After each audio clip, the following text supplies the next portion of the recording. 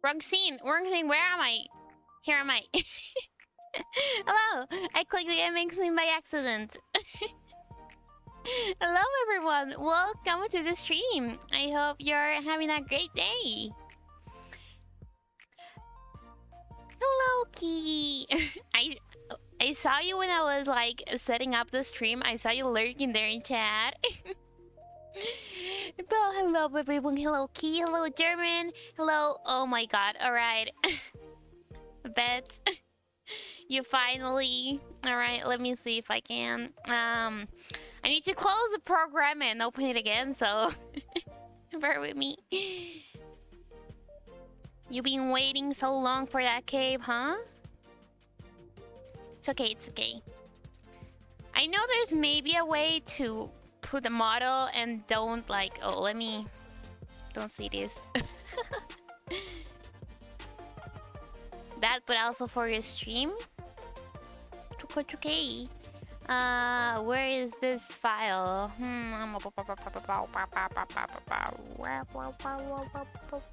BRM.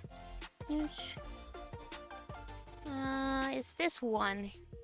It is. Never used this model in this version. Oh my god, what's happening to my shoulders? Okay. Here's your doggy cape. Oh my god, the expressions are kind of broken in this model. It's okay. It's like the old model before I like renderize it a little bit more. I'm gonna leave it for a while, then I'll change it in the normal one, alright? But yeah, I don't know why, but before streaming, I was like having this feeling of like I haven't streamed in a while. I don't know why. But like I streamed yesterday, but like I was feeling like, wow, I haven't streamed in a long time. I feel like this is like my first time streaming. I don't know. Yes, we have the V Cape today because it's B's birthday. Yes. Since V is not here today to play with me, we have his cape.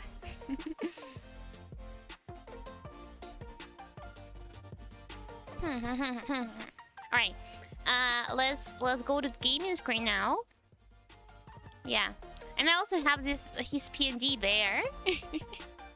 So he makes us company. And of course, Yoshi has his detective cap because he's gonna help us solve the crimes. Hell yeah. Let me... Oh my god, I've been fighting with this blue line all day. It's my camera, because every time like I go to sleep, I take the camera out of the top because I don't know, my brother doesn't like the camera there. He like it feels like he's being seen, so I take it down. So I have to put it again every time I stream. So that's why every time I'm fighting with these blue lines that appear when I move. But that's fine. We're fine. Let me take this and put the game. How about the loudness of the game? Where's the freaking capture? Where are you, game? Where is this Elysium?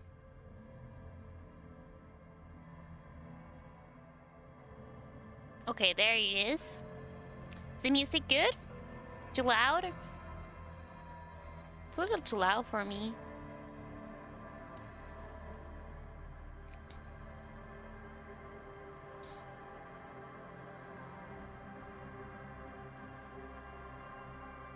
I'll put it a little bit down.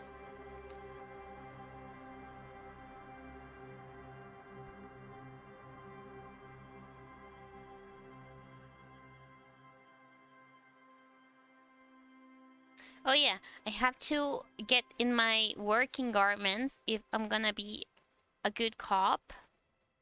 So I got this the other day, my official dog police badge. I just took it off Google.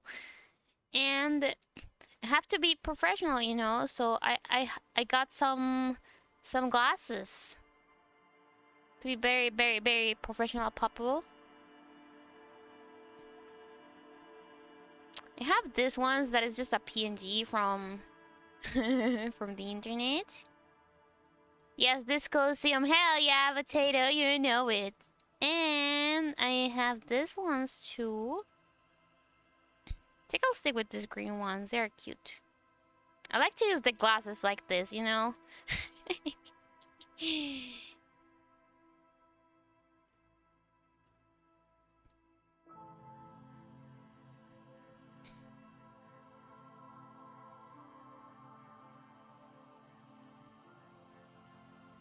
Glasses.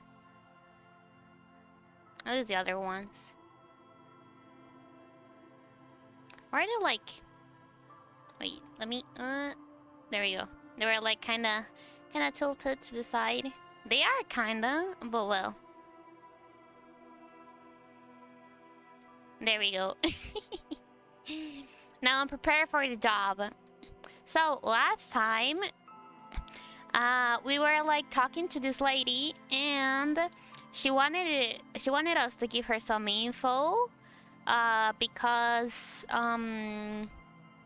yeah, some drug info. I don't remember what was our main stuff that we were doing, but she needed some information of drug dealing. Yeah, so we were here with the lady. Let me check. Let's see. Sing karaoke. Track down your gun. Okay, who made the call reporting the crime? Victim tattoos, Joyce info on the lynching. There's something she wants to tell you. You just have to present her with your badge to hear it. Oh, perhaps if you did her a favor, she could waive off the formality. Whatever the case, you need to know what she knows. Okay, so we don't have a badge, and we have to give her some information that is... I don't know if we have the one. Scheme to tell you about the case. Play the last bull. Pay for damages. Track down your badge. I think this is the one we're doing. So we need to, I guess, go investigate around. Can I run? Am I so slow? There we go. Oh wait, there's something there. What's this? Looks like there was more construction here once decades ago.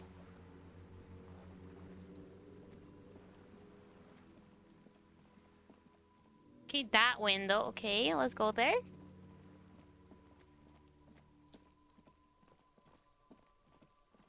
Window, where's the window? Up there. How do we get here? The curtain shifts just a little. Someone is watching from within. Ooh, scary. I can't get to that. Hello, sir. Can I talk to you? You see a young man on a balcony nursing a cigarette. His eyes have been following you for a while. Not looking for any trouble, officer. He's in a quiet voice. Despite the cold, his shirt hangs unbuttoned on his frame. Why are you whispering? It sounds like you're already in trouble. There's no trouble. I'm just speaking in a lowered voice. He says in a solo voice. I don't want to be seen talking to the gendarmerie if that's okay. I just want to finish my cigarette. It's the god of cigarettes and youth. Ask him if he's got anything to spare. Is the god of cigarettes and youth? Oh my god, okay. As if he got anything to spare. Can I at least have a cigarette? Let's be smooth. Let's be like close to them, you know? Apologies, but this is my last one. Damn. He takes another one, drags and shivers. God himself has denied you absolution. Can you just like toss that one down? I'm not sure that's a good idea. You're right. That was obviously a bad idea. I forgot I said anything. Shut up and throw it, kid. As you wish. Okay, the gendarme really needs to talk to you. Is it really that important? He asks you, adjusting his shirt. Like a nervous cat, he keeps stealing looks at the neighboring windows. All right, but make it quick. Once I finish this cigarette, I have to run. Okay, let's be quick. Um, looks like you got a good view in the. No, wait. First, get the name. My name? My name is Martin Martinez. Martin Martinez. I don't know, bro. That sounds invented. I don't know. Martin Martinez? Good local name. Let's go with that. Yeah, let's go with that for now. You know. Looks like you got a good view of the whirling backyard. Can you tell me anything about the hanging? I can tell that you finally got him down. Thank you. It was quite a disturbing sight, even by Martinez standards. What were you doing last Sunday? Oh. You already asked me that, didn't you? No, I'm pretty sure I didn't. No, not you. Some more muscular type. Muscular type. And when did you speak to this more muscular gentleman? The lieutenant takes out his little blue notebook and writes something down. What did I get? Did I get something to fill? Okay, I think I can fill motorics. Okay, after the conversation, I'll see what I can do with the abilities. Last week? I don't know. Look. He looks around the courtyard again. Rain pattered on the windows, sills, and dead houseplants. Too late to do them any good. You didn't answer the question. What were you doing last Sunday? I had a friend over. What kind of friend? Was a special friend? He was my Sunday friend. Sunday friend. So you have a friend for each day? A Sunday friend. How intriguing. What's your friend's real name?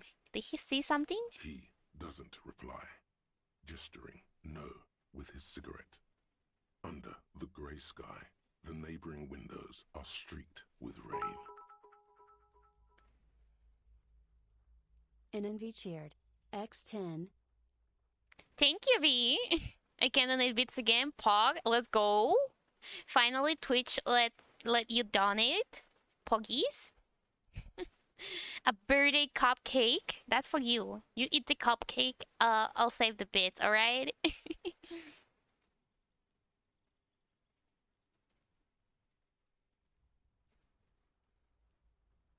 Thank you. You're welcome. Someone hides behind a curtain. Those windows have eyes. Yeah. And those eyes are watching, spying on you three. I can't say anything else, huh? All right, we'll talk later. No. We won't. It takes a while last drawing of my cigarette before stumbling out the Now, balcony. if you'll excuse me, I really need to get going. Ooh. 28. What is this? Suggestion? Can I level it up? I can't level down stuff, right? I don't think so. I can't get up. Okay, so it gives me like points for different stuff, but I can only like get up the ones they give me. I don't have enough to roll. I'll try to roll, I guess. I don't lose anything trying. The cat came to say hello, puppy. Hello, Mona. How are you? I hope you're doing great. I saw you guys were playing Fortnite in the server. Good luck in Fortnite and have fun. Time to bring Yeah. out your secret charm. Tears and begging. Show him your emotional side. Oh. Throw yourself before his very feet like a dog. Hey, don't do dogs like that, okay? Suggestion. What is this answers? What do you want from me? Do you want me to cry? Huh? Please don't go. I'll stop drinking. I'll take the trash out. Just please don't leave me. I'm good. Yeah, we played like 2 games and then someone had a phone call. Alright. I will cry. I will cry. No, for God's sake, I don't want you to cry. He takes a quick step back and looks around, clearly disturbed. We Listen, got I him. really have to go. With a flick of his wrist, he sent distinguished cigarette sailing over the rail. No, come back! I'll change us for you. Good luck with the investigation. Damn. Got another task? Sheesh. Okay, he's going. Damn.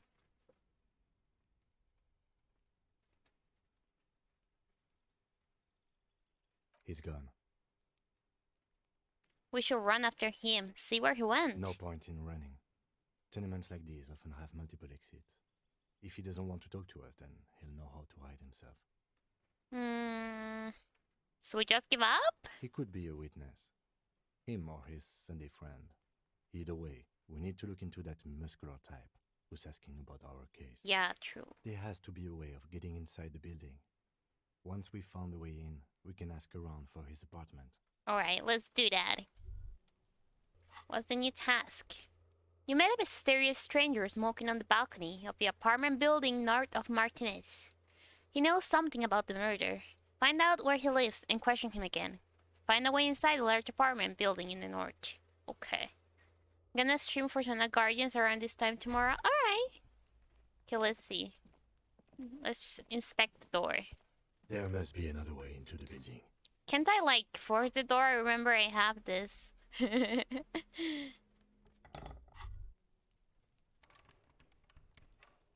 No, I can't. Damn.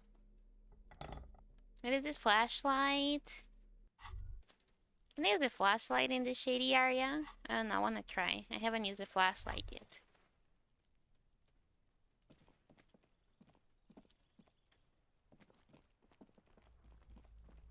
Oh, the flash is very cool.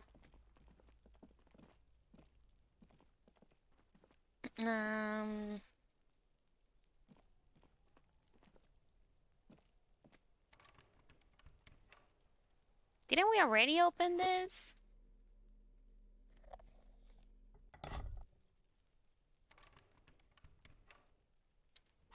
What about the chain cutters?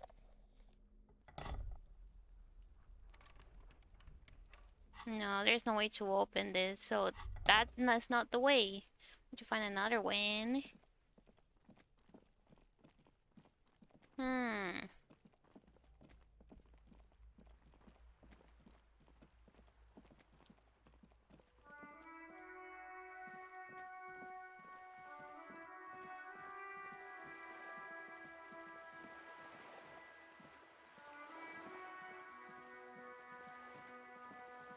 You ate all the mango? Nice, that's what you should do. Is he drunk? Oh, there's a kid here. Did I already talk to her? I think I did. Hello, sir. Step right in. The store is open. A young girl with a chubby red cheeks waves at you, smiling. Her nose is also red from the cold. I am the law. Hello. Are you interested in a new and exciting book? She stamps her feet to feel warm. It's okay if I ask you some questions. Okay, sir. I'll try to answer any questions you have. I hope they're about books. What's your name? My name is Annette, sir. My mum, her name is Plaisance. She owns the store. Poissons. She's inside minding the register or organising the stock. The girl gazes at the window, then suddenly jolts, her eye wide, as if recalling something. Feel free to step in and browse our wares. And you're standing out here in the cold because... I'm signalling that the store is open. Otherwise, people might not know. They'd miss out on the crime, romance, and biographies of famous people. Crime, romance, and biographies of famous people.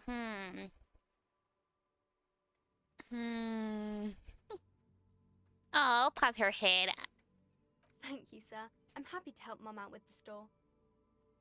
She smiles and stands upright like a little soldier. What is this? Oh, yeah, this stuff.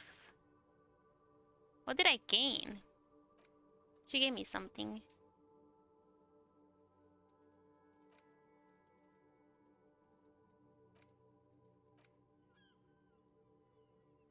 I don't see it, though.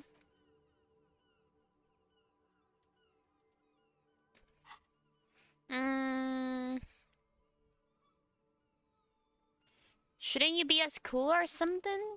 I do my studies at home at the moment. I have to help Mum keep this place running. Isn't going to school more important than this? Mum says it's necessary to do both because it builds character. Mum says a proper worker is dutiful.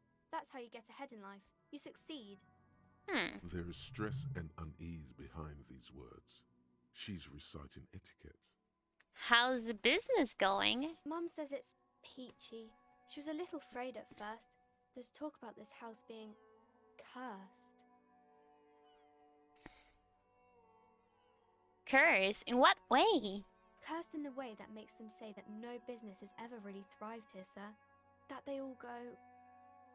S up. I wouldn't really say it like that, but I guess so. She blushes. This sounds rather serious. I should probably look into this. I don't think curses are real. If I say that, then I'll get a curse, and you know, that's karma. We can go into the bookstore and ask about the case, but I don't see much more to look into here. Yeah, that was totally my idea, Lieutenant. Yes. Please do also look at our wares inside. The postcards and board games are there, sir.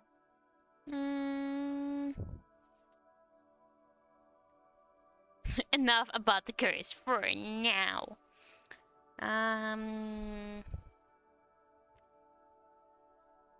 How does this curse manifest itself?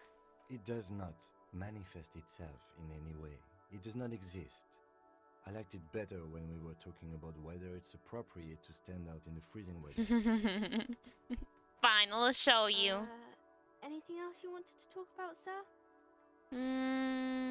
What do you know about the other failed businesses? Nothing really, sir. Mum doesn't allow me to sneak around in the back rooms or the cellar. I don't really know what's there. Okay, enough about the curse for now. Maybe I can tell you about some of our books instead.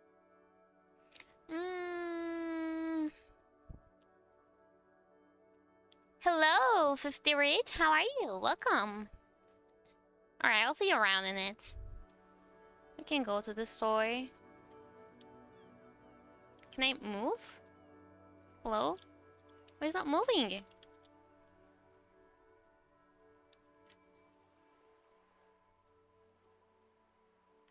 Sir, can you please move? Why am I not moving? What?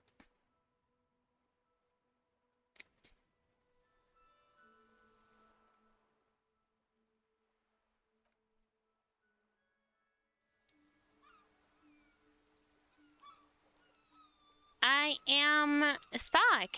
I can't move.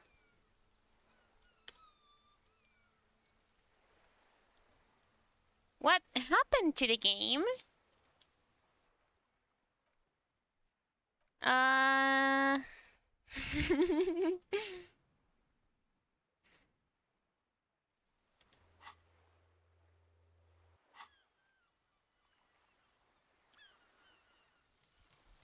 Aces low.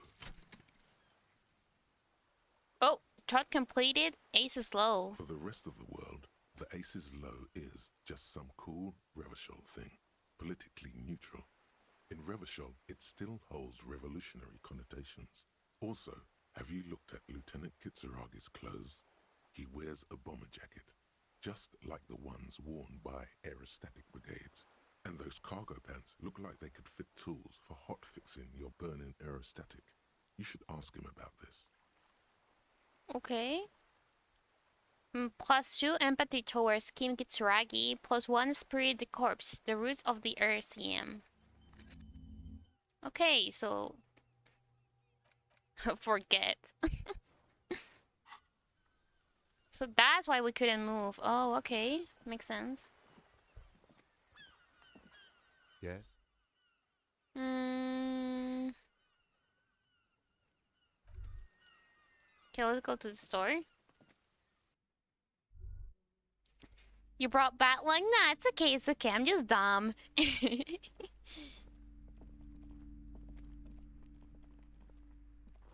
The book collects the national recipe of Arda. They are all about the lake trout. What's upstairs?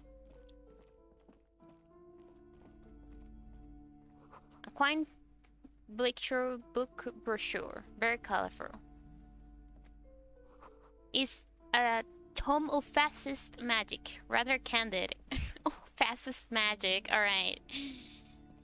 Another boring book. Just discard it here. Okay, let's talk to the owner lady. Oh, what's this? Spooky. You see a set of tattered curtains blocking the way to another room. A strange cage-like trinket dangles from the curtains. Excuse me, officer. The back room is strictly for employees only. Shopkeeper, what's behind the curtains? Nothing. Why aren't you browsing the books? Don't you feel compelled to look at the books? You ought to. Listen, I am the law. I have rights to go through there. Oddly enough, the more she tries to draw you away from the curtains, the more alluring they become. Examine the strange cage-like trinket. You see some kind of charm, an irregular polyhedron assembled from bones, sticks, and straw. You bones? Inside, a disturbing fish head with empty eye sockets stares at you. Bro, what are these people doing? Aside from poking at it suspiciously, there is nothing else to do with the fish head charm at this time. Okay. The curtains remain shut before you. Pull up on the curtains. Just as you're about to pull apart the curtains, the petrified voice of the shop owner cries out once more. Sir, don't touch that. I told you it's off limits for the customers. I am an officer. I am not a regular customer. Parapsychologically speaking, we're done if you decide to open them. I won't be held responsible for the consequences. It's too dangerous. Too dangerous, huh? So why do you have it there? She looks away, mumbling. Why is everyone always messing with the curtains? Why can't they just buy books like normal people?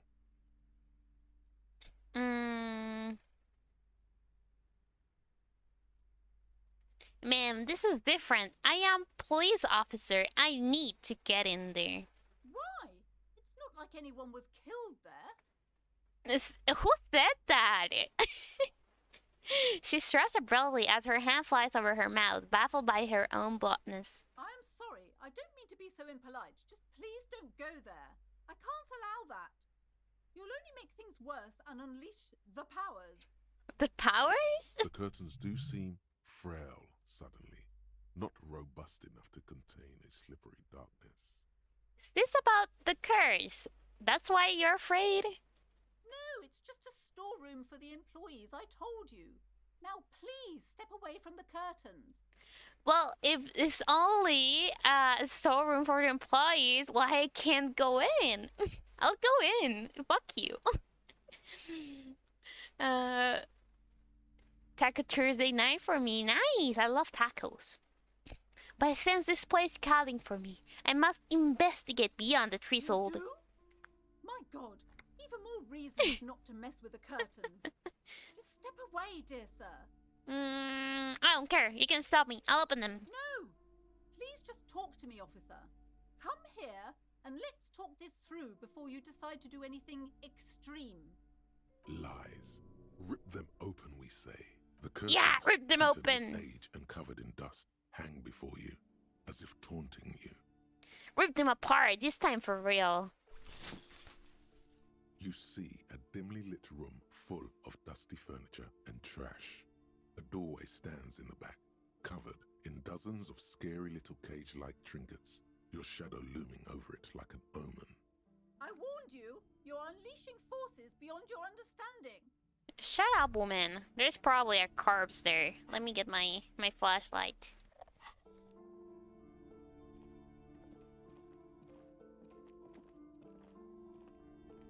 Ghostly silhouettes of hair dryers. A vaguely androgynous portrait of a man. Merely looking at unmanly haircut threatens your masculinity. Oh my god, what the hell? A heavy door with a missing handle stands before you, covered in dozens, if not hundreds, of little oddly shaped trinkets and charms. It appears to be locked. What if you just break it down? Maybe I should break it down, but not before I strategize. Knock on the door. break it down the door. What if I knock? Let me knock. Only an echo. No one is there. A hollowed out, dark echo. Paint Crystal 5. Can I talk to the lieutenant? Maybe I should break it down, but not before I strategize. That's right. Take in your surroundings. You need to have a solid ground and a proper posture if you want to succeed. Check my surroundings. Maybe there's something that can help me. The room is dimly lit and littered with old barbershop rubbish, but the path to the door is clear. And what about the door? It's made of a solid block of wood, but it has stood there for ages. The hinges are old and coated with a carmine layer of rust. It should be doable. Alright. FBI, open up! Oof. But I succeeded. You smash into the wood and see a small crack appear on the door frame. It's going to take one more try to break through to the other side. But you've done it. You're not thinking of trying again, are you? All the options are smash into the door again. Fuck the system! Freeze, dirtbags! Hands up now! Fuck it! It hurts! So funny. Fuck, it hurts!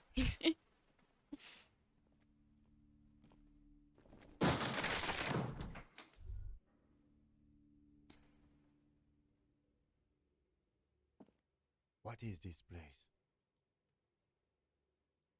The lieutenant stares at the dusty training equipment. It's an adventure! It's like Netherworld beyond the veil. It's an adventure, Lieutenant Kitsuragi. No, it's a gym. Though it looks like no one's been here in ages. Why will it be a gym? Like in the back of a library? I doubt the electricity still works. Good thing we have a flashlight on us. Some specks of dust shimmer in a faint beam of daylight falling from the window. Other than that, the room is dark. An eerie feeling rises in your chest. Let's just keep going. I'm sure it's just a regular abandoned house. Nothing mysterious here. Sounds good. If I take the flashlight out of my hands, will it be all dark?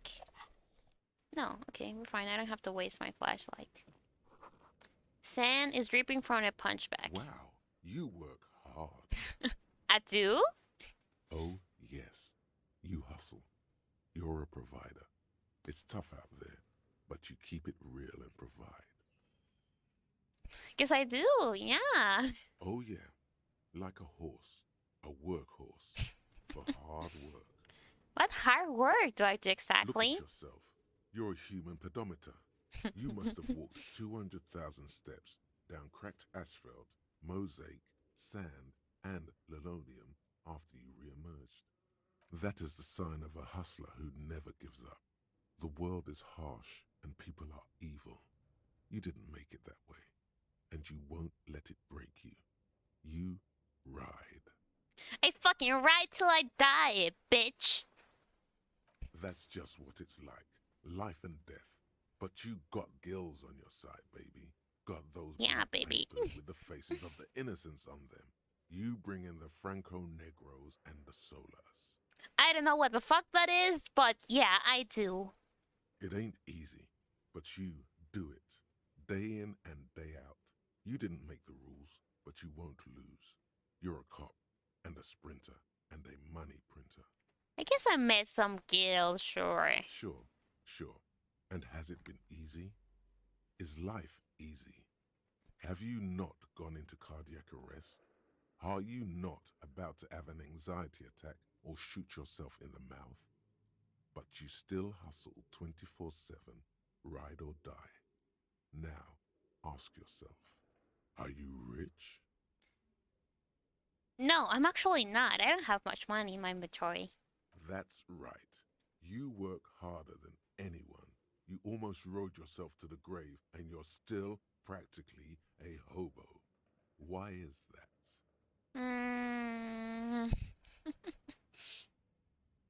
fucking taxes, man. Am I right? That's right. 100%. Fucking G-Man's got his jam covered sticky fingers in your pocket, stealing from you every time you buy, sell, walk, Yeah, talk, fuck fart, taxes. so much as sneeze. Really? Every time I sneeze? Every time you wipe your ass. They've got their direct and their indirect modes of taxation. Sales tax, excise duty, extraction tax, alimony. One tax that doesn't even have a name.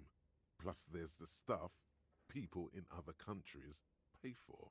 That makes them ask for more money from you. Here. Total tax duties add up to 98% of all your money. No fucking way. I guess I'm a free market fundamentalist now. Are you sure? It doesn't look a pretty big number.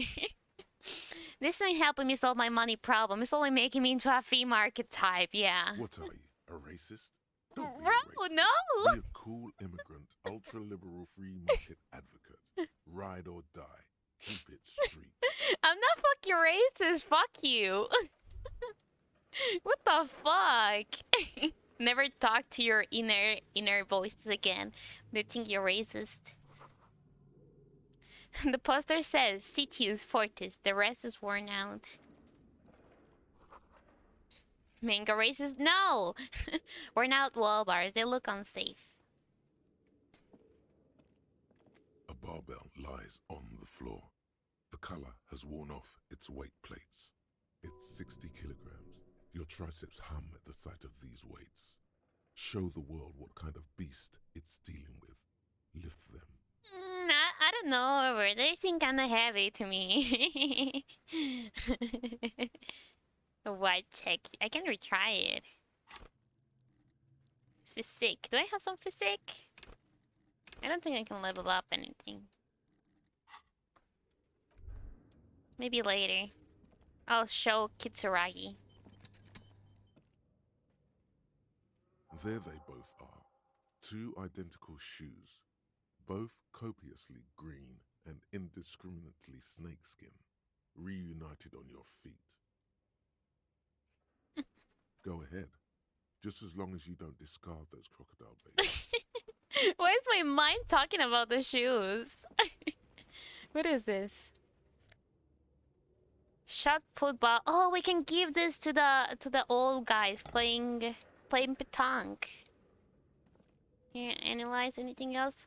Was there like a button that I can like see what can I analyze? Oh yeah, with tab. Okay, we're down here. Can we go up? Yes. Oh wait, Kim got stuck. It's dark. And the flashlight works a lot better if you hold it in your hand. I'm sorry. Fair point, yes. Totally obvious. Right. Now let's get to it. Some areas are inaccessible without your flashlight. After you've acquired it, go to your inventory. Okay, yeah. Okay. Let's hold the flashlight. The highway is blocked by all widow pans and debris. Is this Kelly?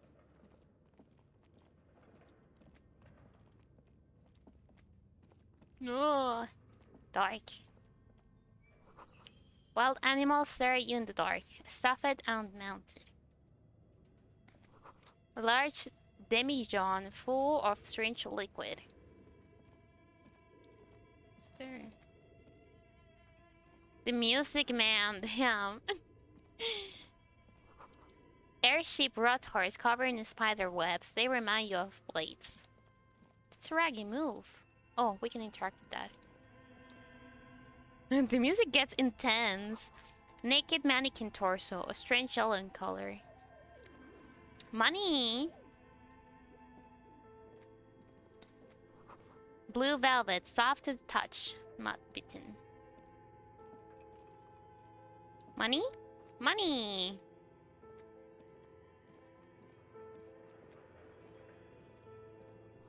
Steel rotor blades, bearing a slave stream logo. Money? What's this? Production schedule of filament memory. What's that? The cube-like crisscross of filament feels oddly fragile in your hand. Its intricate structure covered in dust. Silver tape on the side reads, Production schedule. Note, this filament contains information that can be read using a radio computer. Wow, that's cool. Okay, let's keep moving, Kitsuragi. Oh my god, I have intrusive thoughts now. Shut up, shut up. Your flashlight slides over an old green chalkboard covered in scribbles, sketches, and schemes like some ancient cave mural. I don't know, bro. This looks more like a D&D campaign. Look at this dude. Some of the writing has faded with age, but you can still make out sections here and there. Photos and drawings have been pinned to the board. Okay, let's look at the photos first. The photo collage depicts barren, icy landscapes wrapped in perpetual night. You see permafrost and glacial landforms, dead trees grown in under the snow. Entire oceans have been frozen from shore to shore. There are pictures of settlements on dried-up riverbeds, abandoned in a storm. Animal corpses in the dark, carcasses and bones. Albeit dark and cold, this vision also feels cozy in its own way, like eggnog or morphine, a much-needed respite from our own world. A pinned postcard reads, The heat-death scenario, a desperate fight for geothermal energy engulfs the world as Wirral becomes untethered from its sun, drifting through the universe. Let's inspect the drawings. These lithe, pointy-eared creatures appear to be different types of welkins. You make out autumnal candle welkins casting wax-based magic. It's an elf. Translucent welkins with organs shining under their skin, and even ether welkins hailing from the vast emptiness of sidereal space. Wow. One of the welkins, towering among the rest, appears to be different, however. Examine the Welkin. It's Vara Hamira, a high welkin, his face white and scarred like cracked marble. This is clearly a Welkin supremacist. The note says, all non-Welkin races will be purged. Oh shit. The Haldor, the Twarg, the humans, and even headless men, all of them, purged. Imagine a world filled only with Welkin, Green Welkin, Dread Welkin, and the High Welkin to rule them all. An inordinate amount of time has gone into drawing these little Welkin creatures. Yeah.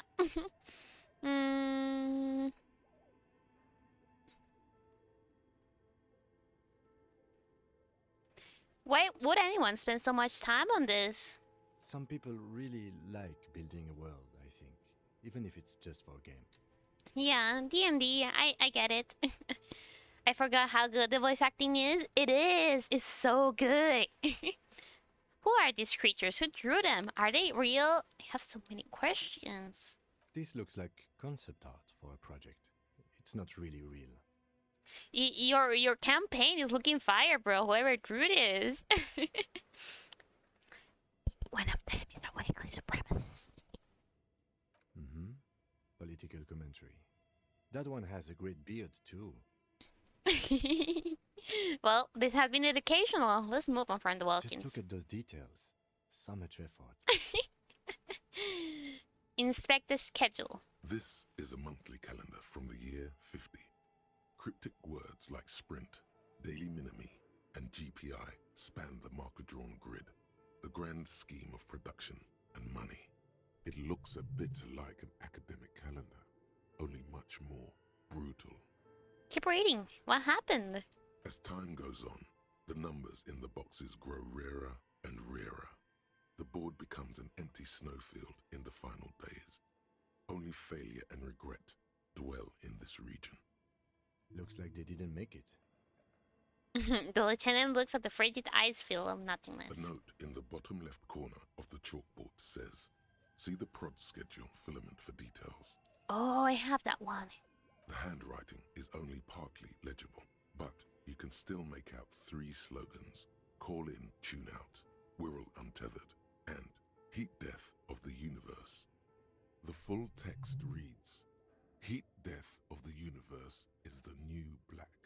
Another note says, the biggest advancement in role-playing systems since the 30s. I knew it! It's freaking D&D! Outside, a cold wind wraps the building in its bosom. Snowflakes in the wind. An old woman passes what the locals call the doomed commercial area. She tries hard not to look at the bookstore windows. It's unwise. Great D&D campaign! Very well thought of. Oh my god, what is this? This person that's living here is obsessed with the campaign. Scribble across the notebook. Developers of the most advanced RPG in the universe. So are you making a game? Nice. This old fireplace is covered in lines drawn in blue and red marker. The mesh spreading over the stone like blood vessels on alabaster skin. It looks ghostly and strangely ancient. What am I looking at? Radio frequencies, it seems. UKV 123.6, UKV 123.7, UKV 123.9. Some written notes, too. Sparse and cryptic. Radio frequencies for what? Unclear. It looks like a cardiovascular system split into veins and capillaries. Very advanced. So we're dealing with something medical here? You think so? The web is comprised of radio stations, all lead back to one red heart, titled the Game Master Frequency. A note says, this one can listen in on any station it wants. Oh? Okay, let's remember the numbers. 1, 2, 3, 6, 7, and 9. Looks like a surveillance program. They must have had massive airwidth. These things don't come cheap. Wait, who's the game master? Someone very important. The leader of a massive on-air game built by these people. If it's a game, then who's playing? Whoever decides to call in to a call-in station, it looks like. Oh, so if you call one of these stations, you are playing the game. Oh. A list of names under the stations suggests people across 6 Isolas would be playing. Muindi, Insulinda, Kotla, Grad, Samara, and even Ilmara. Yeah, those totally sounds like D&D names. My god. It's as if the less money they had, the more ambitious their project became. Why do you say that? The schedule. I know doom when I see it. The company was running out of funding. What else? Nothing. It's just lines on marble. An echo from times long gone. No one has used the fireplace in ages. Okay, I guess we just have to go to the door now. We almost have 100.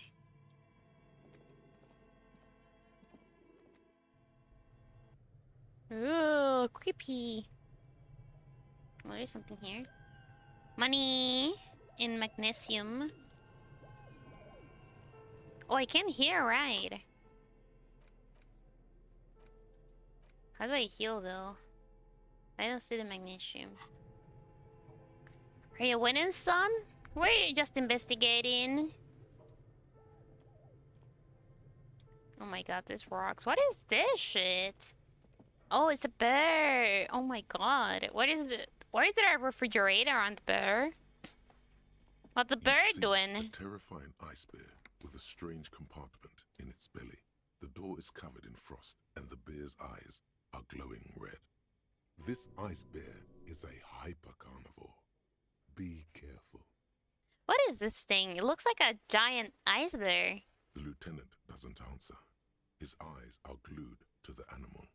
A sharp slice of light shines out from its mysterious belly door. I'm hungry. Let's see what's A inside. gust of freezing cold air rushes to greet you. You hear a low grumble as the bear regulates itself. This is the inside of a refrigerator. I knew The it. lieutenant takes a peek inside. His hand has found the holster of his gun. Relax, Kim. It's a fridge. Of course, just a giant ice bear shaped fridge. He relaxes his hand, his face bathed in the harsh light of the open fridge door. Let's take a look inside. The shelves are empty. All you see are crumpled ice cream wrappers with the brand name, Revachol Ice City. Ice cream. A handwritten note has been attached to the door. The fridge is huge. Take the note from the door. Let's see. You pocket the note and the little fridge magnets keeping it on the door. Examine one of the ice cream wrappers in there. A friendly cartoon bear smiles back at you from a glossy cellophane wrapper. It looks nothing like the fridge. The paper still smells of vanilla and chocolate. Yum. What is giant bear-shaped fridge doing in an abandoned cellar in the first place? Good question. It looks like an ice cream fridge. It seems so. So they try to sell ice cream for this hyper carnivore? I know. What an unfortunate marketing choice. What is even worse, the bear is still costing them money to this day. Yeah. I mean, it has to cost a lot to maintain that giant ice bear. The fridge buzzes with energy. The electricity bill on this thing must be catastrophic. That's what I'm saying, bro. Oh my god. What is this? An ice cream maker, defrosted iron plug. Oh, so they were making the ice cream. They were selling the ice cream. The flashlight casts a strange shadow. There is a hidden doorway here. Ooh.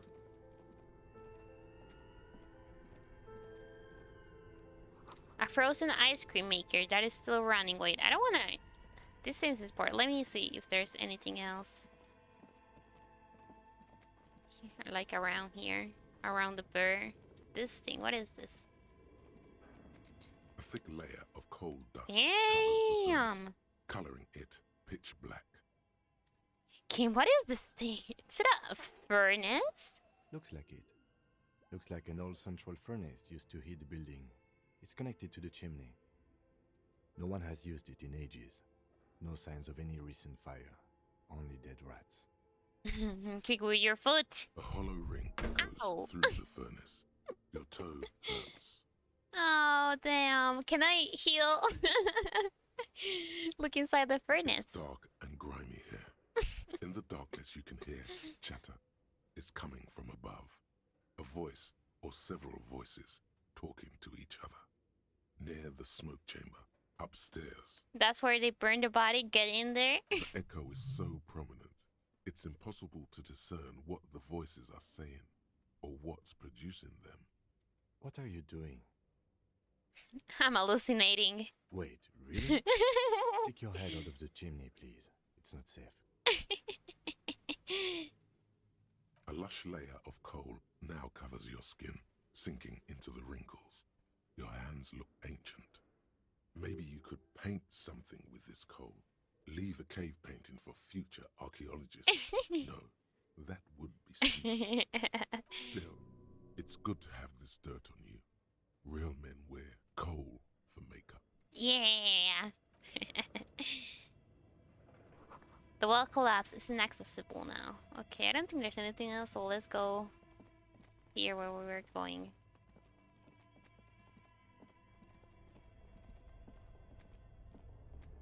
Let's go to the secret door. Can we? Lieutenant? I don't think I can.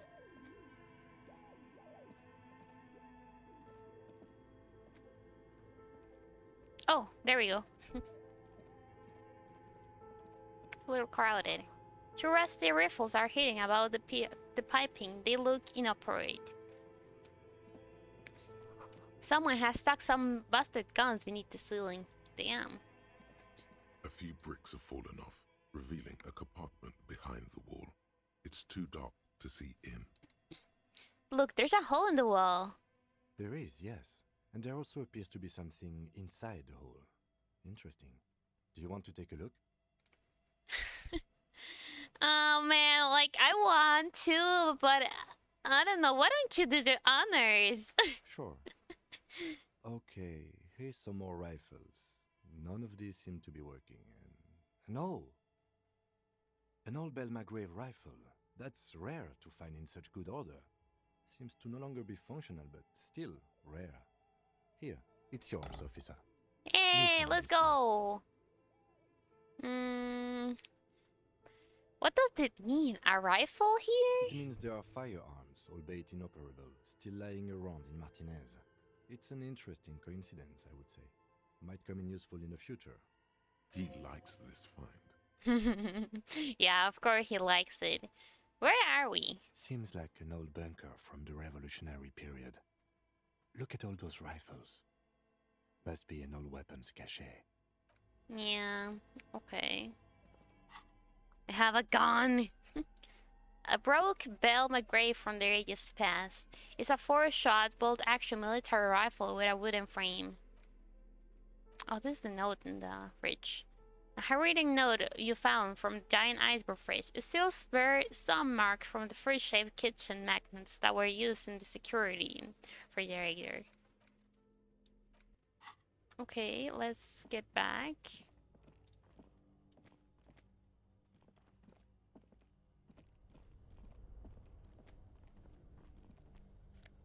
Yeah, money. What is this? Nosophed.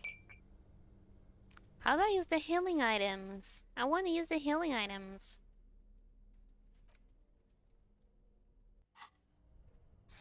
Oh, there we go, like that. Nice. Oh, I didn't want to talk to Kitsuragi. He's on the way. 2 cables are plugged into the breaker box. The red one leads to the ice bear fridge, and the black one to the ice cream maker nearby. Too simple for the brain? Yeah, okay, let's not move the cables yet. I want to see what's back here. Oh, there's another stairs. Ines mesh tank top. Ooh, nice. Okay, I want to use the tank top. Look, oh my god, look. Damn. What does it give me? Drama. Alright. I'll just put the jacket. You guys will keep my secret.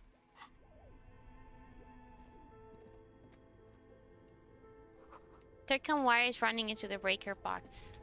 Okay, let's disconnect the stuff. They don't want to 2 pay cables that are bear plugged bill. into the breaker box. The red one leads to the ice and electric sizzle.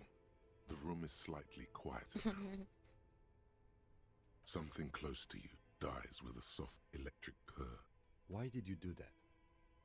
I don't know why I unplug it. I do things without any reason. Yeah. The lieutenant raises his brows, but doesn't say anything.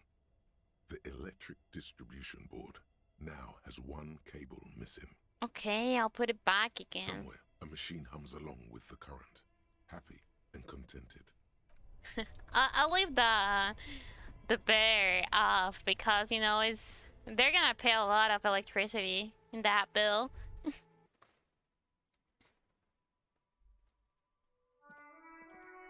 Oh, wait.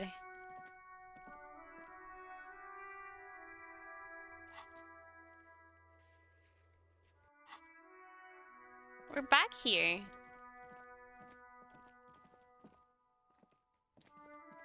An old call box with a matrix of push buttons lists all the companies in the East Delta Commerce Center. Damn! Oh my god, what is this? Rashal RCD. Silence. No one answers the doorbell. Oh my god.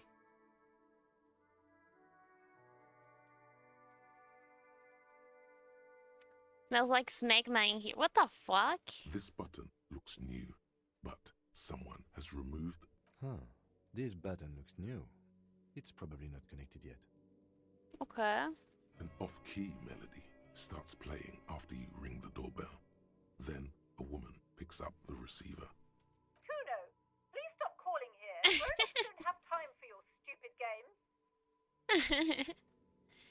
This is the police. Please open the door. Oh, I'm sorry, officer. I thought But the doorbell is broken, and the bookstore shouldn't even be on the list anymore, so I can't help you. Please don't call here again. Thanks. A single Damn. beep indicates that the line has gone dead. Andrew Orlando Hare, CCA. You ring the doorbell, SCA. but no one answers. Just seeing the words Andro Orlando gets your hackles up.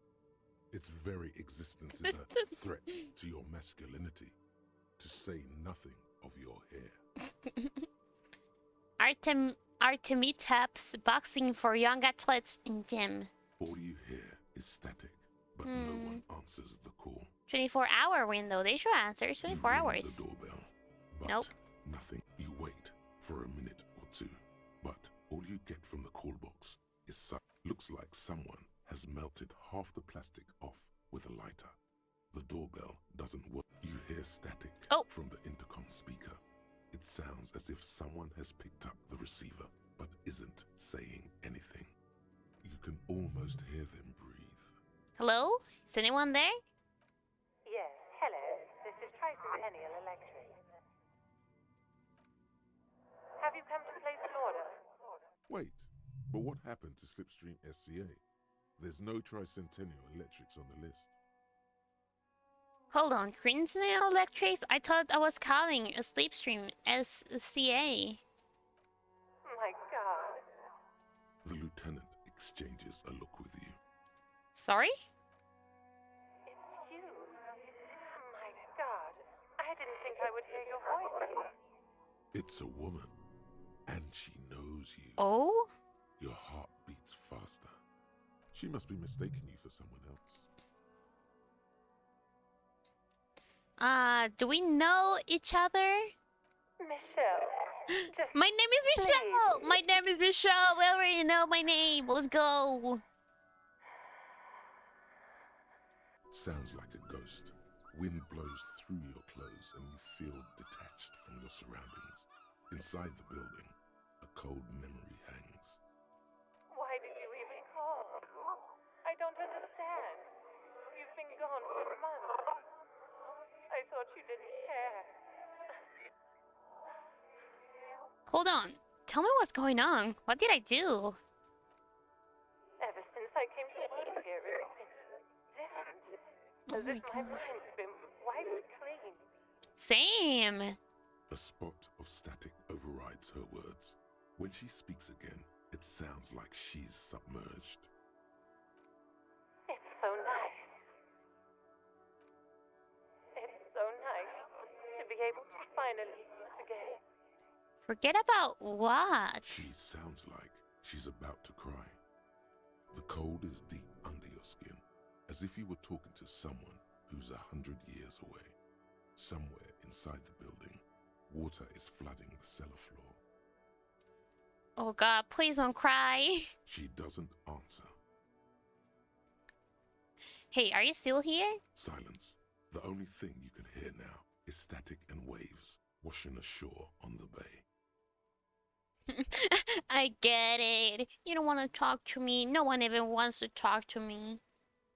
Another seagull passes by. It's getting cold. It must have been some kind of faulty wiring. We should maybe stop playing with this doorbell. It looks ancient. Alright, it's a goodbye then. You press the number sign on the keypad that terminates the call. 12 name cards. Oh, I on the can call call box again. read. Silence. No one's home at Fortress Accident. Nothing happens. Oh, silence. No one. Okay, we know we can answers your call. still call with volition. Volition. Pull yourself together. Keep your moral up. Volition urges to be a good guide to others and yourself. It enables you to resist temptation. Be it in a battle, between a pair of legs, or at the end of an iron barrel which promises oblivion. Volition gives you the will to finish the investigation, providing you moral. One of the two health pools in the game. Oh, that's very cool. Cool for sane people, well-adjusted cops, and non-suicidal. Oh my god. At high levels, volition makes you hyper sane. When you're about to get funky, it keeps you normal. Okay. Oh no, wait. Empty. This button. No. Huh. Leave. Yeah, we already did that. You see a set of tire tracks in the brown slush that covers the plaza. I already look at this, right? We've been here. Get back inside and talk to the lady in the thingy.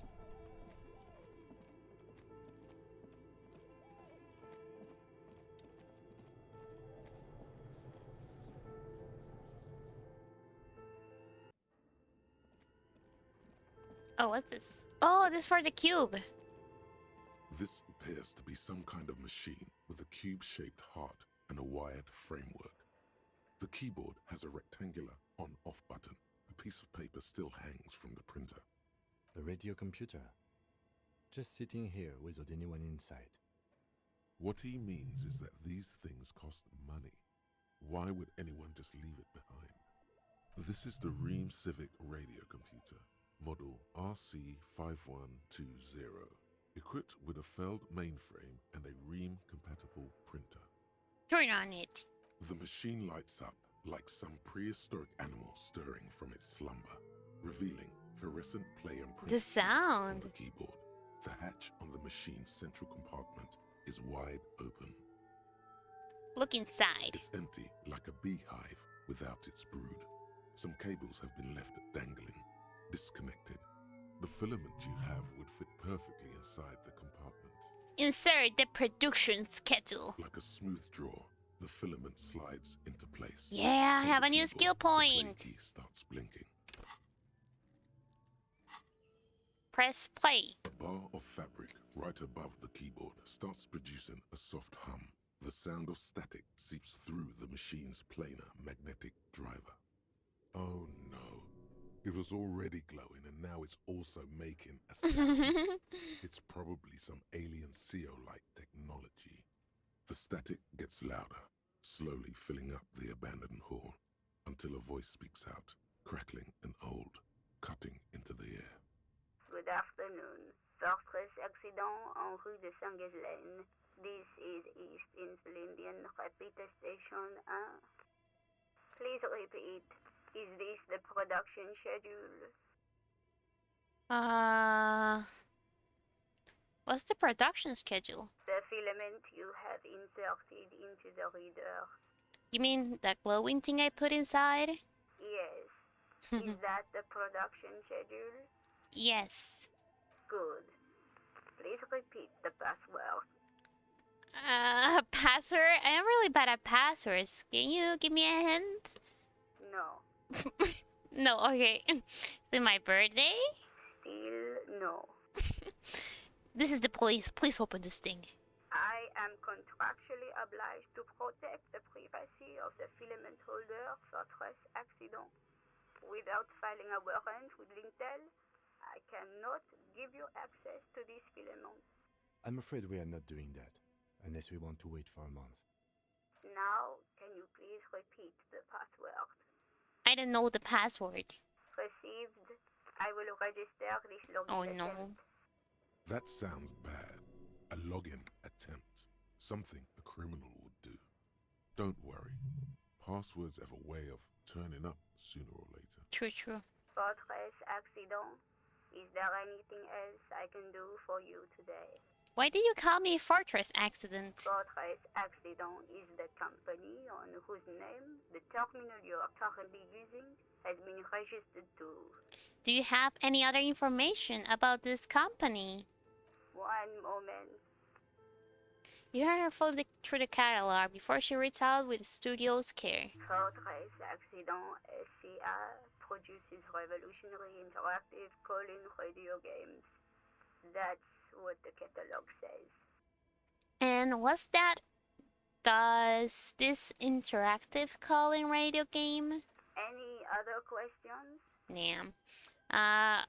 What are you, a machine? Are you alive? Yes, I am alive. I am 74 years old and my name is Yvonne. Yvonne, that's a pretty name. She repeats passwords. Programming people are all paranoid. Okay. We can get the password over here somewhere, somehow.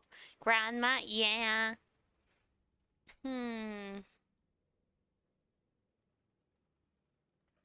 Okay, but where are you? How did you know where I am? I work as a repeater at the East Insulindian repeater station. It's my job to know where you are, Fortress Accident. As for me, well, I am sitting in my cubicle, surrounded by a wall of radios. Wow. On an island on the river Esperance, a small woman, all skin and bones, sits in a room filled with audio equipment. Thousands of tiny lights are reflected back from her prescription lenses, like stars in the dark. Now, please tell me if there's anything else I can do, Fortress. Can I try the other She one? repeats passwords. Yeah. Programming people are Yvonne, my partner tells me that you're here because radio computer guys are all paranoid. They are merely cautious. It's my job to protect their filaments as a password repeater at the East Insul. I work. Okay, she already told me this. On an island on... Now, please tell me if there's any good. Please okay, I don't have it. Fortress Accident. Thank you and goodbye. The old lady voice disappears along with the static. Tiles on the cube are still smoldering, casting the framework in a soft glow. Fluorescent play and print keys shine on the keyboard. Print? Nothing happens. Okay, let's take it out. The filament slides out of its glowing. I don't want to leave it there while I'm not here. Nothing happens. Something's missing. There's no okay. Oh, he has something to say. Okay. What do you think is going on with that computer, chalkboard, and fireplace? Looks like a cover counterintelligence program. No, that's not it. I think... Like he's ready to lay out a fine theory, crafted together like a puzzle box. It looks like one of those popular pen and paper role-playing games. Only these people were trying to automate it, make it work on radio computers. How are they planning to do that? Through call-in stations. None of the players have to be physically present. Anyone in the world can participate in the game, as long as they have a two-way radio. So, Discord. This is Discord, bro. Frequency that listens in on the smaller call-in stations. I think that was supposed to coordinate the stories, functioning as a master of ceremonies of sorts. His fascination has swept aside other concerns for the moment. He's a little hooked. He likes it. Coordinating so many games would take a whole switchboard of people, possibly divided into sub-frequencies. Has anyone done this before? Not to my knowledge. They make automated games in Graz, Messina, Königstein. You know, places with industry. But I don't think anyone has attempted to create an inter-isolary game before. We just don't have the technology. And this was a role-playing game? Indeed. Those Welkins are a dead giveaway. Role-playing people love that stuff. The world looks like a modified version of the WeWorld board game, with hit death thrown in. What do you think happened to the company? No idea. They stopped filling out the schedule on the chalkboard. Wow. Indeed. It's ambitious and untethered from reality, but...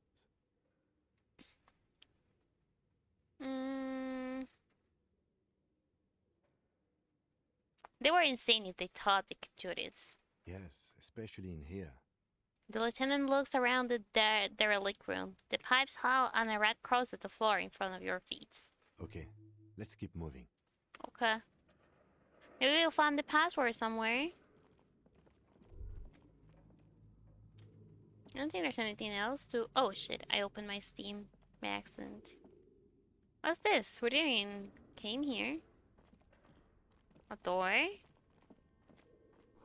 Shoes in a puddle melting snow. Paint? What's this? Postcard La Delta 51.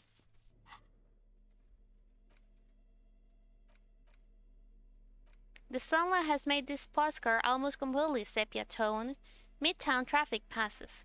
Overhead, the ghost of a skyscraper disappeared into a being midday mist, vapor rising from the delta on which the district was built. The postcard is prepaid. Okay, what's this? An iron safety curtain curves before your eyes, folded like a bellows. It covers half the room, blocking the way into a colossal industrial chimney. What an odd thing to do. Nothing happens. Still nothing. No one's home. No, Carter! Those curtains prove to be surprisingly sturdy. There must be another way to wake up whoever is in there. Maybe we should ask the lady in the bookstore. Yeah, what's maybe. Maybe that's better. What's this? Bent metal. Broken glass. You are the destroyer. The bane of inanimate No, bro, I don't want to talk to you. I'm gonna be fucked up again.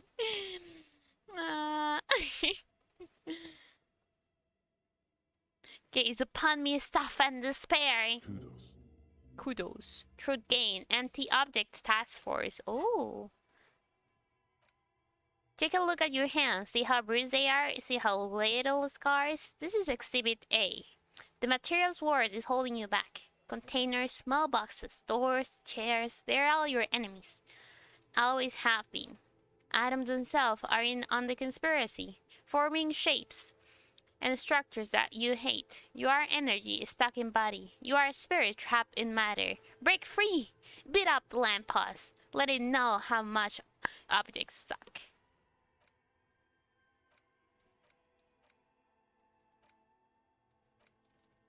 Internalize.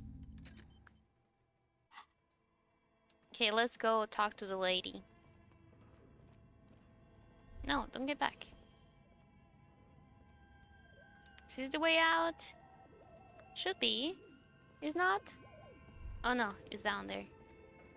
I forgot.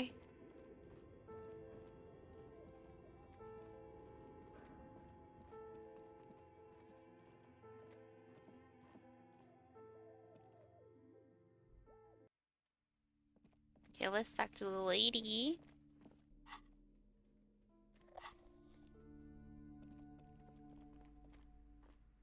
You broke down the back door, the wards, the door. It's all gone now. Dark psychic energy leeching onto my shop. Sometimes it's necessary to resort to the extreme measures. I suppose it's all over now. I guess there's no escape. What are you talking about? It's just a door. Just a door? This place is curse detective. They don't call it the doomed commercial area for nothing. Just look at the sheer amount of companies that have failed in this house. I hope you're happy now. Happy that you've ruined everything. Now that you've broken the door, the curse is coming to get me as well. Oh my god. Host Almighty, she prays. Guard me and my honest business venture from the curse that lurks behind the door. Blessed be your name. Cursed? But I thought the curse wasn't real. Of course you didn't. You're nothing but a policeman. Wow, rude. All right. You know what? I'm willing to let you investigate the doomed commercial area. We are set on the path. There's little else to do. Her facade has dropped. Now you see the curiosity behind the fear. But before we go on, tell me, did you encounter the malignant entity? The entity? No, I don't think so. Yes, the malignant entity that lives inside the chimney. It takes the shape of a woman, a witch probably. I've suspected that she knows more about the curse than she lets on ever since I first saw her. You mean the chimney that's part of the central furnace? I hear voices coming from there. Angry mango needs pat. I'm not angry. Oh yeah, I'm angry. Fuck. Oh. I was. Oh my god. Yeah. Oh my god. I clicked F1 by accident. What did you tell me before, guys? Oh my god. I was angry all this time. I'm sorry. I clicked F1 and inactivated the expressions. Here's a smile for you, Yerman. I'm just so into the case, you know. I forgot I was frowning. Oh my god. Let's just continue with this. Stop! Don't laugh at me. Chimney, the passage between heaven and hell. Of course, it all makes sense now. Yes, that chimney is part of the building's central furnace, and it's enormous. She has barricaded herself behind some metal security curtains. God knows what she's doing there. Yeah, I know you said it before, but I felt like I was like frowning my eyebrows and it was activating the expression automatically. Not working, yeah. Damn it! It's okay. I'm the good cop now. I was being the bad cop before, and now I'm the good cop. Some unnatural magic, I assume. You should go find the entity and ask what happened to all the companies in the building. And do return to me after you've talked to it. I'm quite anxious to know what she has to say about the curse. So I have to talk to the entity in the chimney? If you're really interested in cracking this mystery, then we should go back to the furnace. Maybe you could yell into it or something. Make some noise. You'll think of something. You always do. Your dad is the one standing outside the store, right? Annette, yes, my daughter. I hope she wasn't slacking off again with her nose in science fiction. Tell me, was she at her post doing her job like a proper girl? Yes, of course. Wonderful. Did you talk to her? Yes. Great. On a scale of 1 to 10, how compelled were you to buy books after talking with her? 10. She's certainly very polite and helpful. My precious, her dedication brings joy to my heart. If you have children, I hope they turn out as great as my Annette.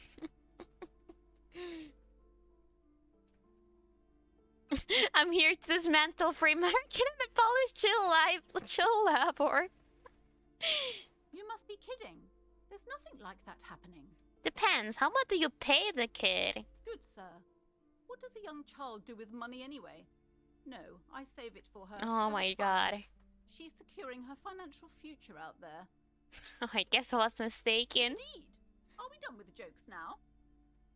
Yes, we've had quite enough fun here. Okay, let's change the The subject. woman before you scans the store. Her shoulders. Let's go talk to the chimney. I want to talk to the chimney. Let's go, Kitaragi. Let's talk to this chimney. Oh, the flashlight. True.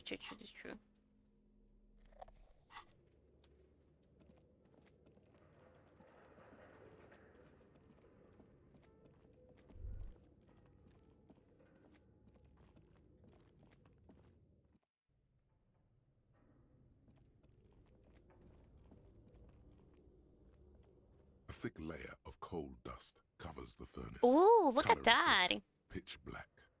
+1 kick the furnace. Hello. Something breaks loose in you. What a mighty beautiful bell 91. echoes throughout the chimney's depths. The chatter of tiny voices above suddenly cease. Oh. Hello, are you there? Speak to me. Hello? Did you say anything? I can't hear you.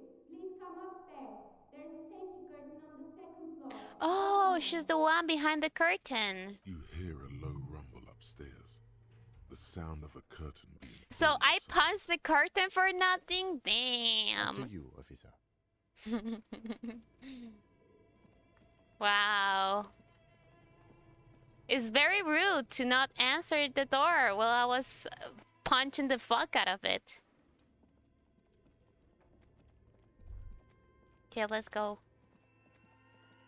It's open. Oh, hello. Wow, you have a pretty studio here.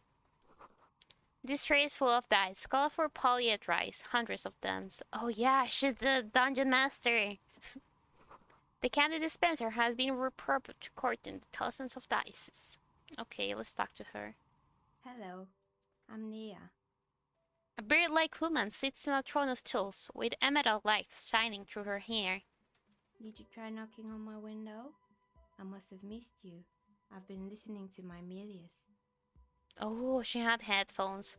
How do you not hear like a fucking knock in a metal door? So what kind of die are you looking for? What kind of die? Oh, yeah. Well, I want to die, but not now, honey. um, why are you asking me about dice? I'm a novelty dice maker. Tell Oh. me the name of your role-playing system and I'll make the die you need. Oh. That's why you're here, yes? Oh, that's cool. She makes custom dices.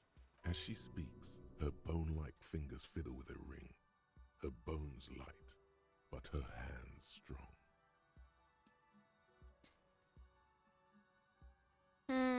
Sure, I like role-playing games and I need some dice. Very good. My rate is 10 real per set, unless you want something really unusual. Take a look around and see if there's any particular stone you want to use. The walls around her are covered with rows of precious stones and minerals. How did you become a dice maker? How did I become one?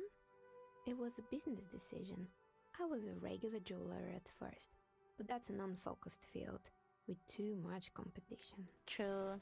Some of my friends were role players. They asked me to make some polyhedral dice out of cobalt. That was my first order. I grew it from there. Ooh, do you like role-playing games yourself? Not especially. I like working with rare materials and a steady pay. And role players as customers? They're nice people. They are. Hey, where are we anyway? What is this place? We're inside the chimney of an old central furnace. It's strange, I know. She looks at the ratty bricks that make up the walls. Even though they've been repainted, there are things still sign of cold black soot here and there. But when I arrived here, all the other rooms were taken, so I had to build myself a makeshift home. Besides, I don't really have to pay any rent here, so that's a plus. That's a good plus. Creative. When she arrived here, there was no room anywhere else. She must have known the other businesses. I heard this place is cursed. Do you know that people call it the Doom commercial area? I've heard the stories, but I don't think those stories are true.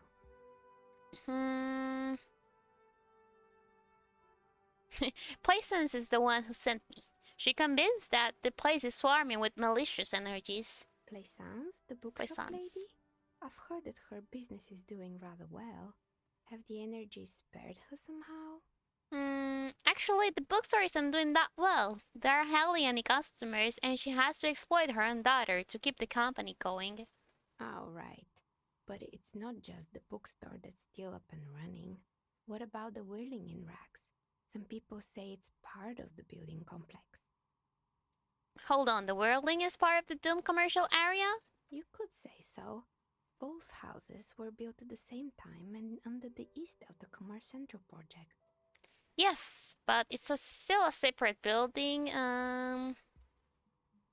Okay, yeah, no, the Whirling isn't doing well either. Its wasters just took off and the customers have trouble paying bills. And then there is me.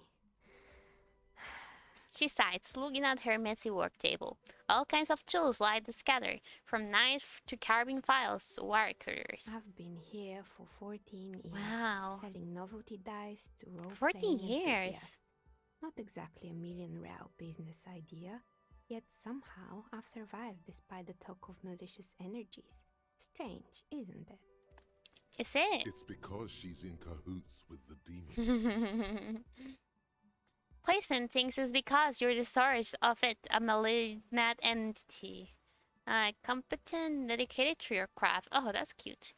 The curse will get to you. The first to admit there are many inconscious in this so-called curse. Malignant entity? What does that even mean? Some kind of sorceress? What about you, officer? Do you think I'm the malignant entity? The jig is up. The she-demon knows you've uncovered her true identity. Oh my god. I'm starting to see that there is no curse, only business decision and natural market fluctuations. Exactly. Truth is always so disappointingly mundane and boring. Yeah. But I'm glad we got this Oh. sorted out. Damn. Anything else I can help you with today? Oh my god, what? This is a white chick, you might try. Why hasn't her business failed? What do you know about the man who was lynched behind the railing in racks? Nothing really. I didn't know him. The lieutenant looks at his notebook, then the woman under the large window. Your window looks directly onto the courtyard. You're saying you didn't see or hear anything unusual last Sunday evening? I'm sorry, detective, but as you know, I usually have my headphones on when I'm working. It shuts out most of the daily ruckus behind my window. And you don't even took your eyes off the work to look out the window?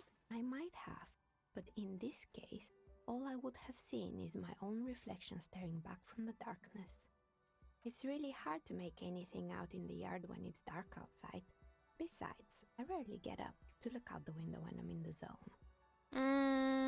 Do you often work on Sunday nights? It's an odd profession, making dice for people, but I like it, and I prefer doing this to sitting at home. What do you mean by the daily ruckus?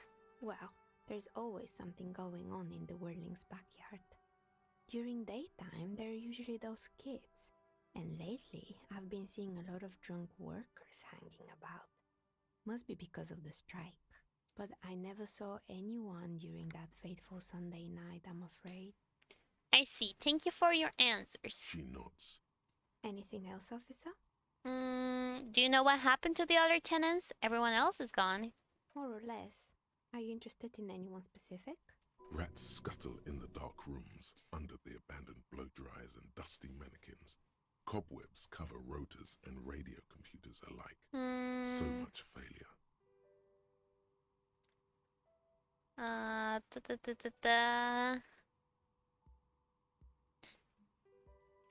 Let's ask about the intercom first. Oh, right. I hope you didn't try to ring me. I did. I think none of those doorbells work, including mine. I'm still in the middle of connecting the wires. Sorry about the confusion. So you're telling me that the doorbell with the empty name card was yours? That's right. I haven't even written my name there. As I said, it's quite useless right now. It doesn't work yet. Oh, okay. You like the glasses, Mango? I'm glad you like it. I was wondering about the railing and racks. Is this part of the same building comp? Oh no, I already asked that. A strange thing happened when I tried calling a company name. Split SIM SCA. Someone answered. It can't be true. They don't work here anymore. They've been gone for years. Are you sure it was Slipstream SCA? Was it a woman? Maybe it was Plaisance from the bookstore. She said she was from Tricentennial Electrics. Tricentennial Electrics? There's a moment before she recognized the name. It used to be a major electric company 100 years ago. Are you sure it wasn't just some kids playing a prank on you? 100 years ago? Whatever happened, keep your cool. It's probably better to admit that it was a harmless prank. You're right, probably just made us fun of. Oh, the kids these days. We were just one of them, and now they're terrorizing us. No solidarity. I have a few more questions about the building. Sure, I'm listening. What happened to the gym?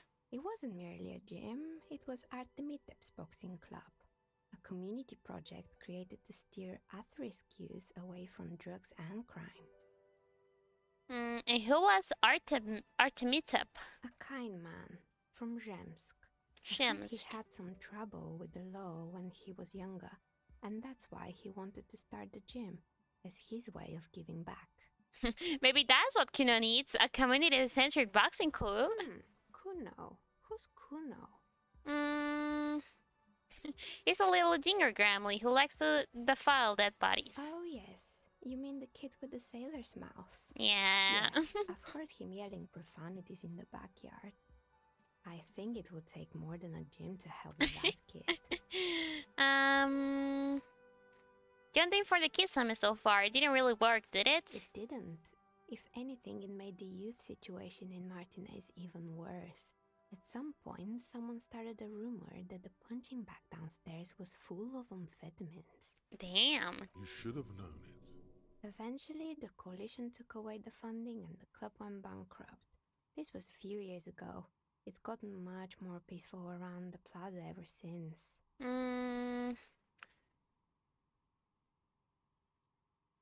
I found creepy mannequins.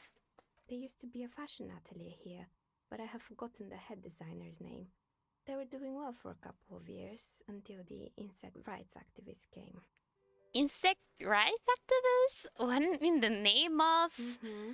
The atelier produced a certain collection that used chitin among the materials. Apparently, chitin is made in the Occident, where it's extracted from beetle wings. Oh. And you know how all kinds of political movements are big in the Occident. The activists shut down the biggest chitin supplier, which of course caused the price to skyrocket. And, naturally, all the most fashionable tastemakers refused to be seen in chitin from then on. The atelier went bankrupt before they could finish the collection.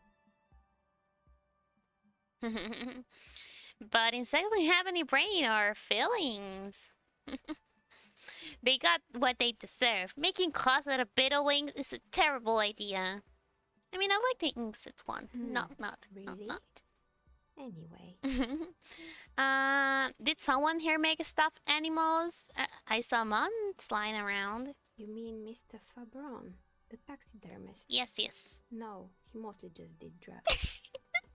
He mostly just did drugs. Okay, got it. But what drugs exactly? I need to know what drugs he was doing for my police report. He got high on some weird taxidermy chemicals. Damn. I wouldn't recommend it to anyone. Eventually, they caused him to lose control of his bladder. The smell was awful. Even you can probably do better than that. There was a terrifying taxidermied bear in the cellar. Oh boy, the fabled Revachol ICT. You're in for a treat here. She smiles and leans closer, hands on her knees like a stand-up comedian ready to tell a story. The place was owned by two guys who had some rather innovative ideas about marketing. The bear was one of them. Now ask me about their other ideas. Alright, what about the other ideas? There was really just one.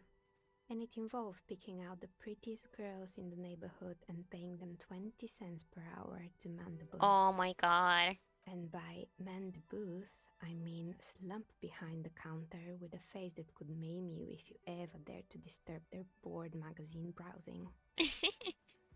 What did they expect? 20 cents per hour is a dog's pay. I'm surprised they showed up at work at all. Oh, but they did. They did show up to work. Damn. Not alone.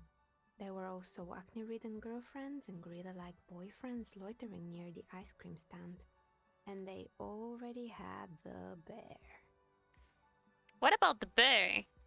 The bear. Didn't work out? Of course not.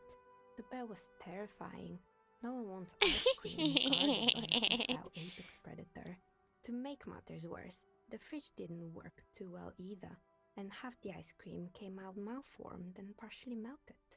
Eventually, Ravachol ICT lost the price war to its rival, Glacé 5000. Glacé 5000. Sold caramel sundaes for only 5 cents a piece. Out of Damn. Out of regular fridges. I'm sure the bear was doing its best, yes. Maybe. Because the taxidermist who made that bear definitely wasn't doing his best. Hello, Frog. I'm doing great. How are you? He said that the bear was his vision beast. He said he met his vision beast while high on desert. Oh my god. Called it Megatherian. Oh, maybe that's the password, Megatherian. It could be. Scary, but cool. Megatherian? Megatherian. A mega wild beast. Very cool, but I don't want to hear about the bears anymore. Let's move on. Oh, I totally understand. Anything else? I found a strange machine. Fortress Accident, the radio game studio. Yes. They were an interesting bunch. We talked about role-playing systems every now and then. Once, I even saw two of them get into fisticuffs over Wirral. Wow. They certainly took their work very seriously, even if they seemed to be chronically liberal with their schedules. You gotta work in some stuff, so I'll lurk today. Hope you have fun with the game. Thank you so much for coming and lurking. I am having a lot of fun. The usual. They ran out of money and couldn't get the project done on time. What went wrong? Well, I did hear them talking at times. They seemed to believe they were historical individuals on some grand quest. So what I've seen so far, the project did look quite impressive. Yes, but when the money started to run out, they just began to complain a lot about capitalism. You know, how the markets are rigged to keep out new businesses and so on. In the end, they just didn't get it done.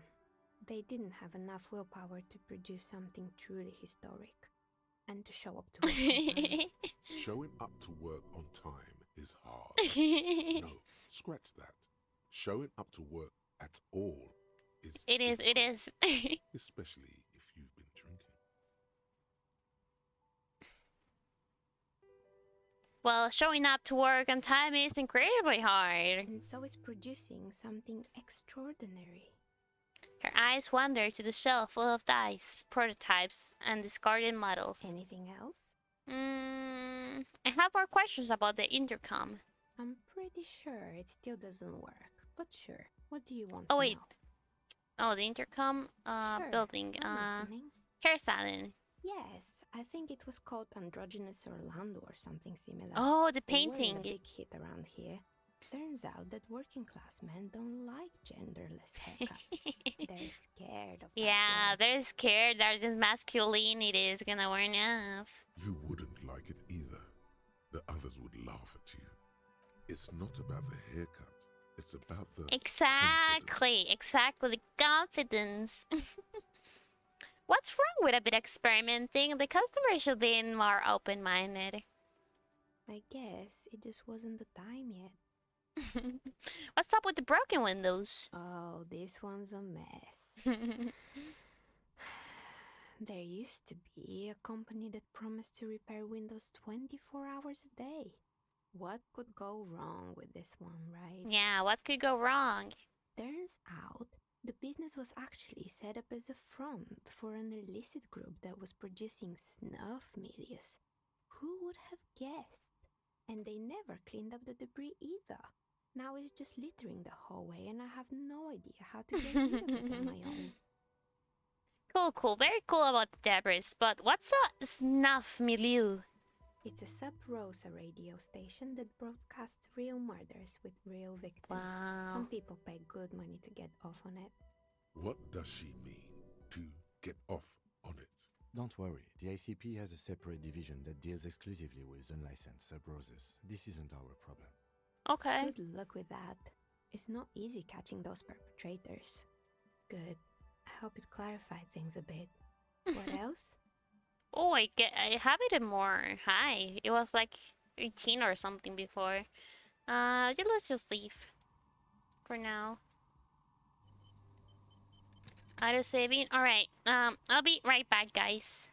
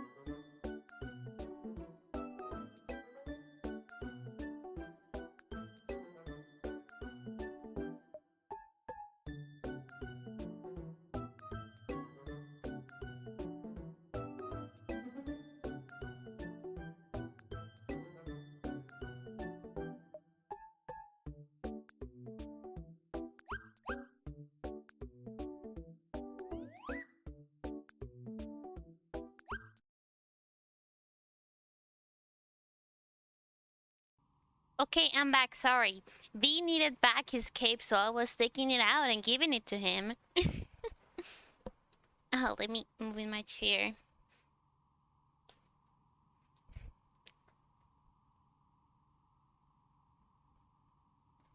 Alright, let's continue. Woo! Okay. Investigate Doom commercial area. People say the commercial building is on the blah, blah, blah. Report back to places about your findings. Alright, let's go. Let's go with Poissons.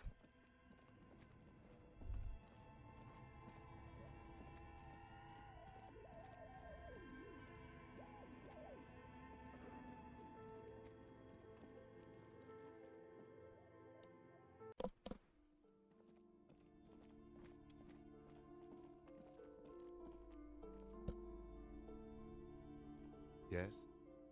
Oh, I wanted to talk to the woman, not to you. Traggy. What have you found? And also, do buy the books.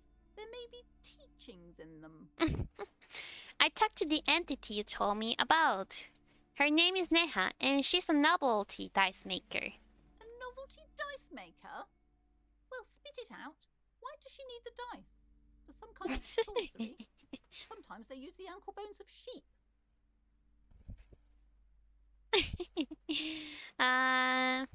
She's not a sorceress or some malicious entity. She's a businesswoman like you. I don't understand.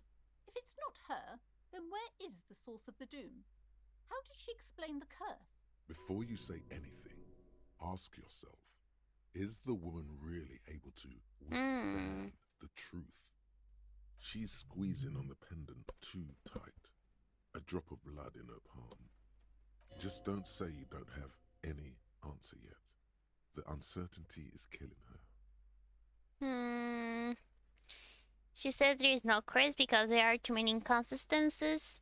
The source is a taxidermist's shop. He became involved in art darker than the taxidermy and brought the boys face down upon this place. I don't have any answers yet. There's another entity more malignant pulling the string in Martinez. Perhaps in my travels I will cross paths with it. I wanna blame the taxidermist. Oh, thank you for the water, Frog.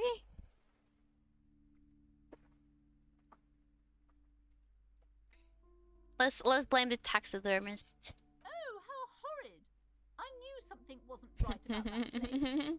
Tell me, did you find a way to break the curse? Yeah, I dispoked it. This curse is definitely gone. I'm afraid that I can only identify the source, but you have to call someone other experts to lift the curse. Oh, I see. I guess it's time to visit Boogie Street again. I'm sure that I'll find someone who can help me get rid of the doom that still remains in this house. Things are improving. I can feel it. Good. Thank you, officer. Truly, you've brought a better psycho-emanation to this humble bookstore, and that's no small achievement. Let's go! It will only last a day or two. A week tops. Then her mood will sour and she will feel the curse again. All right then. All's well that ends well. Should we return to our ordinary lives? Okay, but please, only a few questions. You wouldn't want to disturb the spirits. Have you sought help from anyone? Yes, I've contacted numerous parapsychologists, and even a pair of Simonese mediators. They provided me with the wards. The wards help to keep the doom at bay and protect us against the darkness that lies further in the building. Even though now I fear, it's not enough. Is your pendant part of the war as well? Oh, this? No, it's a special Himian amulet, blessed by desert pygmy shamans, with a spell of compulsion. It's to compel people to buy books. Oh, okay. There are numerous spells cast throughout the store. I had the books anointed with a different inducement spell, for example. It's guaranteed to boost sales 15%. Oh my god, your guy is scammed. What about those guards in the back door? Are they Simonese as well? Yes, the Simonese are very crafty, and their wards are extremely powerful. Lesser wards simply won't do here. Why didn't you just tell me right away? It's the curse. It's not good to talk about the curse, not in detail. The negativism, it's dangerous. Talking about the void wraiths angers them. Such wraiths may prove a formidable enemy. Suit up. How does the curse manifest itself? The curse is so much worse than you could imagine. It's a disease, eating at the very foundation. It's the curse of financial distress, of ruin and bankruptcy. Oh, Annette mentioned that the previous tenants have experienced some financial troubles. It's not just that, officer. We're dealing with something supernatural here. It's the cacodemons, feeding off bad business practices and disappointing income statements. There's something wrong with this building, I can tell you. Ever since I... The woman before Okay. you scans the store. Have nothing more to do. Her shoulders rigid and tense. I don't want to buy a book. I need to save to pay my hotel, so I don't have time to buy books. I don't know. Maybe we will put points when I need to do some actions. Okay, I want to give... I remember I have the ball. I want to give it to the guys playing petanque down here.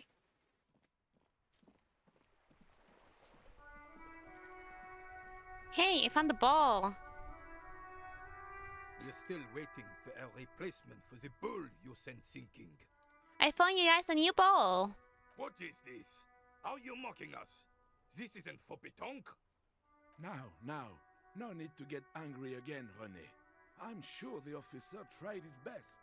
It's not like there's a bull kiosk here in Martinez. Exactly, and I really did try. Trying is worth as much as is accomplished. In this case, almost nothing. Fine. You tried to right a wrong. It's still a gram better than actual nothing.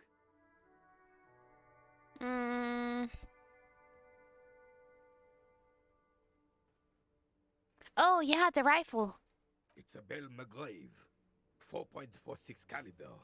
Breech loading. Revachol made. Good weapon. Accurate and reliable. His moves are quick and precise as he first checks the weapon, then aims it at the sea. This man knows firearms intimately. This one's inoperable. The bolt spring is missing and the mechanism is jammed shut. Still a beauty. Where did you find her? What do you mean, fine? This is my rifle. I always had it with me. I understand. Unfortunately, I don't know what else to tell you. These BMs are an antique. No one uses them anymore. The ammunition is impossible to find. Composture. Straighten your back, keep your poke face. Composture wants you to not to crack, or at least it wants you to not crack in front of other people. It enables you to put up a strong front. It keeps your emotion hidden from the world and helps you to read the body language of others, to sense the crack in their own composure. As well, it keeps you looking good while you do it. You rock that disco outfit a little more if you don't slouch. More water, thank you, German. Oh, I'll get some composture. Sure.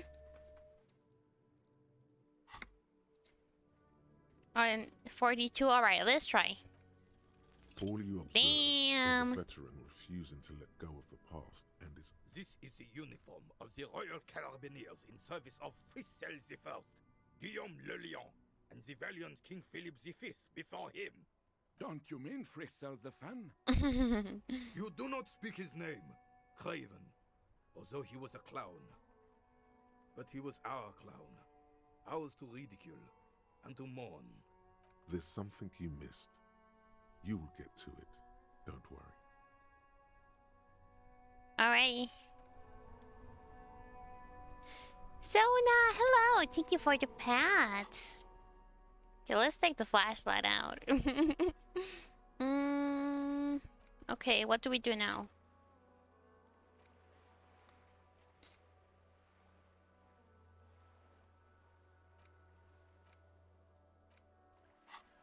Oh, we're trying to find a way to get in the balcony.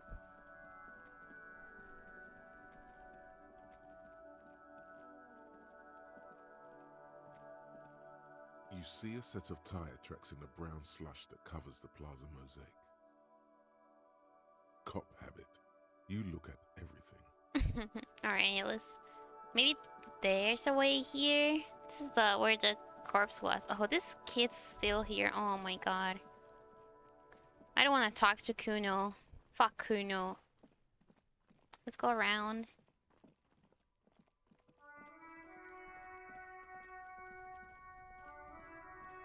Okay, there was a guy here we talked to. This is a bar. Who are you, sir? A glossy magazine, most able muddy man. This is your house top 10 list. Jump Jams, a popular music mag. Hello. Welcome to Rivachol. Announces the Rutan man. The remark isn't addressed to you, it's addressed to the lieutenant. This man looks like trouble. You might not want to get into this right now. Plenty of time. Yeah, let's not get in trouble right now. Oh, I keep opening the... Oh, there's people here. Pretty sick. Let's see. Ooh, flower shop. Yellow roses, dozen of them. Tulips too. Alcohol The achieved. tear machine stands in the corner. A sign says, 1 bottle equals 10 cents. What's this machine? Oh, that's the tear machine. Yeah, but what is it? It's a machine for tear. You know, you find tear outside, like bottles or whatever, and put it in the machine. Then it gives you money. Oh, and then how do I pick up tear for the tear machine? You need a bag, I guess. We used to have some, but we gave them all out, so feel free to use it if you find a bag, though. I'm sure there are some out there. Okay, I don't think I have any bag.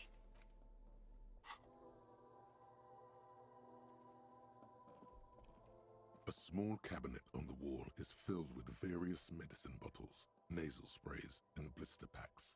They all bear the Saint Baptiste Pharmaceutics logo. You got distracted by Lake? Don't worry, it's okay. Just ask me if you need anything from Saint Baptiste. We don't stock prescription meds, but we do have Nosafed, Duramine, Magnesium, and Hypnogamma. Health. Oh, I can buy things for health here. Nice. Where's Saint Baptiste? Saint Baptiste, you know, the pharmaceuticals company. Thank you, Jay, for the lyric. Saint Baptiste Pharmaceuticals, the one that sells meds out of Saint Baptiste. That one. There. Alright. Welcome to Frit. Feel free to look around or something. Everything is out on the shelves. Before we go on, what is this Frit? I don't know. Frit? And what is Frit? Why is it written with 3 T's? I think they think that the extra T makes it funkier. It doesn't. Yeah, it doesn't. Let's proceed. I have some questions for you. Okay. I'm not really supposed to be chatting to anyone, but... Can you tell me anything about the dead body? I don't really know anything. I mean, I know it's there, but I haven't seen it, so... Do you know the man who died? Not really. Not really? Does it mean you knew him a little? No. I didn't know him at all. Okay, how long has it been there? I don't know, really long. What do you think happened? Oh my god. know. She doesn't know anything. No need to worry. It's just standard procedure for us to ask around.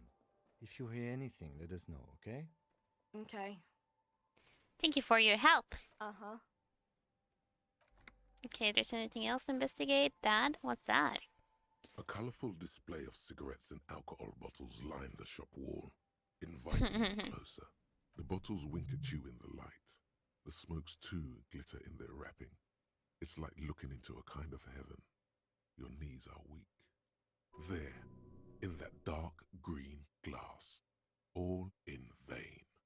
The great flowing river of warmth, wine, alcohol, beer, alcohol, love, alcohol. This is not a good place for a recovering addict. Guess not, no. Good thing you're an unrecovering alcohol. Shut up! I'm obliged to inform you that both alcohol and cigarettes damage your health. But I guess you already know that. Okay, so it gives me more physique. Okay, that's cool. But it takes morale and health. Okay. Okay, leave. I can check the radio here. A melancholic pop song plays on the radio. You see several packaged raincoats Mm. fill a low shelf beneath a display of croissants and juice bottles. The raincoats are transparent, except for the big Fritta slogan on the back. The packages are small, discreet, sloppily stacked, making them easier to take unnoticed. No need to worry about knocking over a display. What's that? What is what? It's a raincoat. If you want to buy one, then it's only 4 real. Her attention is drawn to the raincoats. Stealing one undetected will now be more difficult. Yeah. Leave. How many money do I have? Where do I see my money? I don't know. I want to steal it. Let's just go, officer. Where's... Oh, money!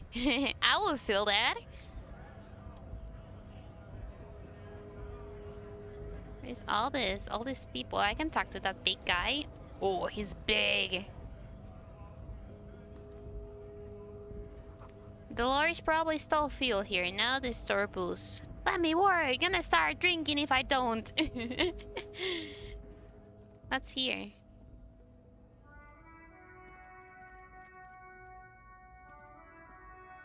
A foreign car, kept in good condition.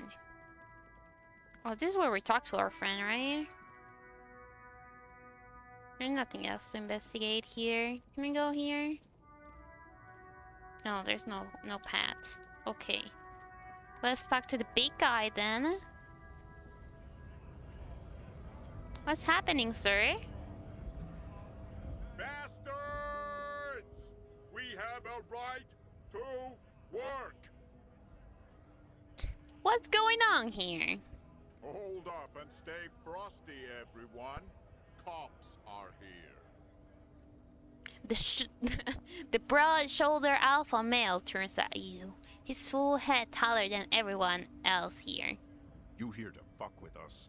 Beat the honest worker down. Why should I? We're here to fight for a cause. Stripes usually have problems with people who have causes. Okay, then I'm thinking no. Good. Fighting for a cause here. Right to work! Right to work!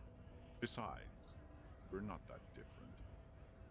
It helps if people see us talking, cops and strikebreakers together.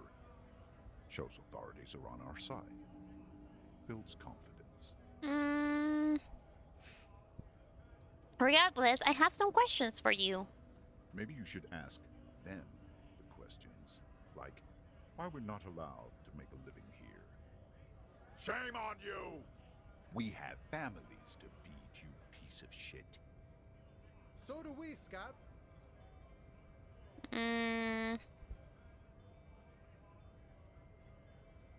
What's exactly your goal here? We were promised work. We'd be in there, working, if the bastards hadn't shut the gates. And you are unable to breach the entrances? Main gate's locked. Would take heavy ordnance to bust it open. Could try to get in through the secretary's office.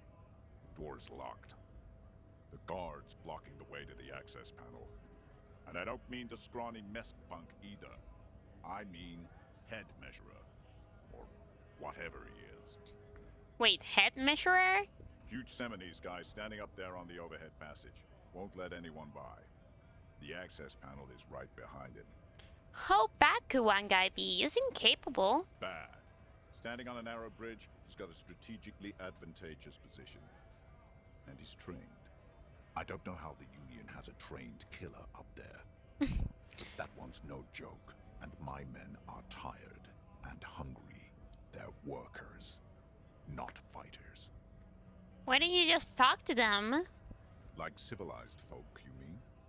These native fucks don't understand civilized. It would be better for the neighborhood if you went home, at least for now, if you can't get in anyway. No, They will give up eventually. Or get drunk. Leave the button unguarded. Then we charge.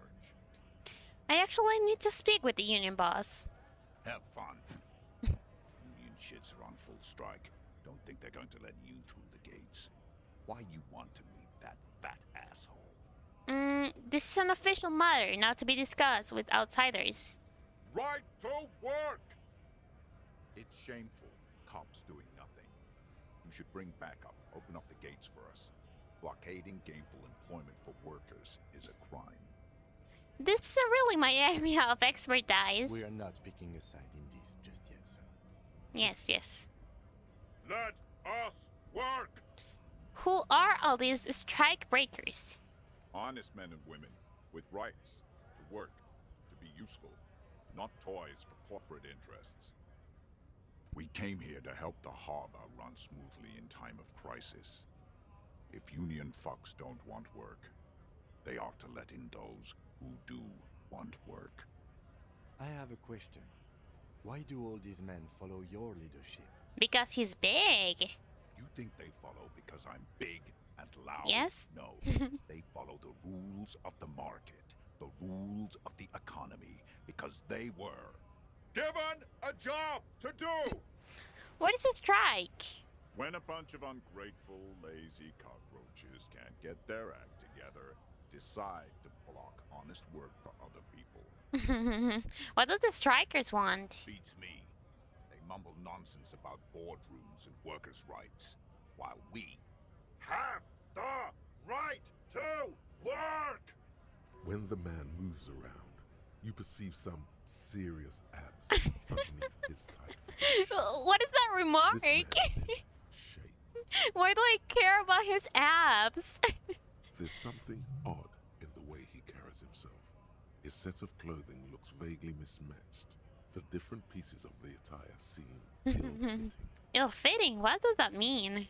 His shirt is far too small and an unpleasantly tight fit, while the overalls, held up by a belt, seem to fit a man with much more corpulence. You're wearing new clothes? He ignores your question, choosing instead to turn to the emaciated workers, raising both fists in the air. The clothes are obviously not his. You've been talking to him for quite a while now. Something is off with this guy. Ask him where he's from. Okay. Okay, I gotta ask, where exactly are you from? What's it to you? Routine, part of the investigation. Yeah. Am I a suspect? Done no crimes. I only fight for the rights of people. I already got that. I'm interested in your We're background. all workers, right? Workers stick together. Came from the eminent domain, in Jamrock. Backgrounds in odd jobs, heavy lifting, cargo hauling, bouncer work. I know the drill.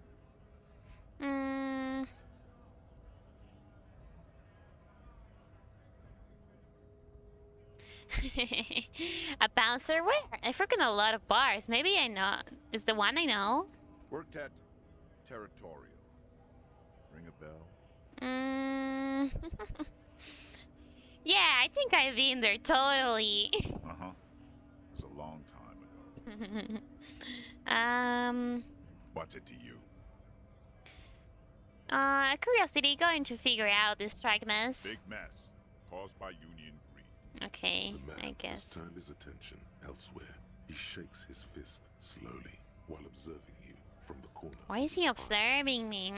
Sussy. Okay. So maybe we can talk to the people up here. Hello, dude. Scab? Scab? What did he just call you?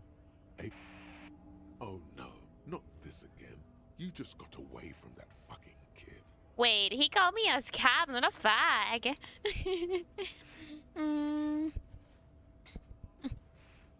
I don't want to deal with this again. Did you just call me a fag? No, I said scab. Where exactly is a scab? A kind of a worm, content with mere survival. They come, they want to do our job for shittier pay, screwing over both themselves and us. Everybody loses. You don't seem to like them much. Gotta be bloody stupid or freaking evil to scab. Or I guess Scared, maybe. But scared of what? Of who? Personally, I'd rather beg than scab. If the gentleman shouting on the street came begging, maybe they'd have gotten something. Have you tried talking to them? We've explained the matters, but they don't listen.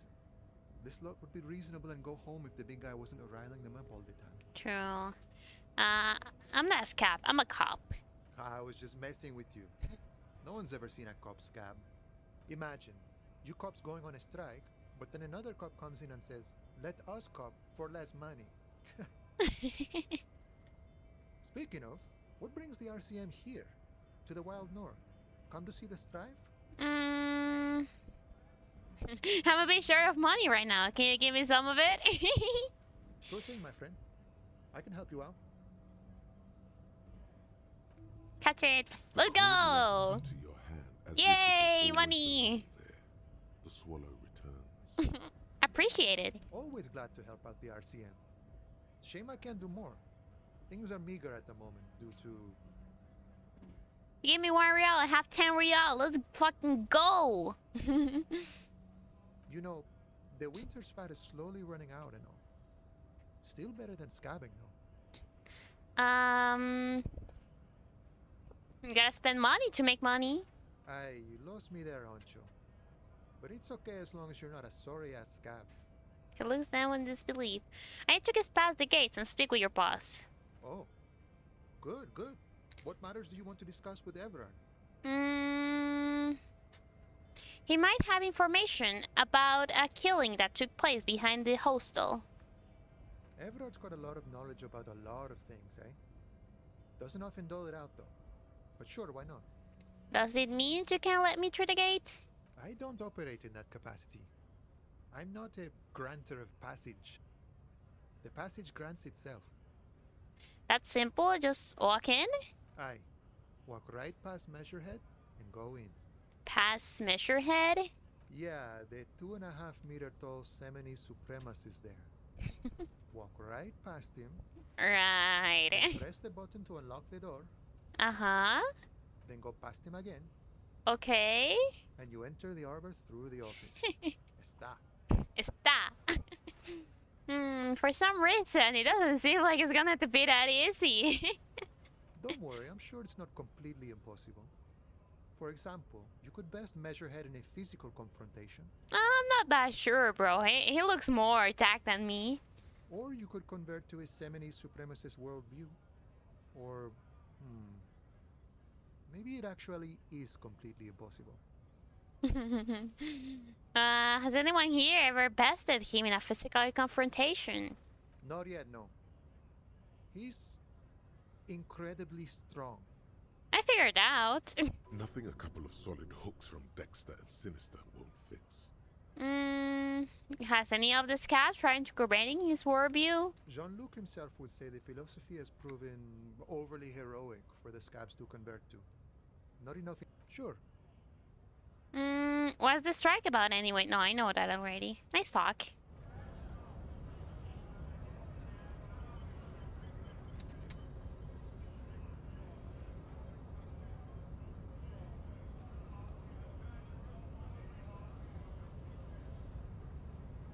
Says GRIH. Do they have a task here? No. Should I just talk to the guy? I don't want to fight him, but maybe just talk. Oh, there's a door up there. And there's some electrical stuff. In a notice, in case of a strike, press button behind guard. A magical seal door, locked by electronic means. Oh, can I? Maybe?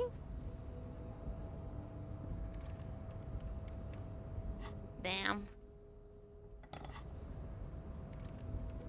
Nope.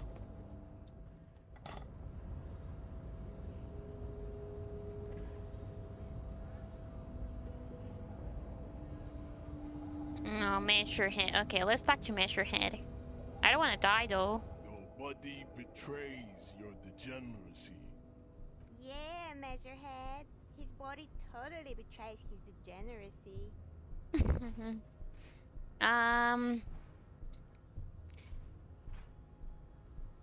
Say nothing, Size. I'm here first. Yes, yes, yes. Are you admiring my morphophysiology? Totally, totally. It must be frightening to stand in the shadow of this racial pinnacle. Racial pinnacle. Be calm, Sandwich. You are not in danger because you are not a threat to me. Why did he call me ham sandwich? I'm a mango.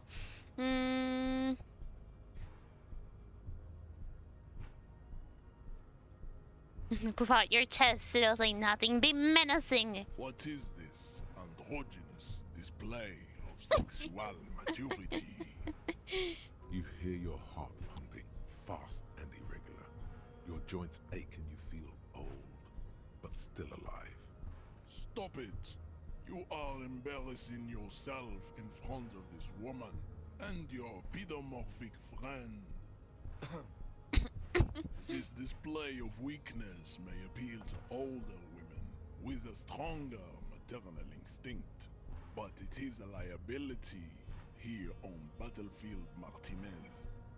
Jean-Luc, his body is betraying his degeneracy pretty hard. Maybe you can ask him to leave. Shut up, bitch. My body is unimportant. I'm with the police and we need to get into this harbor. That is precisely the negligence that has led you to succumb to Al Ghul. You reek of it. An invisible sword of Al Ghul emerged. What the fuck is Al Ghul? You cannot see it, but others can.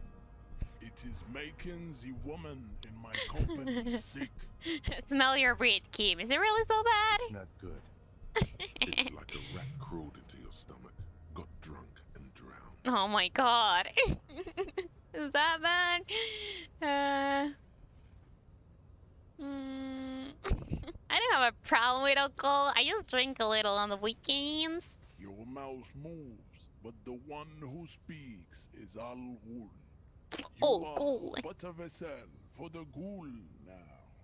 Very little of yourself remains. Occidental Haplogroup B4 is done giving orders around here. The influence of the Ham Sandwich race is waning. The rest stuff is unimportant here. I just need you to help me do my job, please. Begging for help. Attempting to pass fear for cooperation. How far Occidental Haplogroup has fallen. You were once a noble and powerful race. You gave the world eugenics. Oh, Saren, hi. And powerful weapons of war like missiles and aerostatic aircraft. You made great gains in metallurgy, race theory, and statecraft. Hello, hello. I knew it was you when I heard that bonk. Thank you so much for lurking. You dominated lesser cultures, like the deformed Hemians and the inexplicably potato-obsessed Khoikos. But now your ascent to the genetic summit has halted. You are obsessed with sadness and with frivolous pop culture. Pop culture. You will be superseded. Isn't that right, babe? It is, baby, yeah. You know it. There is a button right behind him, just out of reach. Oh my god. It must be the one that opens the door to the harbor.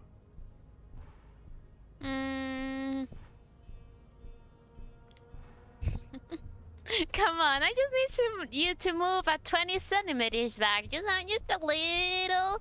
It is my task to keep the degenerate drunks from entering the harbor. Finally off work? Nice! Hi, B. Welcome. You're right all about this. No, I just need you to let me go into the harbor. Enough with this begging. You should leave the stage of history with dignity by inviting the other races to a great world war. Bring your troops to the Simenon Islands and to Boogie Street, and we will pulverize you. The walls will be lined with bottles of Al Ghul, your beloved beverage. Inside, we will store the ose to homosexualité you call art. What the and fuck? your necrocephalic skulls. What is he talking about even? He's talking. Rip into him with a punch and catch him off guard. No, don't rip into anyone. You're sensitive. Remember? Communicate. Oh my god. Both are so low.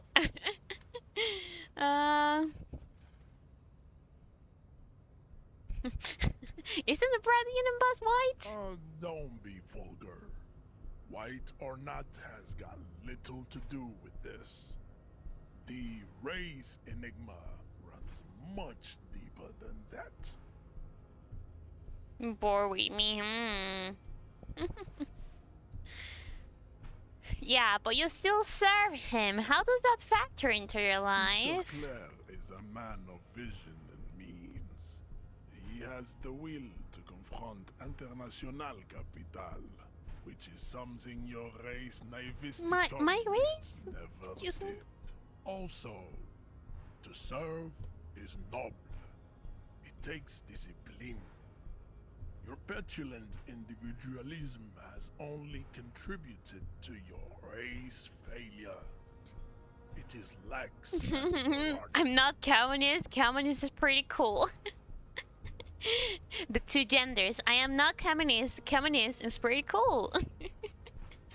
Enough of this. He looks toward the harbor, motionless.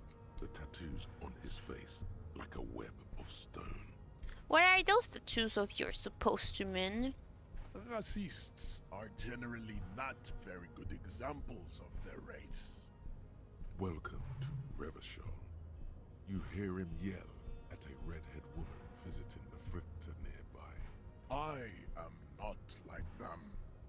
I am craniometric perfection. I have taken the trouble to permanently draw a phrenologic grid on my skull and features. This should dispel any doubt. True, that is a noble cranium, but you got a hard noggin yourself. You sure I'm not craniometrically superior to you? You exhibit forward projection of the jaw, indicative of schizophrenia and sexual inaccountability. From a purely aesthetic standpoint, the dimple in your jaw makes you look like a baby. This is not craniometry, just an observation. Do you sing karaoke yet? No, I haven't. Okay, that's enough. You do not wish to be judged. Damn. Because you are a genetic Physical block of instrument. cultural deformities. This is understandable. Flex powerful muscles, enjoy health organs. I want to punch him, but I don't know. Should I waste my skill points? Physical instrument is not only your muscle and your skeleton, it's your ability to use them effectively. It enables you to do push-ups, sit-ups, knockout punches, and 360 degrees spin kicks. It's an one-size-fits-all solution to thriving and surviving into the physical world. Is he not totally wrong? He is. Punch his face? We're gonna put the physical instrument up then. 42. Okay, we can do it maybe. Okay, let's pray. Let's pray. We do it. Let's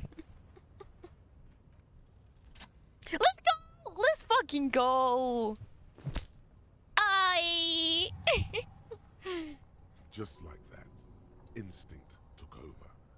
A solid strike straight into his throat, into the cartilage. You could swear you felt the soft palate break. Hell yeah.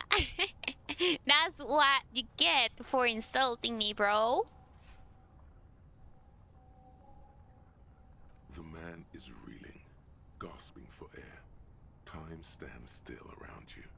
In the distance, the sounds of the harbor are falling. Open the door, open the door, open the door. All you hear is a small gurgling sound as a trickle of blood appears on the man's lip. He's open. Rip into him. Right hook. Escalate it. Get intimate with him. Bring the hurt closer. Oh my god. Okay.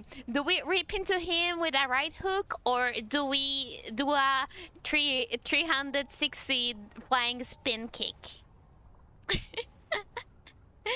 Oh my god, those two are good.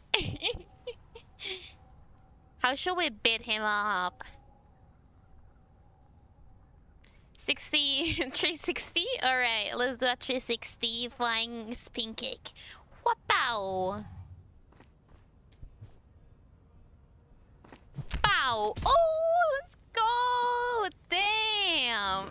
Lands with a dull thump, like a broken down puppet of muscles and sinew. For a moment, he still tries to keep his head up, dazed eyes looking at you with unimaginable surprise. To your left is the button. Disco Inferno! As you slam your fist on the button, the man collapses entirely, his head rolling to the side. Looks like you're the new measurehead now. Yeah, but I want nothing with you, little lady. No one is the new measurehead. Let's go before he gets up. Poggies, poggies, poggies, poggies. Money!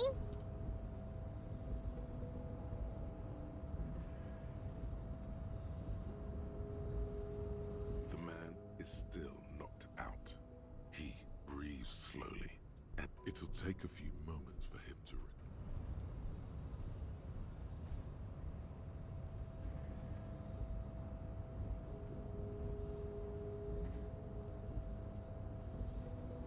So I guess the door is down, the door we needed to open?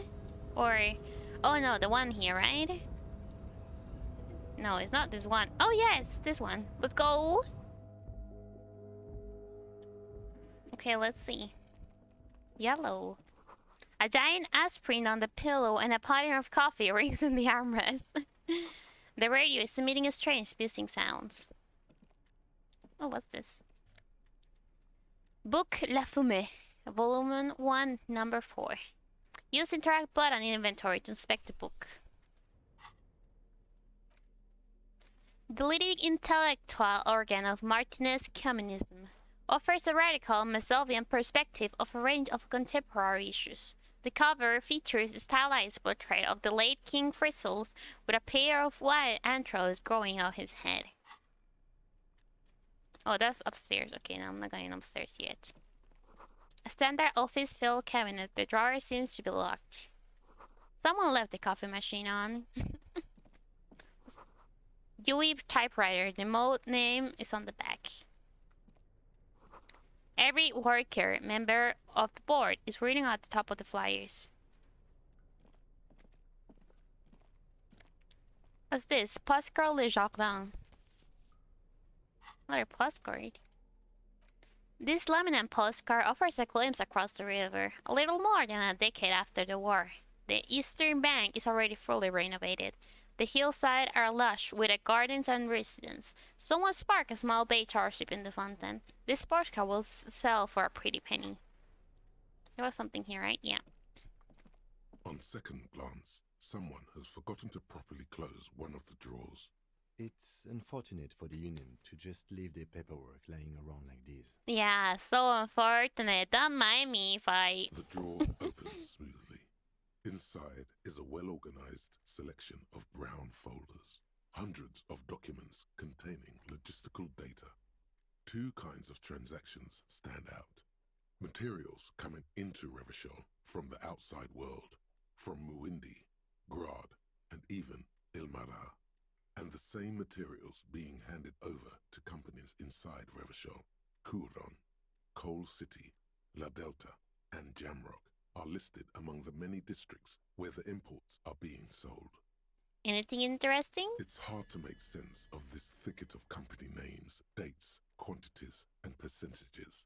You try to focus, but the lines are getting blurry. What is this? What did I get?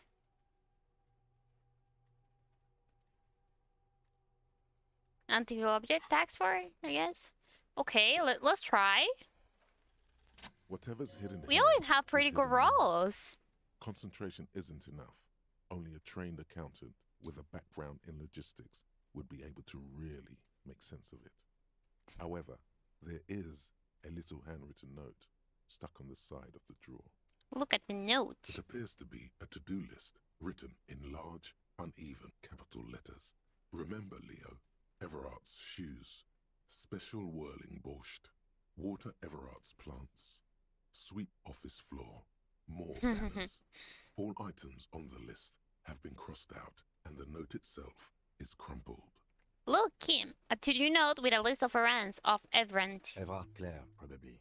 The head of the Debarders Union. One of his aides must have left it. Nothing incriminating here. What is so special about this borscht? Code for drugs? Booze? Blood? Remember, Leo, Okay. all items on the drawer slides shut. An intrusive trial? What is this? Anti-object task force. Oh, I got it, yeah. Behold, the anti-object task force has assembled. God's avenging angel, arrayed against the lower emanations of the darkened one.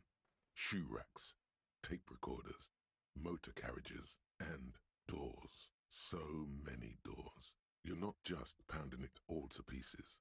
You're reforging the universe, from the anvil of the heavens to the worms below. Indulge in it. Be bold. Have an impact on the shape of creation. Out of the furnace of your rage, a new reality. Also, you should trash your room again. Attacking physical objects heals damage. Ooh! +1 pain result, thick skin. All physique, learning caps raised by 1. Nice! I like that. Okay, let's go to the bathroom. Less stuff in the bathroom. Ooh, shades! Let's go! Visual calculus plus drama. Let's go! Give me those shades. Oh, hell yeah. Look at that drip. Look. Look at that drip. Sheesh. I got the croc shoes on. The net shirt. The neat office shades. And the beanie.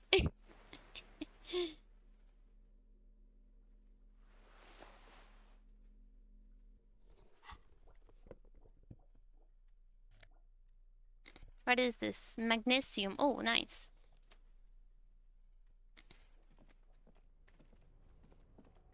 Okay, let's go up. Oh, wait. There's something here. An imposing combination of a punch clock and a payphone is looking down at you from the wall. A note on the side says, tokens unavailable due to strike. Use change. Okay. The machine swallows your coin and seems to be waiting for your next move. Ooh, let's the muscle memory do the work. It's unclear Damn. if you actually have muscle memory. Right now, your finger is just drawing vaguely. Sure, why not? Muscle memory is a tricky thing. Yeah. Nothing tricky about that. You just do, fail, repeat until it works. All it takes is motivation and practice. This one. Oh, this is for pickpocketing and stuff. Okay, yeah. We'll do that later, damn. Oh, a coat. The tarpaulin cloak is still hanging on This the is the one. The white Ooh. rectangle of the Revachol Citizens Militia is clearly visible on its back. As your fingers touch the tarpaulin, it almost feels like the cloak wants to deliver a message of comfort through your fingertips. Nice, we finally got the coat. It's pretty corpse and shivers. Damn, looking nice with that shirt. Like the drip? Collecting rainwater. Okay. A bottle of booze there. Now what's here?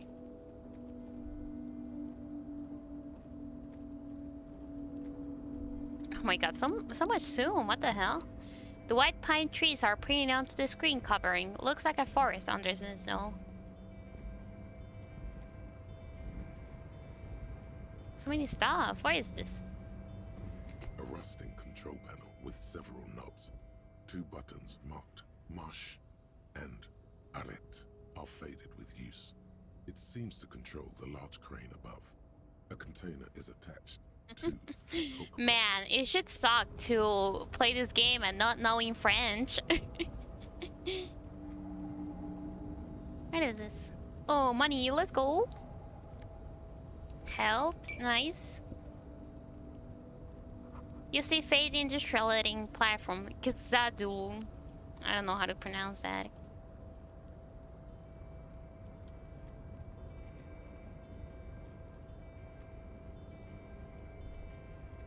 What is this? A pile of cargo belts, utterly heavy lifting, says Brumilion. This big tower is silent. There is no work to organize the yard below. Money! Industrial size thermos, smell like burnt coffee. Oh, there's a dude there. The bender sags under the weight of rain and snow. White waves on red. Hello, sir. Container, container, I'll turn you nice and red. Container, container, put the logos on. Hey! Container, container, used to be Wild Pines. Container, container, now belongs to Everard. Hi! Everard, Everard, Everard, he looks after everyone. Huh? Well, hey there. How can I help you, mister? Translate for us. I see you are not a union man, mister. Did you get lost? You're not one of them scabs, are you? What is with these people in scabs? I mean, I don't personally mind. Folks is just folks, you know, and folks gotta eat. Just some of the other guys don't look too kindly on the scabbing kind, if you know what I mean, mister. What are you doing with the containers? Turning them red? Oh, I'm just making some covers for them containers here. Yes, I am. Yes, I am. So it's easier for the crane operators to spot them. Okay, yeah, I don't have enough. Sure, mister. About what? Where is everyone? The harbor is empty. Oh, most of the guys are down at the gates, keeping the scabs from coming in. We're on a strike. The whole union is. You don't have to work when you're on strike. Ha! We haven't worked for 2 months now. Wow. So no one is working? Not everyone is down there, of course. Mr. Everard is in his office, where he always is. And Jean-Luc is guarding the gate. But Titus and his boys got into some drunken trouble and Everard sent them on a nice vacation. For a week or so. What kind of trouble did this Titus and his friends get into? Oh, I'm not really supposed to talk about that. That's union business. Him and his boys stirred up something in town. Probably drank too much and got into a fight or something. I heard Mr. Everett telling them to take some time off. Really? Did they kill someone? No, I don't think they killed anyone. Let's better talk about something else. Titus and his boys do good work. I don't want to get them in trouble over a little drinking. Okay, are you the Leo who wrote the note to make more banners? Oh, yes, yes. I leave all kinds of notes for myself. That old head of mine ain't so good at keeping things in no more. I almost forgot about the borscht. What was that about the borscht? Oh, yes. I've been taking special whirling borscht to the men every day since the strike started. It's very, very good. Makes a man feel so warm and happy. I feel like I could take on Mr. Renadan's boar dogs every time the lunch is done. Oh my god. Power borscht, huh? Never heard of a borscht that turns little guys into dog fighters. Alcohol. Yeah. What do you mean by taking this soup to men? Is it for striking? Yes, yes. I'm taking it to them. The borscht keeps them happy and in fighting spirits. Makes you all warm inside. They brew it in the whirling in rags. Hold up, who makes it at the whirling? Oh, the whirling's cook. He makes it. Them is always talking with Mr. Manana in that weird language and laughing together. He doesn't speak what we speak. He's from Grad. Okay, I'm gonna accept the task. I want to know about the borscht. Looks like the borscht is spiked. I'm gonna look into it. Oh, sure, mister. Sure. You... He didn't actually understand what you meant. And now he's just... Alright, what's in the container over there? Oh, that one. That should be empty as far as I know. Lots of containers here have nothing in them. They're just waiting to be loaded up. Okay, I'm looking for the leader of the Dockworks Union. Oh, you want Mr. Everard then? He's an awfully nice fellow, he is.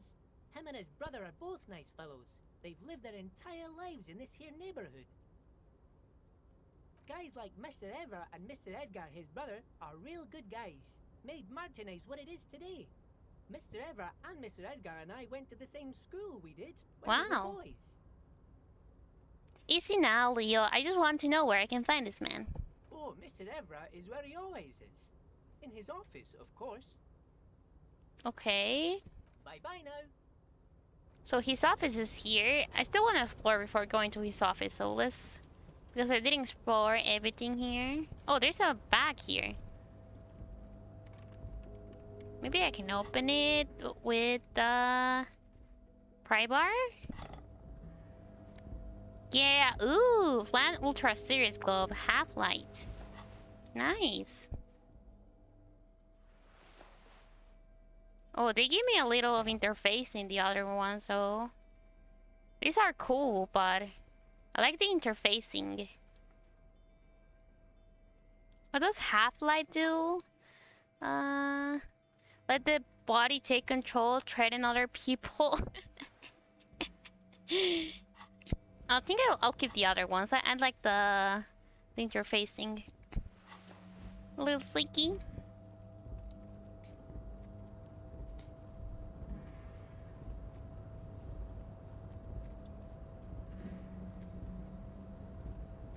There's something else here.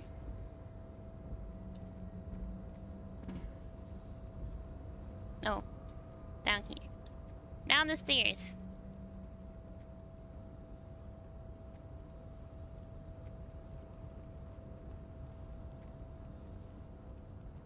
Sippy water, thank you.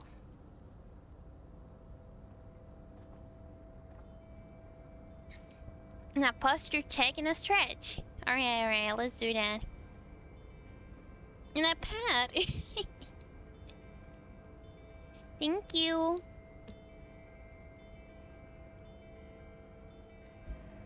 Oh, it's stretchy.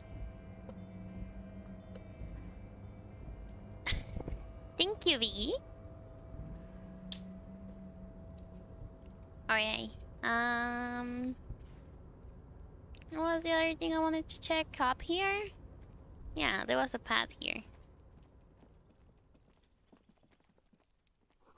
Numerous empty bottles of Camel Red and Ponton Plaisner. At least 3 packs of 4 of cigarette butts.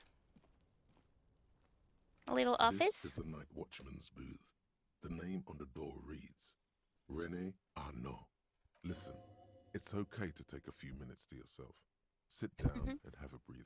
So this is where Rene works. I'm gonna look around. If you must. But please hurry. We are pretty easy to spot up here. Okay. Nothing incriminating catches your eye. The cabinets are clean and their sparse contents meticulously organized.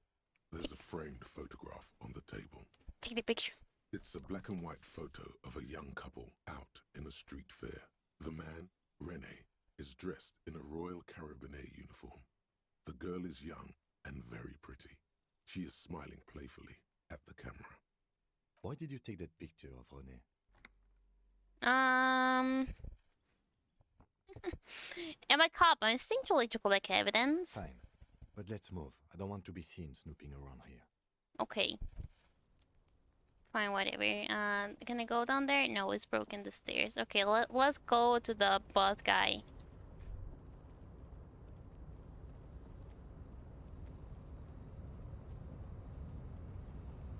Oh, I want to move this. A rusting control panel with a loud grind. The crane shifts overhead, moving a massive metal container through the air.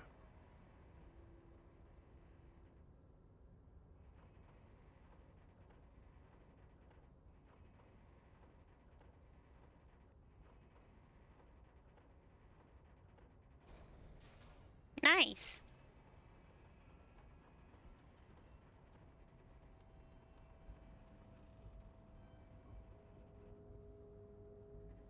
And with a surprisingly quiet thunk, The crane places the container down.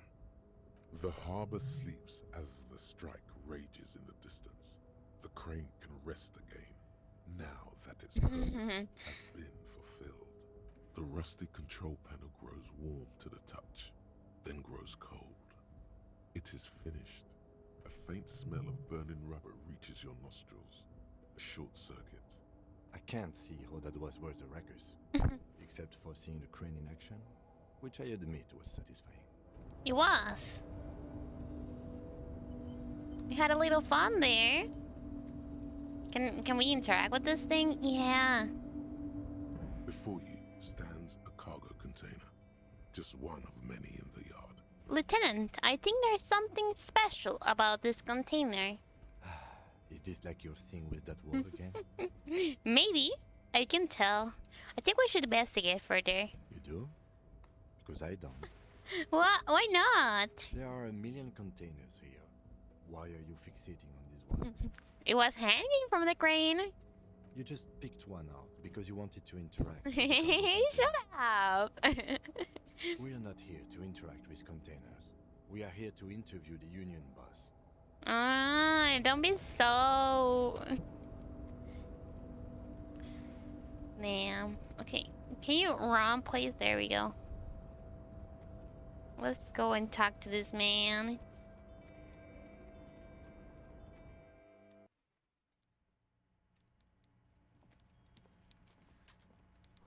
The coffee is the giant thermos was still lukewarm. Star made of pallet leading up. Okay, here's the boss man. Oh my god, he is big! A taxidermy fish that tells time. Before you is a Oh my walrus god, of a his man face! seated behind a large desk. He looks up from his work, not the least bit surprised to see you.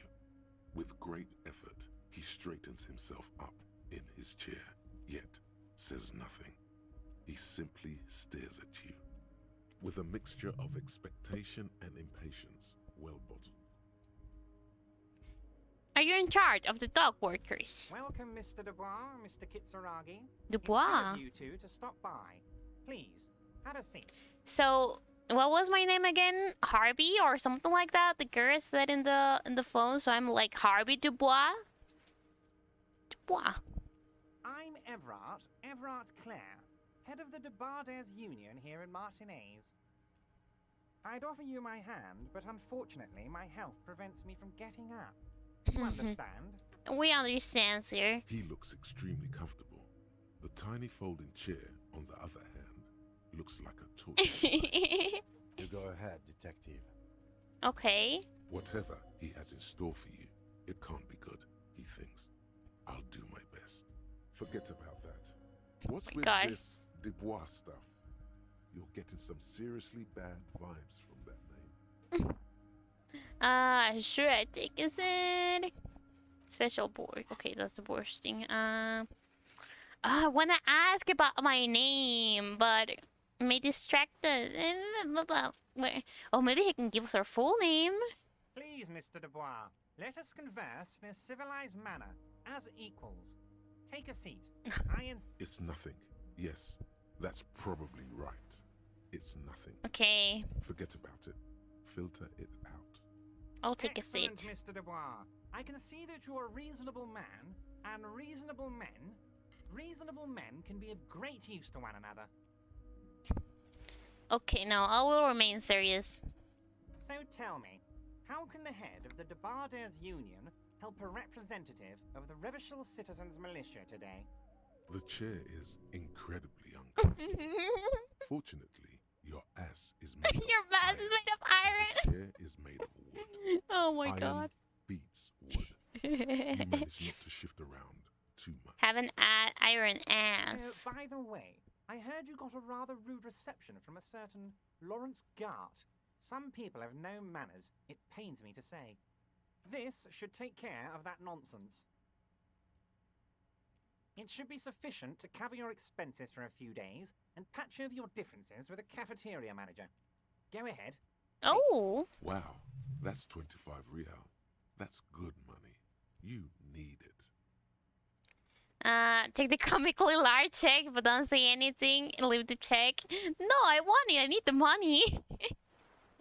Thank you. Don't mention it. But also, don't forget it. I'm just kidding, of course. Now, I'd like to set your mind at ease about one other matter. Your lost gun. Let me assure you, Union people are on it as we speak. I've got my best hounds looking for that lost gun. Great. His slug-like lips move, but all you hear is an echo. Lost gun, lost gun, lost gun. The world is swallowed by a black hole of fear. Only 2 words escape its gravitational pull. Lost and gun. Damn, I should have found it before I came here. Well, anyways. I got this. Are you all right, Harry? You Harry! say you've got this, but you seem a little anxious to me. Harry the boss. Everything's going to be all right. It's not like you left it loaded. You didn't lose a loaded gun. Local children aren't out there playing with it right now, pointing it into their own mouths. It's in a safe place. I just know it. I have a feeling everything's going to be all right. It was loaded. There were 2 bullets in it. You always keep at least 2 barrels loaded. Combustor, don't panic. Oh my god. -1 took the novelty check. -2 the chair is killing you. +1 your butt. But your ass is iron. Let's try combustor check. Who does this Let's guy think you go. are? Ronnie the rookie? You ain't worried about no lost gun, or unpaid bill, or forgotten name. Yeah. You're the bad cop. I'm the You're bad probably cop. more corrupt than him. Yeah. Sink deep into the folding chair, smile, and cross your hand behind your back. Hell yeah.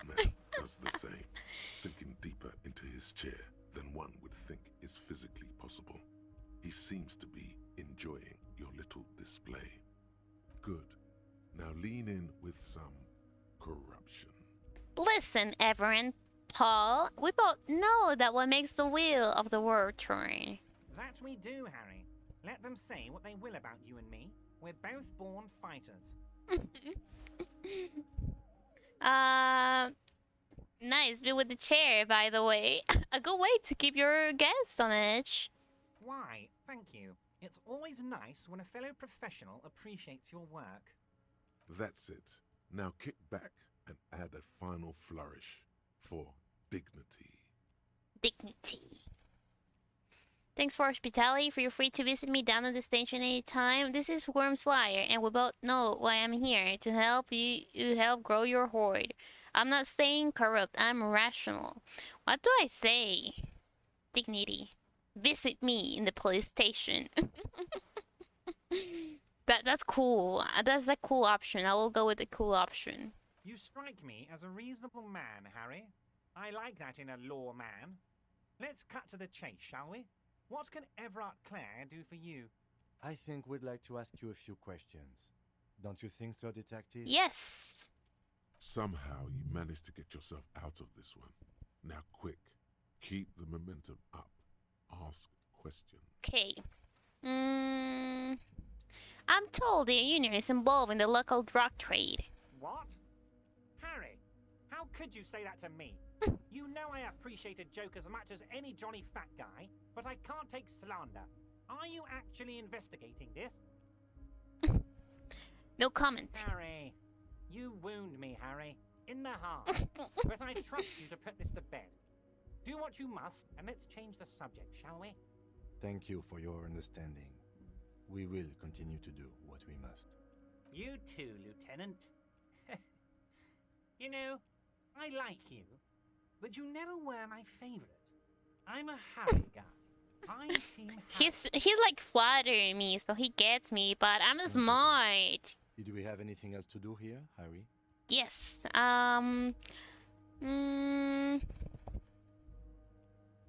Want to talk about the hanging? Oh, of course. That's your main thing here. That's why you're in Martinez. I know everything that goes on around here, and I would love to discuss it with you. Thank you. I mean, it's no secret that the lynching is connected to the strike, So much to talk about. Honestly, it's been weighing on me so heavily. I understand you need to interview me. It says there's a but. But there's a thing that's been keeping me up at night. I want to talk about the hanging. I mean, if we could just calmly talk, exchange information, we could blow this thing wide open. Awoo! Nico, hello! Hello everyone, thank you so much for the raid! How was your stream? I saw you were streaming. Damn, you always stream at the same time as me so I can catch you, but I hope your stream went very well. Hello, Shika, how are you? Let's do a shout out to Nico. Oh my god, it's all caps. Yeah, you were playing Final Fantasy. I hope you had a great fun playing Final Fantasy. Long time no see. Yeah, it's so good to see you here, Sika. Miss you. So yeah, we are here playing Disco Elysium.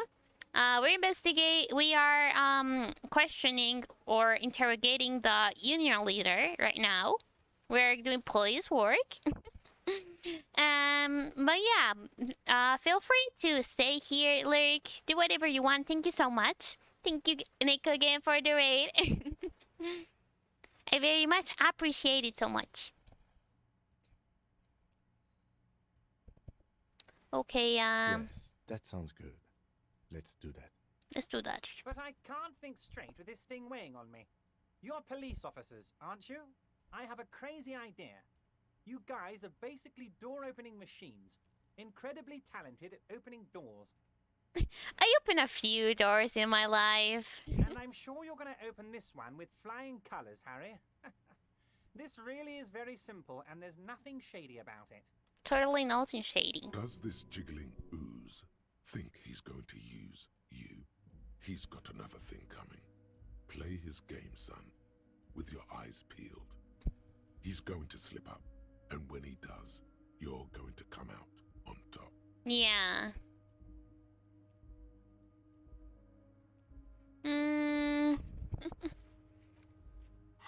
What do we say? Whose door is it? Yeah, why do we want to open it? It's just a weasel. A weasel lives there. Nothing for you to worry about. Why don't you just open it yourself? I'm a very busy man, and more importantly, I don't have that extraordinary physique you do. You look like you could run around all day. Yeah, that's what I've been doing, man. You want to send someone a message that the police are working for you. I repeat, I'm a very, very busy man, Mr. Kitsuragi, and therefore I must occasionally enlist outside help. So what will it be, Harry? Yeah, I want to beat him up too. I don't want to work for you. What do you mean by a whistle? A loud blabbering weasel. When weasels feel no one is watching, they start acting foolishly. Just go there, unlock the door, and leave it open. It's been such a burden on me, Harry. I just want this to be over so I can discuss business with you. I bet you don't even know anything about the hanging. Harry, my dear friend, I am what people call a local bigwig. I know everything that goes on in Martinez. Should we accept it or not? Like, it says refuse the task for now. So, even if I refuse it, I have to accept it at some point, right? Should we play his game? And then stab him in the back.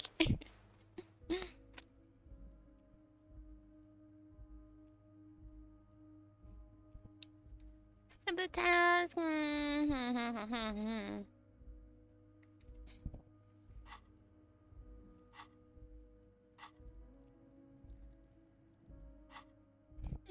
Love, yay! Nico emotes. You kinda have to, alright? I'll open the fucking door. Damn, fine, I'll look into it. We need to talk about the murder. Fantastic, Who let the dogs out? Who let the dogs out? Woof, woof, woof. Angry German gifted a tier 1 sub to the _nerdy_Nico. They have given 32 gift subs in the channel. Wow, thank you so much, German! That's so nice of you to give Nico some emotes. Enjoy your sub, Nico. Yeah, alright. What did he say? Fantastic, my friend. Just let me know when he's done and we can take our friendship to the next level. Damn. You can get the key from Manana. He's down by the gates. Manana's like a free agent in the Union. Special operations. Hardened socialist. A real free thinker, too. He'll tell you precisely where the door is. One last thing, Harry. Oh, I know where Manana is. We talked to him earlier. Just open the door. You don't need to go in or anything. I just want that weasel to come home and see the unlocked door. I kind of want to go in.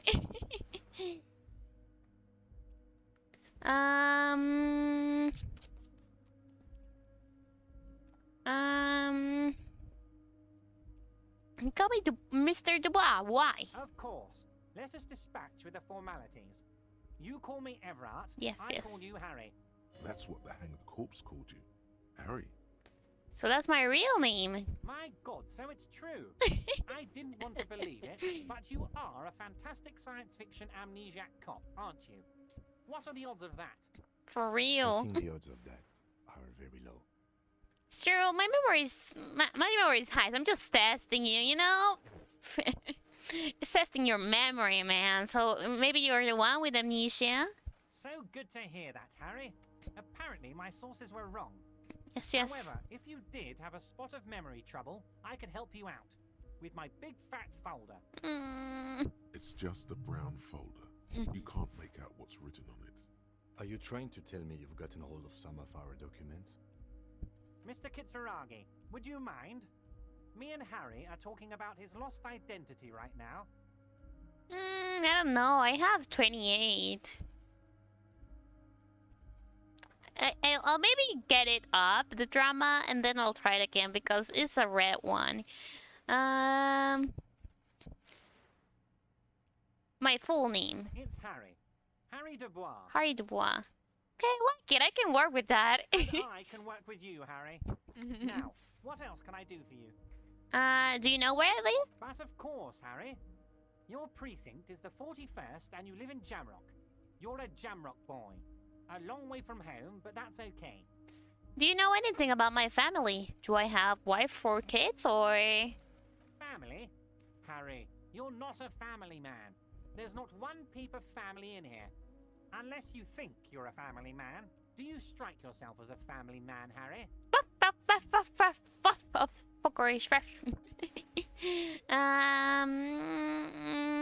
Never mind. You don't need to know that. Family, Harry, is the most important thing in the Family, world. family.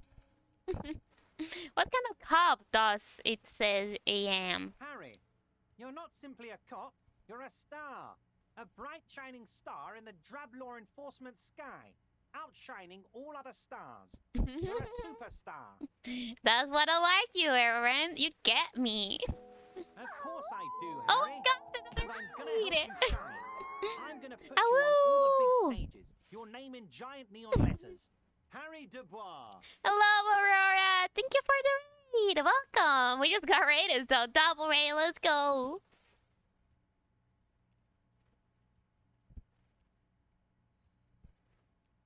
And we got a bot with the raids. Let's ban this motherfucker. Get out, bot. Thank you so much. Let me shadow you, Aurora. Oh my god, you're always raiding me. Thank you so much. That's so sweet. You were playing Undertale. Wow. So much pets. I love pets. Thank you guys. How was Undertale? I love Undertale. What route are you doing? Are you doing the pacifist? Are you doing the other two ones? Tell me. I love the game. We are playing this Elysium. We're doing policeman work right now. We're talking with the big guy, you know, in all the senses.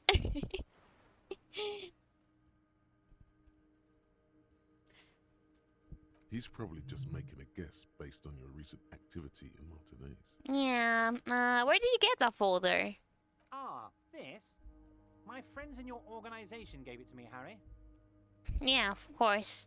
I wanted to do pacifist, but I may or may not have accidentally cleared the fog. No, Aurora, why do you kill the a frog! No! Frogs are cute! Shame on you shaking my head.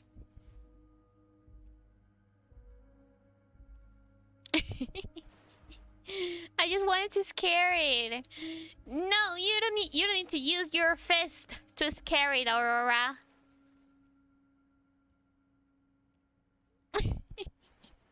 It's okay, I forgive you. I find that very suspicious. May I have a look? I'm afraid this is meant for Union eyes only, Mr. Kitsuragi. I'm sure you understand. Please continue, Harry. I will never scare a frog again? Oh, I'm sure you won't.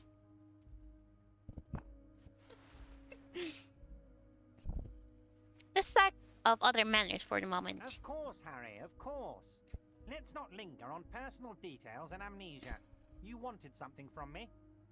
I meet Joyce, the company representative. Oh, that's very nice. I haven't gotten around to her yet. I'm very, very busy, you see. I hope you're getting along. One thing I want to make very clear, Harry, is that this is not some kind of union versus corporation situation. Everyone is just pals here. Just pals? Yes, we're all trying to do what's best for Martinez. Don't feel like you shouldn't work with her just because you and I are such good friends. I'm not a jealous guy. What happened to the previous negotiation, Mr. Gamond? What do you mean, Harry? Nothing. I let him go. He made concessions for the company in previous negotiations. Why would you let an ally like that go? He's an old man, Harry. I wanted him to spend more time with his family. God knows how long he's got left. You call him a midget? Harry, I have little people in my organization. I would never call someone a midget. What is this? Honestly, I'm beginning to think you're a midget, Harry. Wow. I'm only kidding, Harry. You're not a midget. No one... It's hard to Really? say if he really lost his temper, or if this is another one of his tricks. This man almost never angers visibly. What happened? You let her in to see you. If she actually wants to see me, she will find a way. Any good negotiator would. And I just don't have anything to discuss with a bad negotiator. Joyce seems to think the Union is low battling her. Yes, yes. Low balling. Of course. This isn't a casino, Harry. Real people, real livelihoods are at stake here. But everything's a casino for those rich types. His expression makes it clear. This is childish and irresponsible behavior. Joyce says the previous Union leader vanished under suspicious circumstances. Vanished? Harry, the woman left her casserole in the oven and couldn't make it here in time for the voting. Oh, of course. Oh, did I leave my casserole on? Better go home and check. The election can wait. When she got back, the whole thing was over. Of course she did, huh? You're very suspicious, my friend. Of course, Harry. Let me just assure you one more time. It's perfectly okay to share anything we discuss here with this Joyce. This is a completely transparent organization. Yeah, completely transparent. I have no interest in what she is doing, but I myself have nothing to hide. Your business is your business, and I respect your privacy. Just remember, none of this is secret. Tell her about all of it. My brother's picture, my singing swordfish clock. Tell her how overweight I am and how I'm helping you find your lost gun. Tell her about everything. Everard doesn't mind. This is weird. Not nice weird. Yeah. But okay. Very weird. What is in the container that's outside your office? My dear Harry, there are literally millions of I couldn't possibly remember what's in all of them. There's something special about it. It was attached to the Calvson crane. Harry, you smooth-talking son of a bitch. Time is a precious resource, and I don't have enough of it to count containers with you. Smooth talking.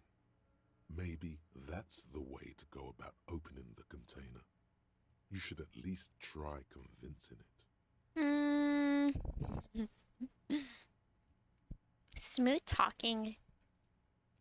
Am I going to ask? Hell, Harry. You spin kicked my strongest man in the face. I saw it from my window. Would you ask a man like that how he got into your container yard? I understand. I'm a terrified death machine. Don't worry, Harry. Between you and me, I'm not a huge fan of his race thing. But the Union did not get where we are today by frowning on eccentricity. Anyway, I assure you, I am a very well-informed man. Information reaches me before I even get the chance to request it. Let's talk about my lost gun. Yes, your lost gun. My best men are on it. They're turning every stone, searching every playground, asking kids, grandmas, everyone. Your gun will be found, Harry. Let me assure you of that. It's just a matter of time and effort. The only way to find it seems to be working with him. He might even be holding your gun hostage. Hold on. Could he really hold my gun hostage? Who knows? Only one thing is certain. If you work with him, you're going to get it back. And working with him might be the only way to do it. Does it mean if I do things for you, I will get my gun back? Damn it, Harry. That's exactly what it means. I'm only kidding, of course. He is not. He is not kidding. Of course. I understand. We help you, you help us. I'm looking into your shady brew. I don't know what that means, Harry. Shady brew? There are so many moving parts in my operation, I can't keep track of them all.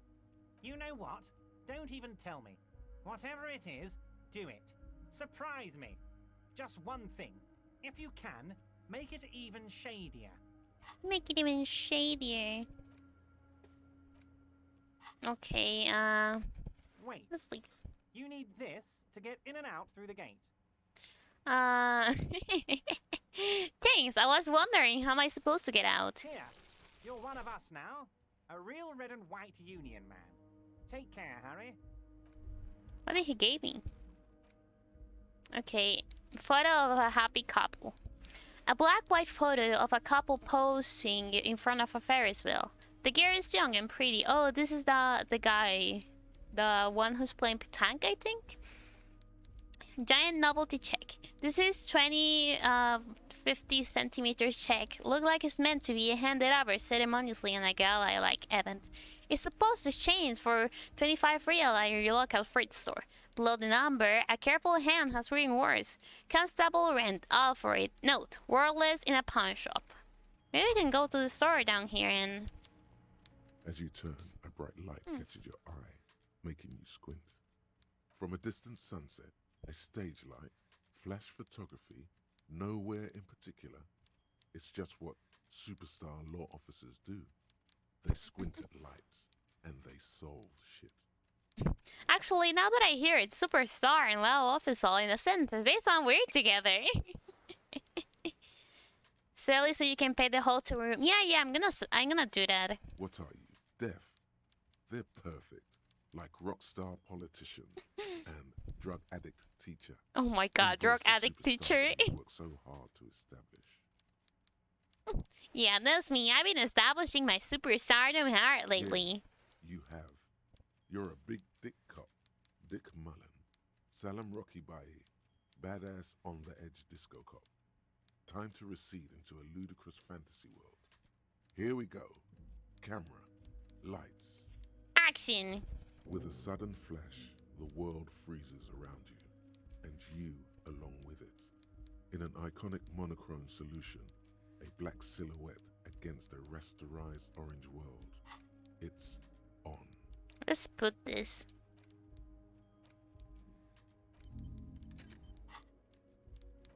Okay, let's go and exchange my check. How do I get out again?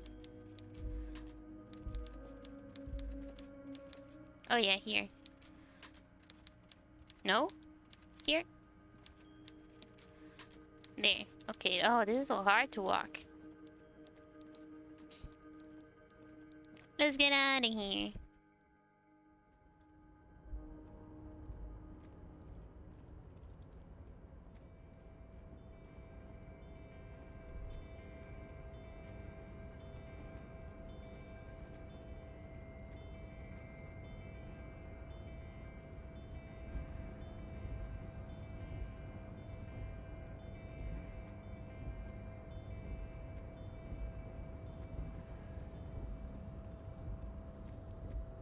Oh, it's down here. True, true, true. I'm lost.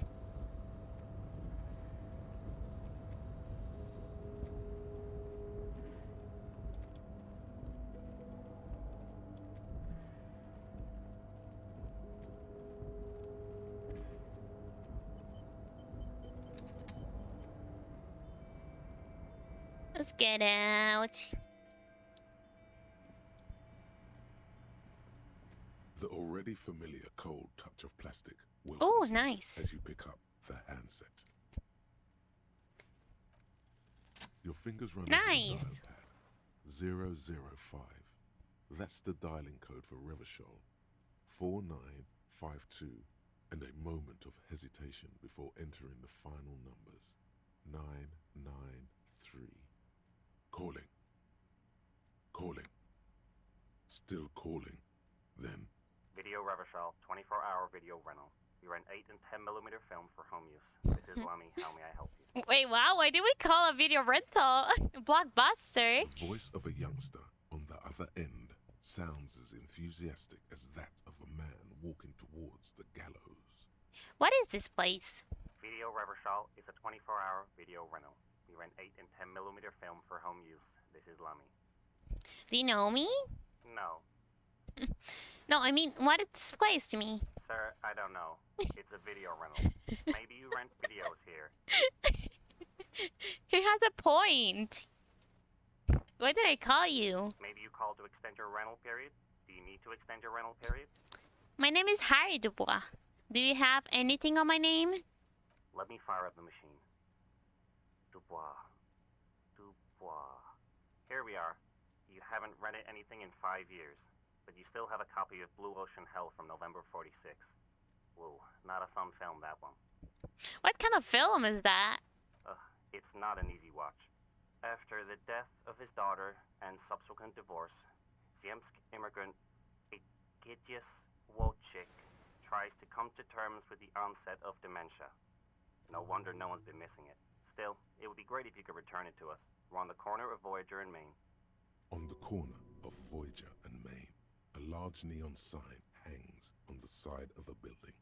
Video Revachol, 24 hours. It's raining and there is almost no traffic on the street. A woman's footprints in the mud lead away from the front door. Tiny heels tiptoeing down the road. Beautiful steps, light-footed with a lifetime ahead of them.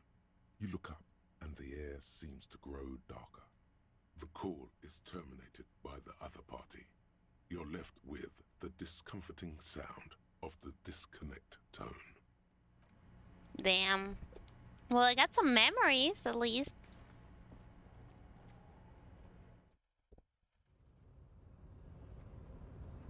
Okay, let's talk to Mañana. Hello, sir.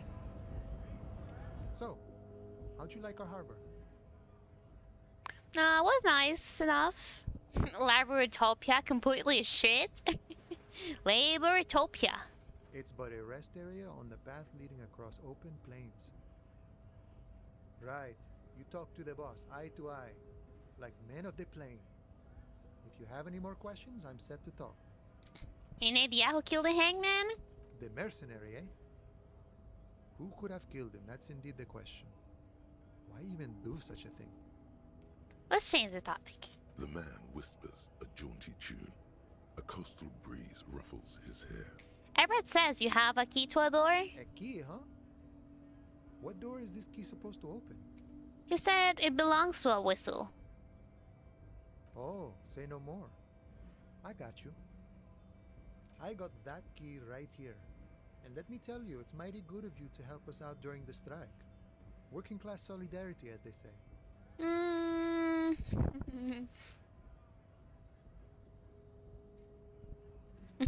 I heard something about a whistle and it didn't sound like a local polar whistle, if you know what I mean. Wink wink. Polar weasel? Oh, I know what you mean. I'm pretty sure he's actually Occidental, though. So you're gonna be committing fratricide, my racist friend. No! I was just talking. What you're looking for is a basement door behind the greenhouse. That's behind the whirling in rags. Okay, That's behind the all I know. greenhouse. Our organization is what you call compartmentalized. Means we keep out of each other's business. Okay, I kind of remember where the greenhouse is. Where did you get the key from? The janitor gave it to me. Nice fella. We talked about life and things that really, truly matter. None of this mess we're in. This jiving and juggling. What's it for? To feed our children, I guess. Anything else we should know about this task, this whistle person? Will he be home? I'm more of a philosophical dock worker. I like to talk about the big picture stuff. Who I am, who you are, what we are fighting for. Alright, good talking to you. Bye. Thank you for the key. Oh, what's this, blue? Hey. Who, me? Yes, you. Word on the street is you're ready to start building communism again. Again? Yes, you're ready to start building communism again. Oh my god. You've built it before. They've built it before. Hasn't really worked out yet. But neither has love. Should we just stop building love, too? Love has worked out really well for me. I'm a love winner. Good. We need tender men like you building gargantuan Oh my god. Word on the Why street do my is inner it's voices going to want me to be 10,000 communist? times larger than any communism previously attempted by human beings. Is that right? How come there's word on the street? You keep saying things like, down with the bourgeoisie, eat the rich, sodomize the landowners, impale all people who have more than 25 real in their pocket, literally murder all human beings regardless of their political beliefs. I haven't said anything like that. Okay, not in so many words, but don't deny it. You're about to rip off that mask of social democracy and reveal the monstrous seven-eyed lamb of global communism that will devour and masticate mankind. Everyone can see that. So tell me, do you have any questions before we fire up the big communism builder? Or do we get right down to it? I don't know, man. I'm not ready to be a communist. It's too tiring. I don't have it to me. I'm beat down and broken. Very well. I guess no one will build communism then. Tell the working man it's over, unless anyone has objections. Did someone mention cocaine? No! Are we doing cocaine? No. I'm sure I heard someone say cocaine is... What? Cocaine? Who said cocaine?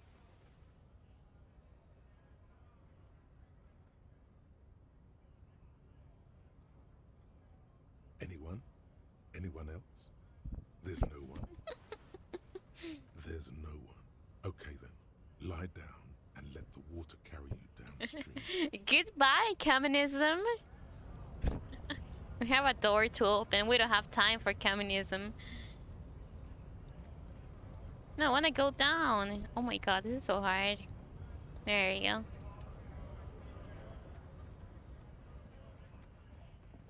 Okay, give me that check. I need to pay my hotel room. Is this about the questions again? Because I don't really know anything. I need to exchange this novelty check for cash. Wow. I didn't know you worked for the union, sir. Thank Anything you. else I can do for you? That was easy. Worryingly so. Blow the whole thing on speed and gin right now. Speed and gin. Great combo. Ask some local dealers, maybe. Yeah, I'm so rich. Let's go. Do you have any health stuff? Yeah, I have. Maybe I should buy some health just in case. A small cabinet on the wall is filled with various medicine bottles. I'll buy no celeb. Okay, here. Just to having handy, you know? You never know. Okay, let's go to pay for my hotel room.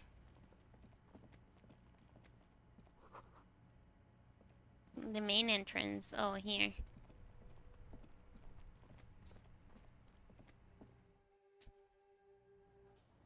I don't know about speed, but gin is good.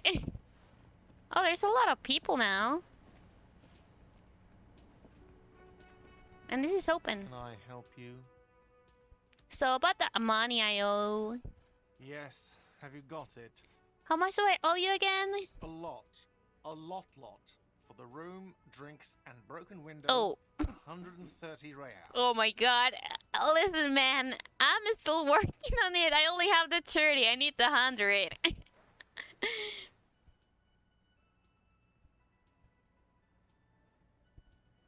Like what? I was rarely enjoying talking about the money you owe me. I see something here at the Whirling Crowd. I think I need to talk about. What thing? I saw a sign that says mess hall is reserved to the Union. Yes, not the whole damn Union, thank God. Just the nastiest and loudest faction. They come here in the evenings. Dumb, unruly types. Think they're big shit. But they're good customers. They place big orders and always pay on time. We should find out who this Lord faction is, occupying the booth. Loudness means talkative, and we need info. How do we find them? Don't.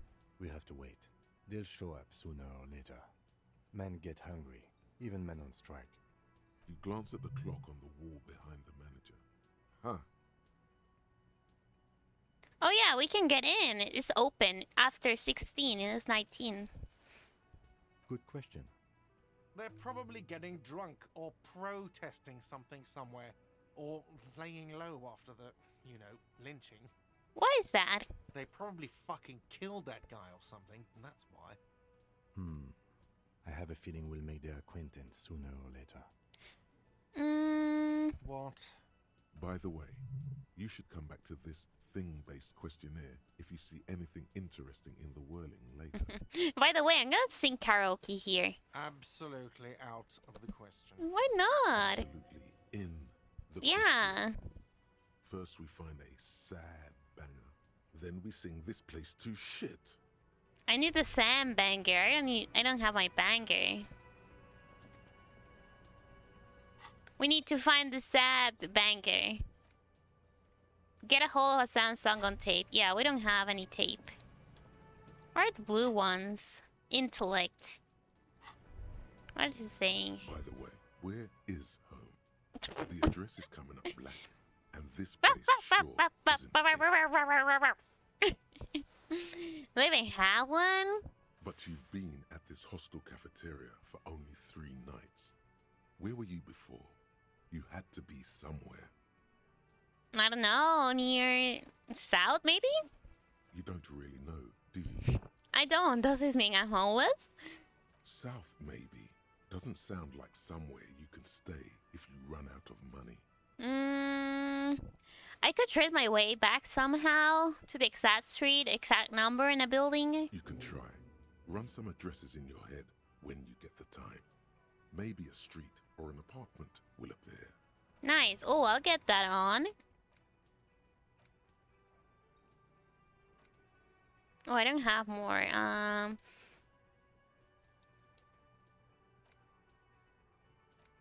We're still doing the... Let's take the ace slow. Oh, I don't have a skill point to forget. And I don't have more spaces.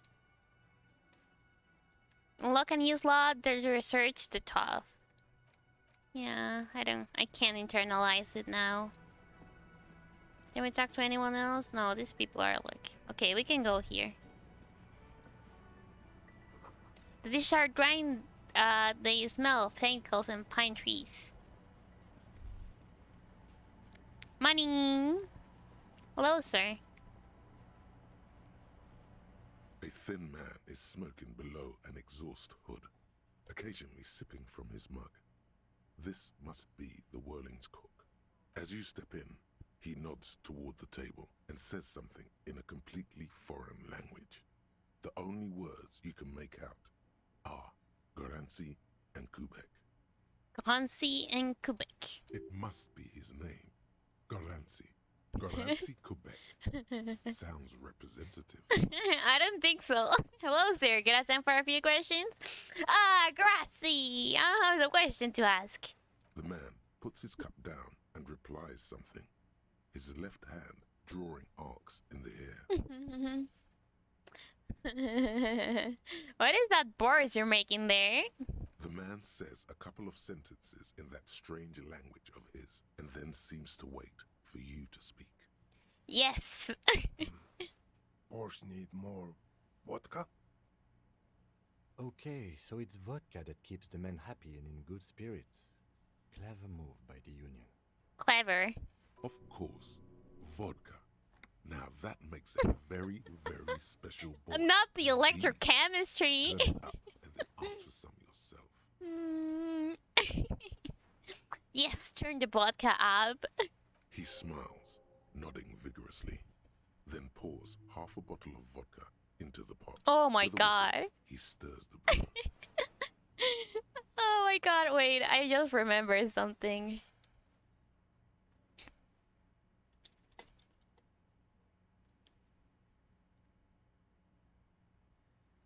Wait, I need to show you guys.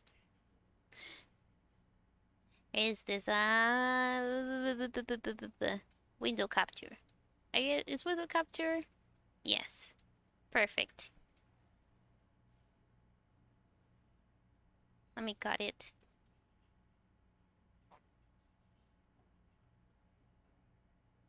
This is the cook right now. Let's see.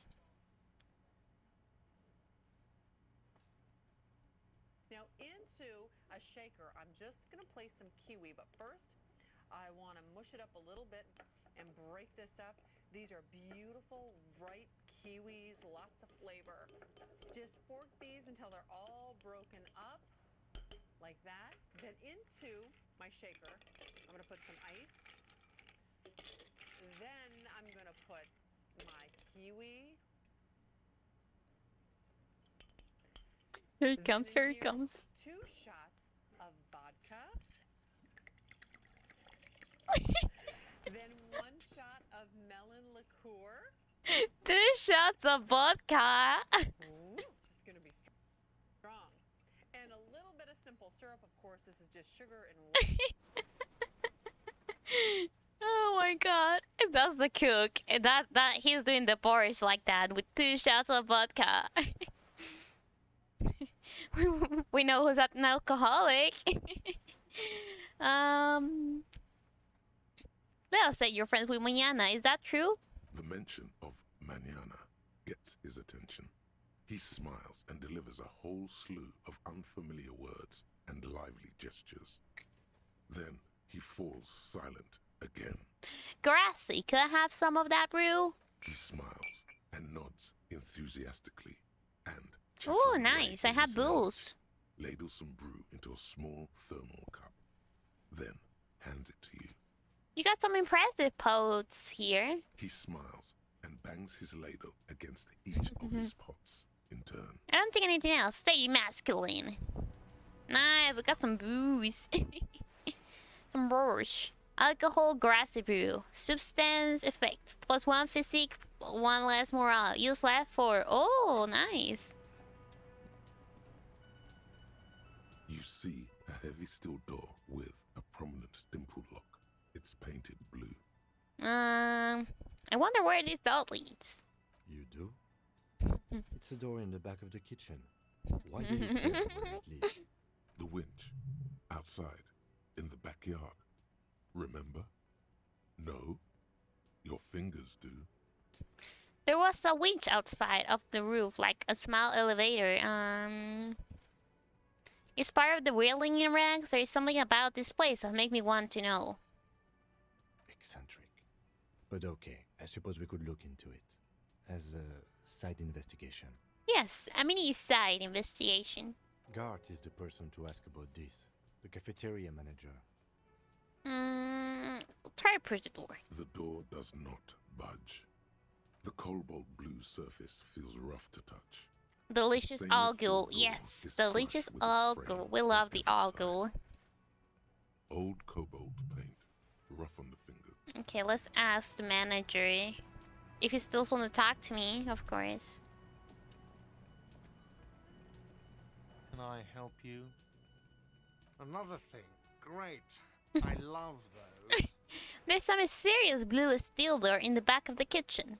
Oh, yes, that door, sure. There's nothing mysterious about it. It's just a door. Do you know what's behind it? Do you have... No, I don't have a key. I don't know how to get there. And I don't care either. It's not like I've been wondering about it for 10 years. It's just a frit warehouse, probably. Or some boring storage space with a bunch of old junk and dust. Junk and dust. He's attempting to maintain an air of indifference. It's absolutely not convincing. I think you like to know what's back there. Fine, okay, a little. But my job doesn't leave me time for wondering about one locked door in one of the cafeterias I manage. So I haven't opened it. I have cleaned the whole place 100 times over, though, after the animals.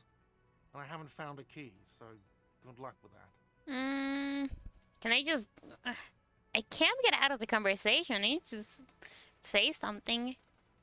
Oh, yes, that... Yes. There we go. What else? Yes. Goodbye. There you go.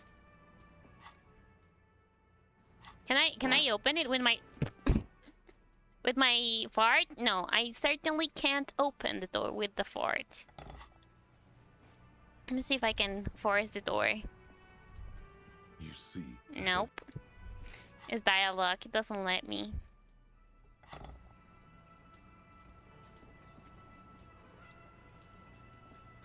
Money. Let's go. Oh, I need my flashlight here.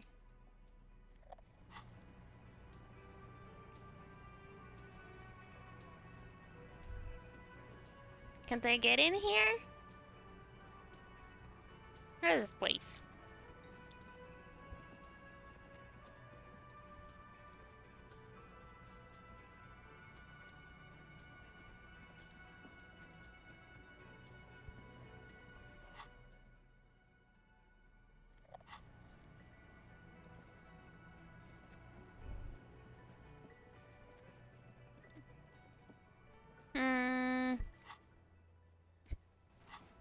Let's see, there's something up again. Maybe there's more people. You didn't hear the fire? That's weird. Because, the sounds are on, so you should hear it. The door is closed. There is no answer. You hear the shower being turned on. Somewhere inside. A tremendous loneliness comes over you. Everybody in the world is doing something without you. What's this? Island Empire. Did it fart louder? No, you fart louder. Show the emotion. The door is closed. This door can only be opened with a key or from the inside. As you hold the metal, you sense the warmth left there by her. By her hand. Oh my god. Alright. Let's leave the romantic door for other time. Let's go. We need to open the door that the dude asked us. I want to talk to the lady on the... that was gonna give us the information. Oh, what's this? A bottle of rum has been knocked over. Beautiful dark liquid is spilling out. That sugary black rum. Oh my god, of course, you like the chemistry. It's almost touching how syrupy and sticky it is. How long have you been up already? Not now. Oh, excuse me. Do you have something better to do than lust for sweet syrupy rum and lemonade? With a twist of lemon? Maybe lime. Maybe who cares? Just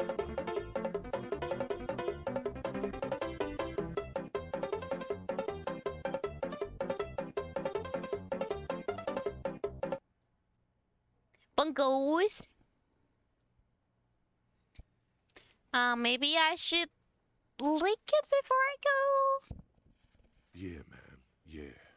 Your mesolimbic reward pathway is going wild at the thought. Lick it, lick it, lick it. Your receptors chant. Lick it, but only a little tiny bit. Calmly, the lieutenant looks out of the window, then to you, licking the tasty rum stain off the counter, but only a little, then out of the window again. What are you doing? I'm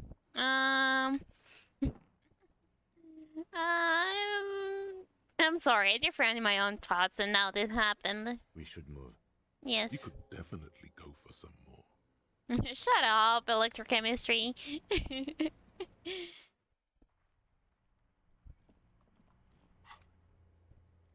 Find booze and drink it.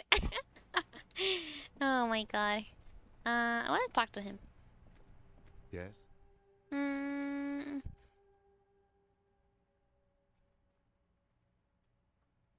Me? yes, you. I want to talk about you. I don't see how my life is pertinent to the investigation. Well, we'll work better together if we have more rapport. You can come on, Lieutenant, open a little. Yes. If you insist. What do you want to know? You don't look like people around here. That's because I'm half Seolite, or quarter. My father's father was from Seoul. So was my grandmother, but from my mother's side. It's not an interesting topic. What's it Seoul? It's a part of the world, officer. A geopolitical entity and a geographic division. I told you it wouldn't be interesting. You're only making it sound uninteresting. I still want to know more about Seoul. You're barking up the wrong tree. I don't speak a word of Seolite. I've never met either one of my grandparents, and I've never been to Seoul. I'm a regular Revacholière. Okay, do you ever talk to yourself? What do you mean? You know, when you're thinking, do you even have conversation with, like, your brain? I have no idea what you're talking about. So you're saying your brain never just comes in with advice or warnings or anything? I can't say that it does, no. When I need to think, I just use my notebook. The lieutenant produces his small blue notebook. Sorry, I needed to. A few pages. You're super lucid, yet psychedelic. You don't need office supplies to connect to your nervous system. You're special. Kim, you're wearing a Revolutionary Air Brigade jacket, aren't you? What? This? It's just seasonal clothing. And look at those airman pants. Look good for installing tools in. Where is this going? You see, Kim, I have this place in my head where I develop new ideas and connections. Interesting. I think it's called a brain. Yes, a brain. Okay. And something happened in that brain?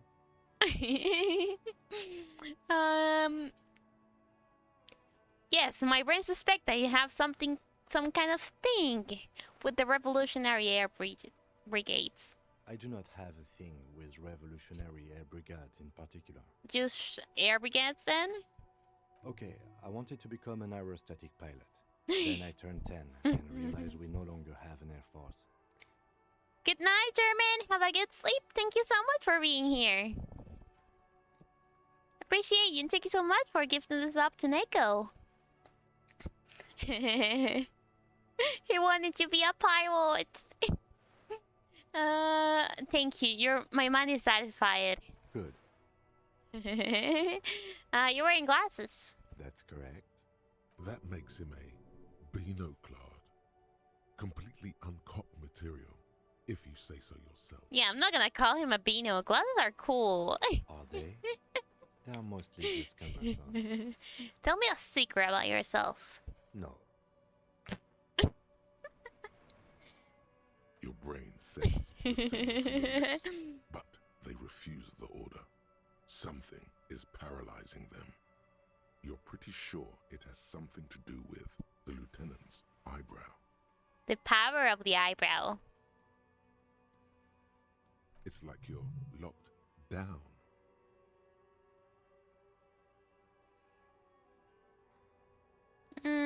There's nothing you can do, yeah. He has power in me. The lieutenant relaxes his eyebrow, and you see... What happened to the music? Jeez, it's so loud. Good.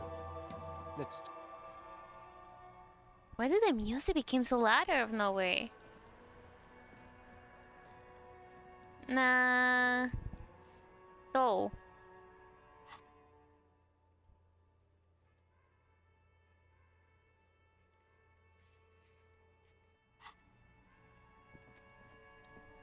Oh, I remember they say something about the greenhouse. Are these dudes still here? Yes, they are. The greenhouse is here. Behind the greenhouse. Okay, I know how to get there. I need to go to the docks. Again.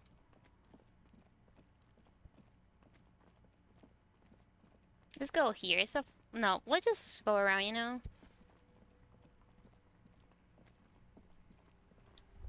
The kid's still here.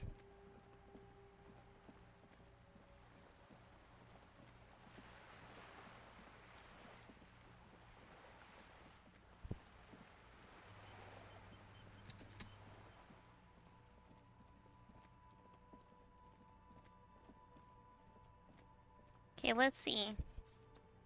Take out the zoom, please. Too much zoom.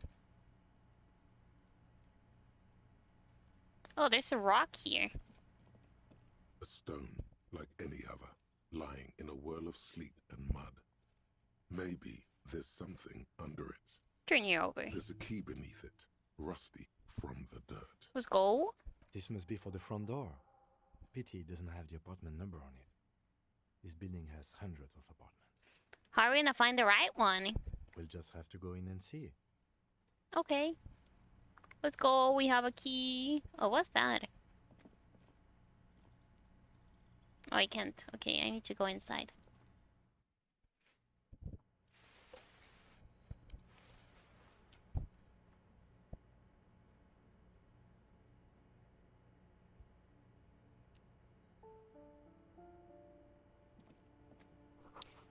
Eviction notices and missing pets are plastered on top of each other. Flip up glasses, the auditor. Oh my god, I look like John Lennon. Visual calculus. I like the authority. Filthy boho, probably a narcomaniac. These flip up sunglasses were fashionable in the old. But have still lost their popularity. Their thin gold alloyed wire frames are a reminder of drug Adler's bohemian arts. These days the glasses are only favored by organized crime accountants who desire to look cool. I want to look cool. This box is filled with cleaning chemicals, smelly laundry detergent. Oh, Shrek, boots sneaky old slippers. Apartment 12. A loud rambling snore comes from between. The snoring is scary somehow. You should leave. Alright.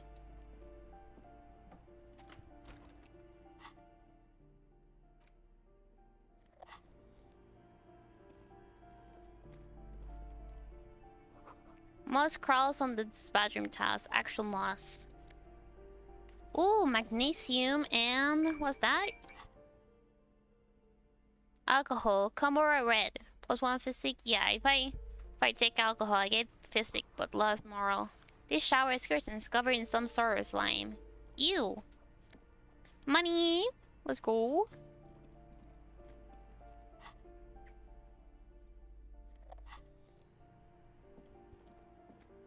What's this? Oh, it's a door. Oh, we're up here. Money. Let me check inside though.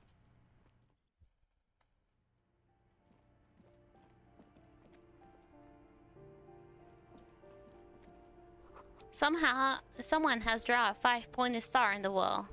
Oh my god. This door has been closed with a padlock. A chalk-drawn number on the board says number 11. Examine the padlock. It's a solid lump of metal, but the shackle is deeply corroded. A solid pair of chain cutters would make short work of it. Better whip out those cutters. You won't get very far otherwise. Tools not in hand. Okay, let me leave and put my chain cutters. This door has been closed with a padlock. The shackle Nice. snaps like a twig, and the lock falls to the floor with a little thud. It should be possible to enter now. After you, detective.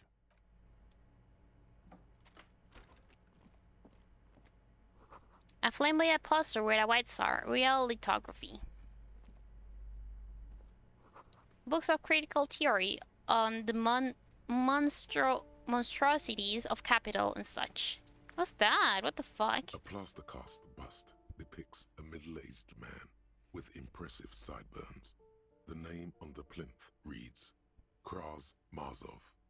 Kim, who is Krasmasov? He's known as the father of scientific communism, also known as Masovianism.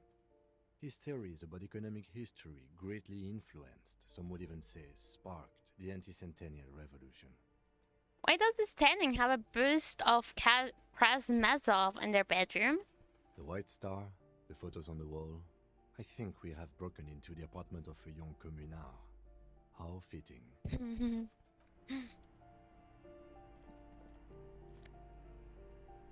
Ooh, I have bullets now. And Sarah Miriskian launch like it comes to trolley station. I like my jacket. I don't think there's something else there. Oh, there's shoes here. There's money in the shoes, alright. Money, more money. You hear someone walking around inside, rearranging the furniture. The number on the panel says 10. Knock Walking knock. stops abruptly, but no one comes to the door. A poor communard, from the looks of it. The room is barely bigger than a closet. Wait, what? What the boy said doesn't match what this says. Do I have to open the door? You hear a cracking on the heels again, as the other side walks right up to the door. Her tone is now getting defensive Do itch. you have a warrant? I'm not obligated to open the door if you don't have a warrant. Let's go. We don't have a reason to get inside that apartment. Later then, entering this door seems a physical challenge. Door 9 is locked. What's this? Postcard Boogie Street. This crumpled up postcard depicts an open-air market in Boogie Street 5 years ago. And then there's Mala as dead rooster lying his stalls, hung by their feet from a canopy. Red blood flows onto the muddy street, blurry shadows to people pass. Money? Stealing everyone's money? Hello. Give me a moment. An elderly woman is leaning on her broom, her knuckles white as bone. She seems to be having difficulty breathing. The cold never does any good for my bronchitis. This woman's health is failing her. There's not much to do. Not in this damp. Are you alright? Should I call a doctor? I'm fine. Fine. Don't you worry about me. Now, what do you want from me, policeman? I have a few questions about those apartments. Ask away, policeman. Who lives in the apartment 10? No one lives there. It's been empty for months. But I talked to someone through the door. Impossible. I would know if someone had moved in there. Maybe it's those countercultural people again. Breaking into a house like it's a public space. You're a policeman. Be good and take a look, will you? Sure, I'll go see what I can find. Great. Young people. They're worse than rats. You know, always littering the hallways with trinkets and empty beer cans. La potence pour les riches. Who lives behind the padlock door? Oh, that one is a scientist, a future scholar. I think he studies astrology at the community college. Education's good. I always tell them to study. Astrology? Something to do with all those stars around his door. He asked me to leave his drawings up on the wall. You mean the stars and antlers? I think that's the symbol of communism. The symbol of what now? It's an ideology. It has some noble aims, but it is also been used to justify terrible bloodshed. The cleaning lady shrugs and returns to sweeping. What can you tell me about Cindy? The artiste? Nothing I can do about her, I'm afraid. She ruins the walls faster than I can clean them. Still, she leaves an old lady to her business. More than I can say for others. That's all, thank She you. mumbles some kind of a response. Then Yeah, I'm not gonna ask for Martin Martinez because we know it's a fake name. A firing squad of the rich. Apartment 8, their mailbox is overflowing.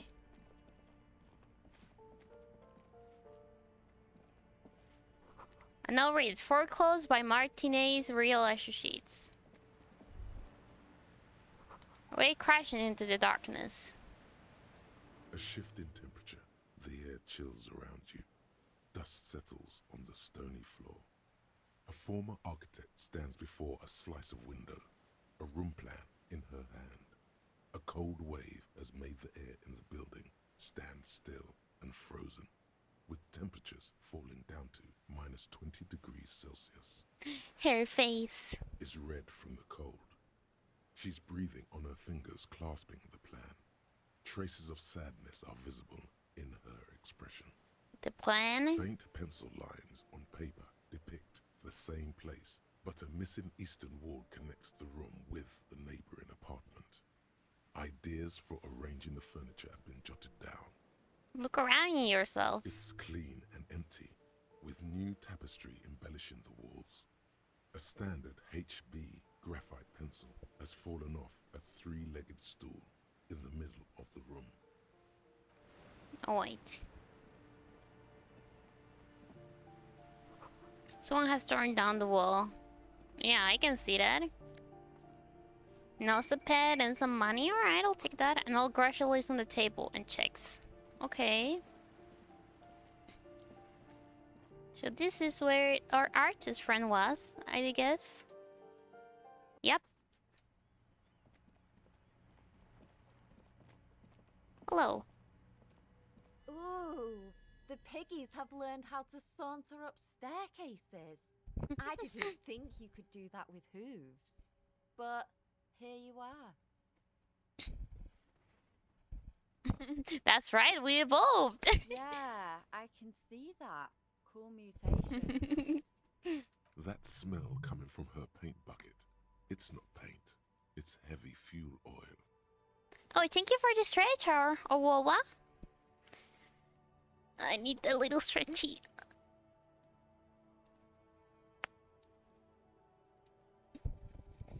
Let me get up on my chair.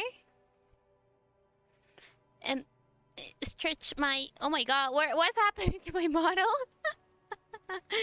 Oh my god, there we go. No, what is happening? Where's my model going back? Stop, stop. Oh my god. Oh my god. What was that? I was not even in the camera range. Alright, that means we shouldn't leave the camera. Or weird things will happen. Dog broke, yeah.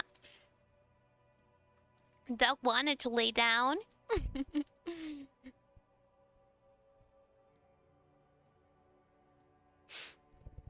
Turn off and on again.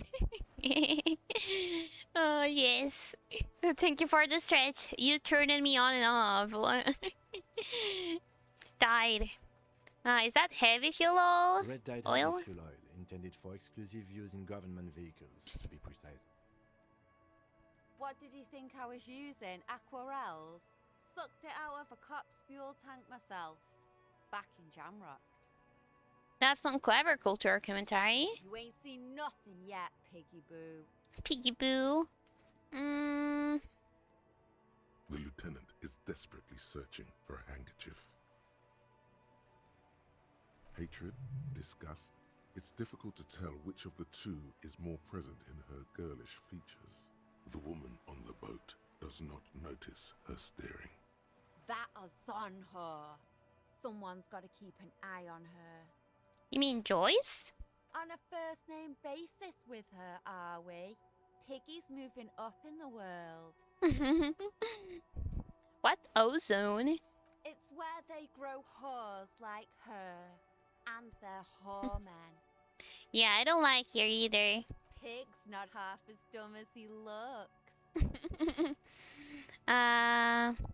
Catch you later, Cindy. I don't think she has anything to say to us. Some kind of superstar. They say the world isn't ready for a rock and roll cop. No one wants their state monopoly on violence to be mixed with celebrity worship. They claim to know. It It would be dangerous for detectives to rise to the ranks of demigods and have sexual encounters with barely legal cover girls. It would be insane, they say. To all this, you say, fuck off and die, in a cool voice. You people have no idea how good these cops are gonna get. They're gonna crack 20 cases a day. In the future, cops will be like astrophysicists, or prime ministers, or prophets. And you're the first one. Hell yeah.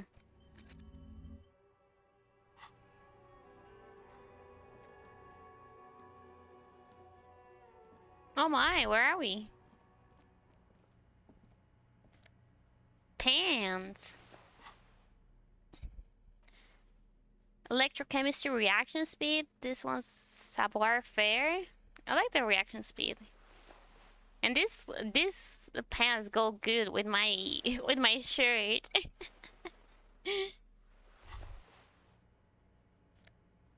Money.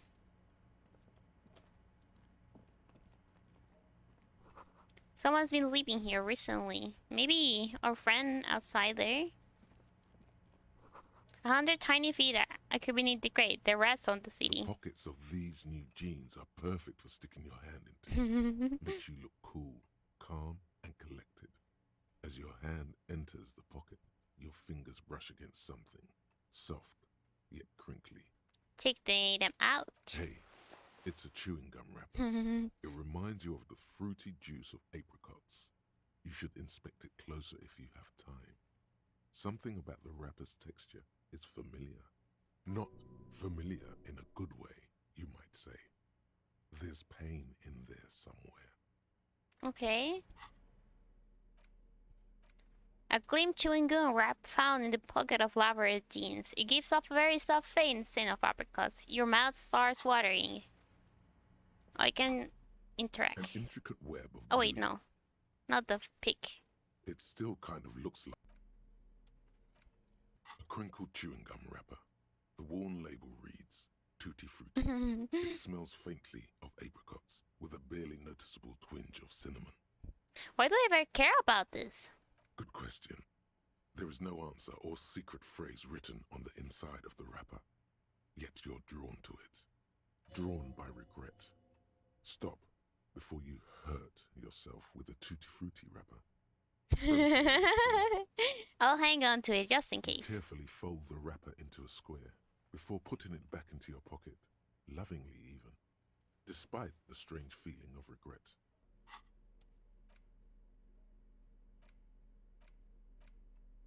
The note is written with a blue pencil on a piece of lined office paper. The kitchen magnets have left spots on its surface. Does it say anything interesting? This is tangential at best, but the lieutenant's detective instinct is still active. Read the note. Someone has scribbled, S. I can't believe the off-site copy is still here. The illiterate ginger kid keeps stealing stuff from the store, so I had to hide it somewhere safe. You'll find the filament memory with the off-site copy in the frozen ice cream maker. Please take it home, ASAP.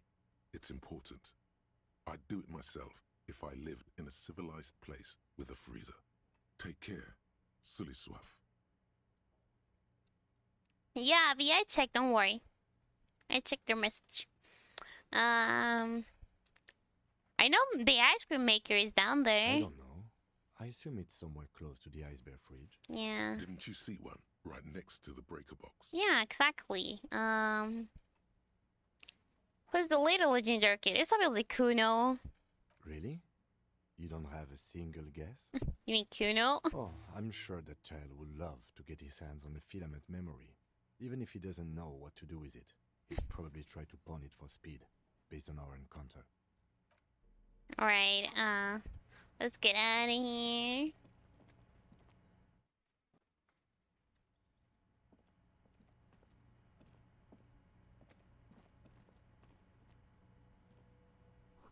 Door is locked, you can't get in. Damn.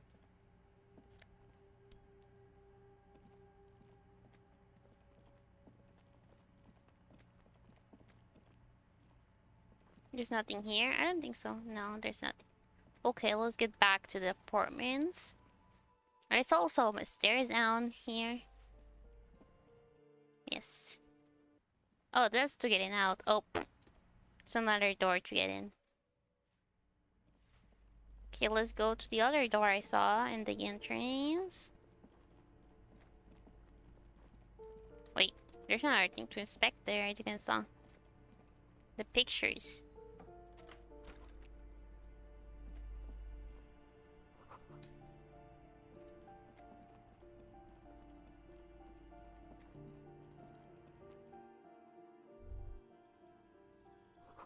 A myriad glow of light pollution rise from the east. The breaker box is full of cigarette butts and electric wires. Just a door, nothing for you here right now. Can I open it? I mean, if it's on white, I'm sure I can open it somehow. But not now. Someone growing a rosemary thyme and a cactus. Okay, let's... 28, a door to be remembered. This door of the apartment 29.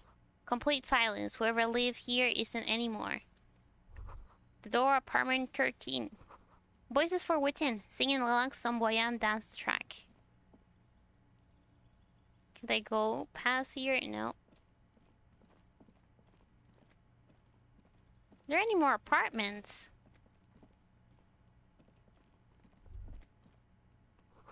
You hear distant traffic, nights falling on the city.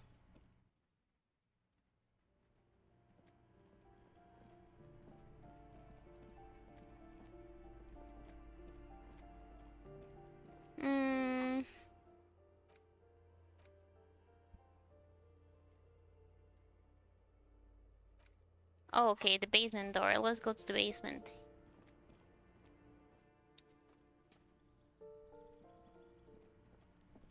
This door. This must be it. The basement door is weather-worn. The copper nails holding the upholstery in place have turned green from sea air, and there's a knocker shaped like a lion's head. The royal lion, Guillaume's kitten. This knocker will last a lifetime and then some. Press your ear against the door. The leather upholstery is worn and rough against your jaw. You don't hear any movement. In fact, it's oddly silent in the yard around you. No birds chirp. Saucy. You knock silently. The upholstery muffles the sound. No response comes from the apartment. I guess no one is in? You're pretty sure the owner of the apartment isn't here. It's safe-ish. Lieutenant, what is your opinion of this task we're undertaking? Let's be honest. This isn't what I joined the RCM for, but every day tells you something new about yourself. Apparently, working with the local union boss to get info on an investigation is not something I'm squeamish about. So you don't mind if I unlock the door? I mind that the local thug is using the RCM for his busy work. But if this gets us to the bottom of this hanging, then I'm willing to look over it. On the other hand, we could just leave and tell Evrart we opened the door. No one seems to be tailing us to see if we actually did it. Like to everyone, that's also an option? Yes.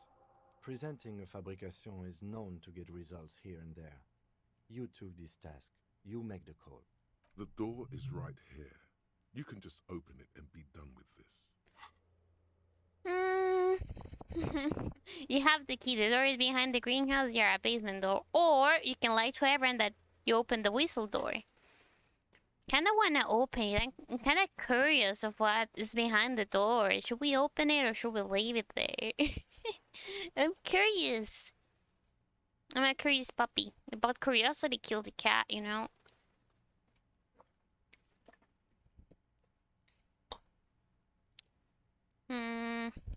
Ah, fuck it, Kitsuragi. I'm gonna open it. You try to be as silent as you can. It takes a bit of rattling of the handle to loosen the bolt. Finally, the door unlocks with a small clack. Thoughts race through your head. Curiosity killed the cat, not the pauper. True, true.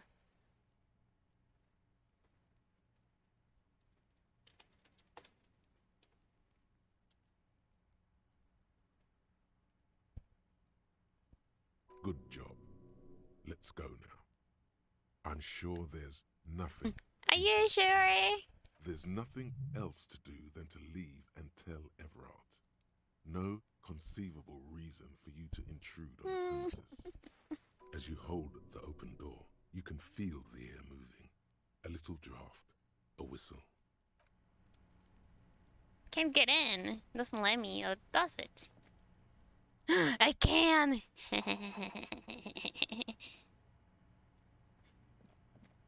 What's this? Small suitcase full of cloth. Guess our thing over? A book titled The Hidden World of Walking Sticks lies open.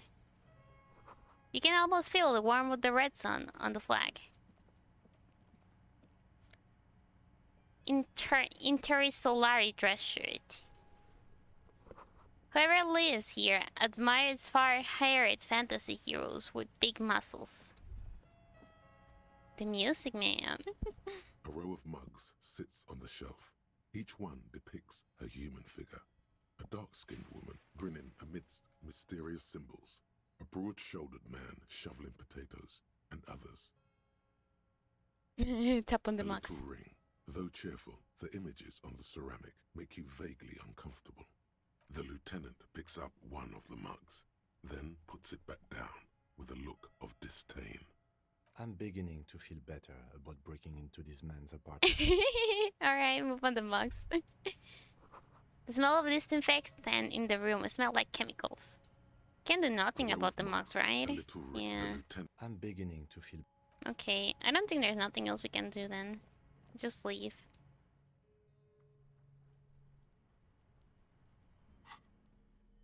We got some quotes though. Logic and conceptualization. Okay. Let's go back to Everett and tell him we opened the door.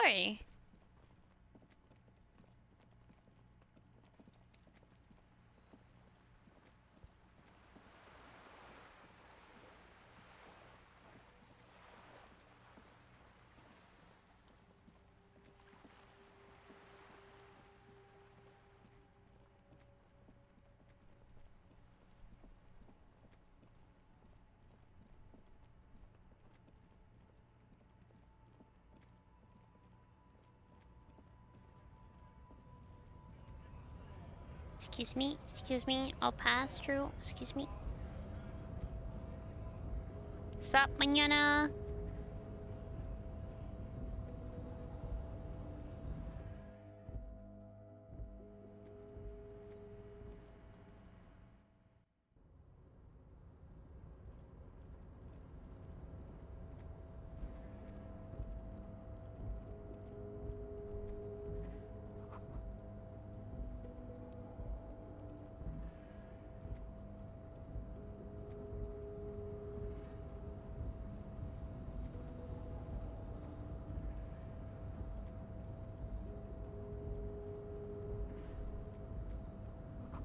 The Sherbert heads out quietly. Great machines are sleeping.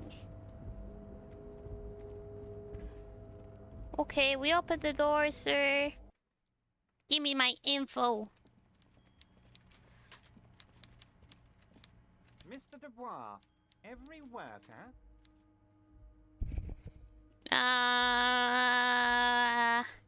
Is a member of the board. That's right, Mr. Dubois. Oh, I got it. I see the socialist democratic fervor now burns in your heart, too. How can I help you today? I opened the door you asked me. Can we discuss the murder now? I'm very glad to hear that, Harry. One question. You didn't actually happen to stumble in and see what's inside the apartment, did you? The deal wasn't for me to go inside, so I didn't. Of course I didn't. You're right, Harry. You only had to unlock the door, which you did. So we're all good here. Yes, we are good. Now let's get down to brass tacks. It's time for men like me and you to figure out who's killed who and why. Real police work is gonna start happening now. I promise you, Harry, this is gonna be good. I really went in there. Yeah. Wait, no. You said the lynching and the strikes are related. How? By now, I'm sure you've figured out who the dead man was working for. The bad guys. Wild Pines. Sent to scare us. Another violent measure of the top hats against us flatcaps. What do you mean? Harry, this strike is the culmination of many, many mistakes made by the Wild Pines group. They tried to shut the strike down by sending in armed mercenaries. Oh. You mean our victim? A security contractor? Can you imagine that? Workers standing in peaceful protest, united in the spirit of fellowship, and they send hired killers to mow us down with machine gun fire? He performs a motion as if spraying bullets from Pew, a pew, machine pew, gun. pew. I'm talking beasts, hardened killers from proxy wars in Yisut, Semenine, Saramoritsa, you name it, they've done it. Raping, killing, burning villages, killing little children for the Senorita Pineapple Company, Harry. Everything they did there, they brought over here. They want to turn Revachol into a third world slum. Honestly, the only thing they didn't do is kill the village elephant. Hold on, you have a village elephant? No, Harry, the elephant is metaphorical and so is the village, but the mercs and their brutality are very real. Go on. Now, I haven't personally witnessed the brutalities out there. I have the luxury of staying in my container, you see. If I need to go somewhere, they just move my container. Wait, they moved the container? Yes, I'm an old man, Harry. My legs aren't what they used to be. They lift my office with that big crane. It's actually very fun. You should try it. I mean, it sounds fun to live in a crate. But enough about me and my fun container. The killers the company hired, I think there were 3 of them, all hardened commando types. One of them got downright suicidal, getting drunk, violent, a little rapey. Even their own negotiator couldn't control him. That's your boy, the one who likes hanging out and trees. By negotiator, you mean Joyce? Harry, what you need to realize is, we dock workers are not pushovers. We got grit, Harry. This whole neighborhood does. Push us hard enough and we push back. And when we do, we push to kill. An entire neighborhood of Killers. Who exactly did the pushing? There's a militant wing inside the Union. A group of people whose duties don't involve manual labor, but peacekeeping in the neighborhood, making sure everything runs smoothly. Thank you for the path, Aurora. I hope you rest well. You get some more energy there. And thank you so much again for the raid. Woo! Thank you for the path again. What did he say? A group of people whose duties don't involve manual labor, but peace kind in the neighbor, making sure everything works smoothly. They're like you guys. Idealistic people who want to make sure bad things don't happen. And if they already have, well, punishment must follow. So these idealists killed our victim? One day Titus Hardy, leader of this peacekeeping faction, comes up to me and says, "Boss, socialist democratic fervor drove us to take it upon ourselves to kill this beast that was burdening the land." So Tito did it. He probably worded it differently, but that was the idea. Sure sounded to me like they killed him. I gave them 2 weeks paid leave and told them to lay low to avoid retaliation. Aren't you worried we might arrest them for this? Oh, I'm not at all worried about that. These are not the kind of men who get arrested. They're Martinez boys, tough and gritty. I'd like to see the man who takes them in. Besides, I sent my lawyer girl to look after them. How do you know the mercenaries were hired by a shipping company? How do I know? Let me tell you about these people. That's their MO. It's what they do. Last winter, some poor workers in Terminal E went on a little strike. The company sent in Sediment, a security contractor. The strike was over the workers' right to wear protective footwear, Harry. These guys turn up and start beating people. Tell you what, Harry, I wouldn't be surprised if we got the same mercenary company after a little rebranding. And I'm sure as hell not surprised to see an army of scabs under my gates. So you believe the scabs were organized by the security contractor? You said it. Hell, one of those guys looks big enough to take down that proverbial elephant. Boys like that don't just happen to show up during strikes. You mentioned the lawyer girl. Oh, Liz is a bright one.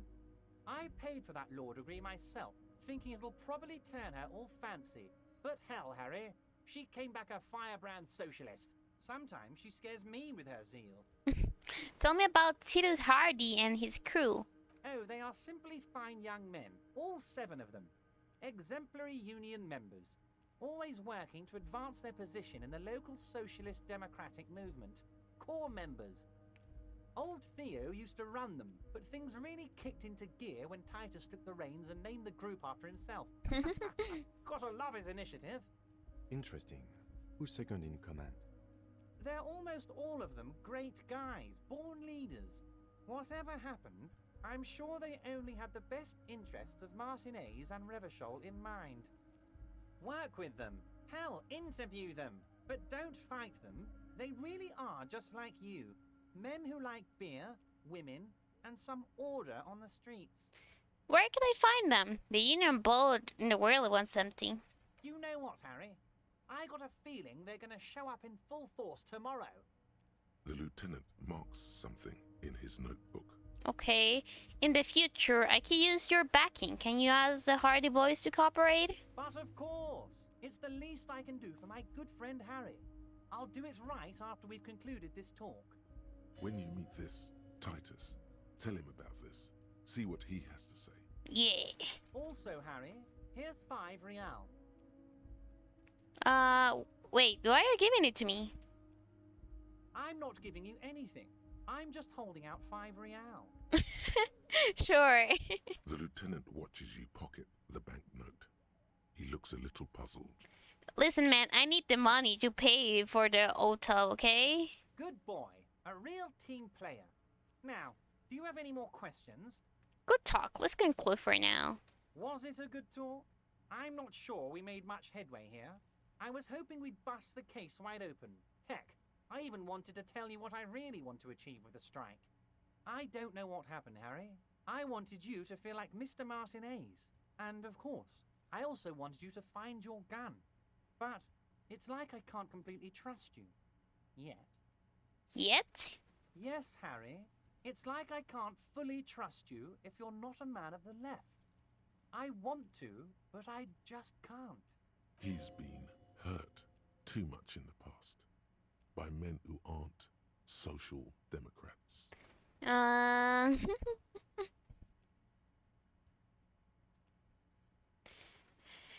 don't know. I don't want to go with his thing. Should I? I'm not a man of the left. I'm a Patrol Revachol. You're right not to trust me. I take care of me. I'm a hustler. I grind. I'm a money engine. Engineer. What's that supposed to mean? I'm more left than you are. It's another corruption scheme, isn't it? I'm neither left or not right. I do what my heart tells me to do. I'm for the 2, I'm for the 5. I don't know what to choose.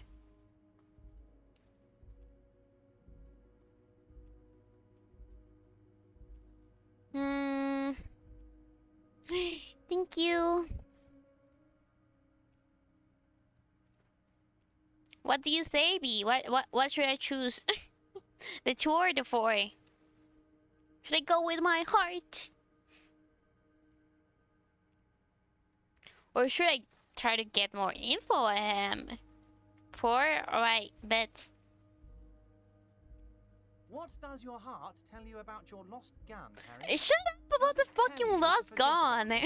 Or do you think it wants to be found? I think it's lonely and cold. I think it wants to be found, and I have a proposal for you. And what would this entail?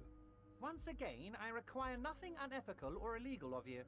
You just need to get 2 little signatures on this piece of paper, and then mail it to my accountant in La Delta.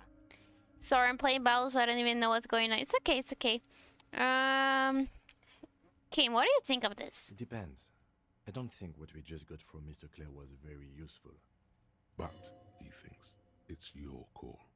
As I said, it weighs on me heavily. But once we get really talking, well, I'm gonna hand you the keys to Martinez, and maybe even help you figure out who's behind this killing. What are the signatures for?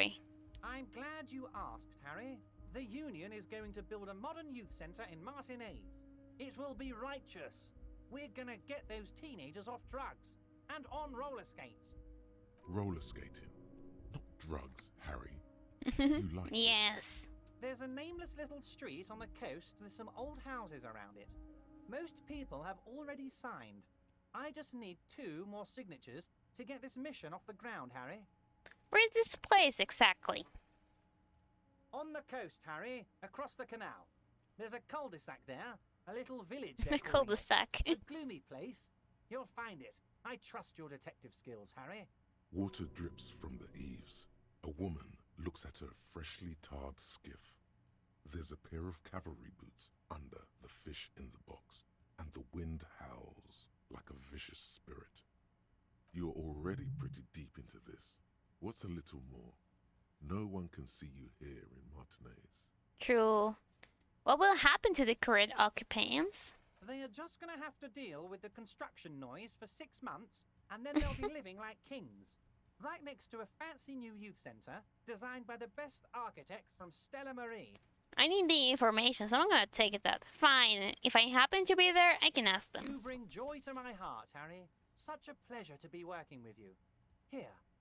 You need to get signatures from Isabel Sadie and Lillian Carter. The cul-de-sac is right past the pawn shop and across the canal. I hear there is some trouble with the waterlock, but they should fix it by Wednesday morning.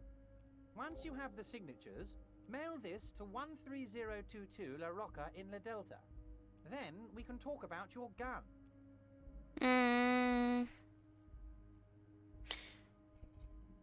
Can we go over a few details concerning the murder again? Most certainly, Harry. No. By all means, Harry. What's on your mind? I don't want to tell him I went in there See you soon, yet. Debardeur. Just kidding, but not too much. No, maybe I will tell him later, but I need to give him to give me the information first, you know? You take the legal documents out of the envelope. A 12 to 40 month construction period and the zoning plan in the addendum. I'm no property lawyer, but it looks fine. I like the print size. I'm not selling or leasing anything. It's not a perfect solution, but... Look at the zoning plan. The youth center cuts into the ocean. I don't have more logic. The bow of some great modern ship. Apparently, it's going to cover most, if not all, of the street and the square between the existing houses. It's 3 stories tall. Alright. Oh my god, look at all the things I have. Monday, and they open Wednesday, the thingy, so I have to do more stuff. Alright, so here in the office, I'll save here. Yes, Harbor, day 1. I still have the day 1, nice. So yeah, I'm gonna save there, and we're gonna finish the stream here because it's been a lot. But I'm having so much fun with this game. I will stream more if I could, but I need to go eat. So let's go to the talking screen now. Whoop. Let's put some music in the background. The background music doesn't work as always. There we go. I'm gonna close the game. Main menu. Confirm. I save it. Save the game. Alright, let me see who can I raid today?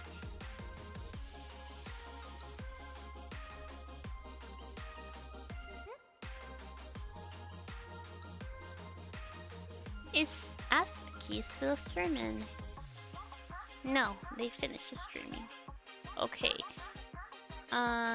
Who's the streaming? Who's the streaming? Oh, Key is the streaming.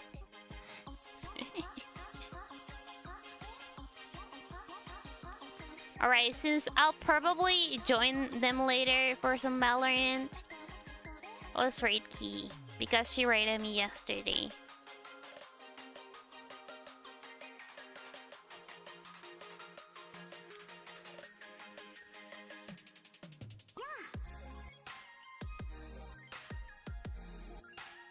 Alright, that's it for today, guys. So, thank you so much for coming to the stream. It was very nice and very fun. I love this game so much. I'll try to remember to put in the schedule next week because, you know, I didn't put it on the schedule this past weeks because I didn't remember at all that I have that game. So, I'll try to do it.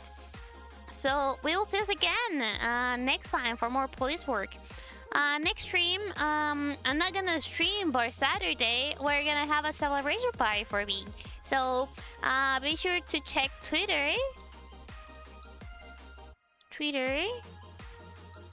and Discord to get the info and the dates and when are we gonna do it. So yeah, be there. Love you guys so much. See you again next time. Bye bye.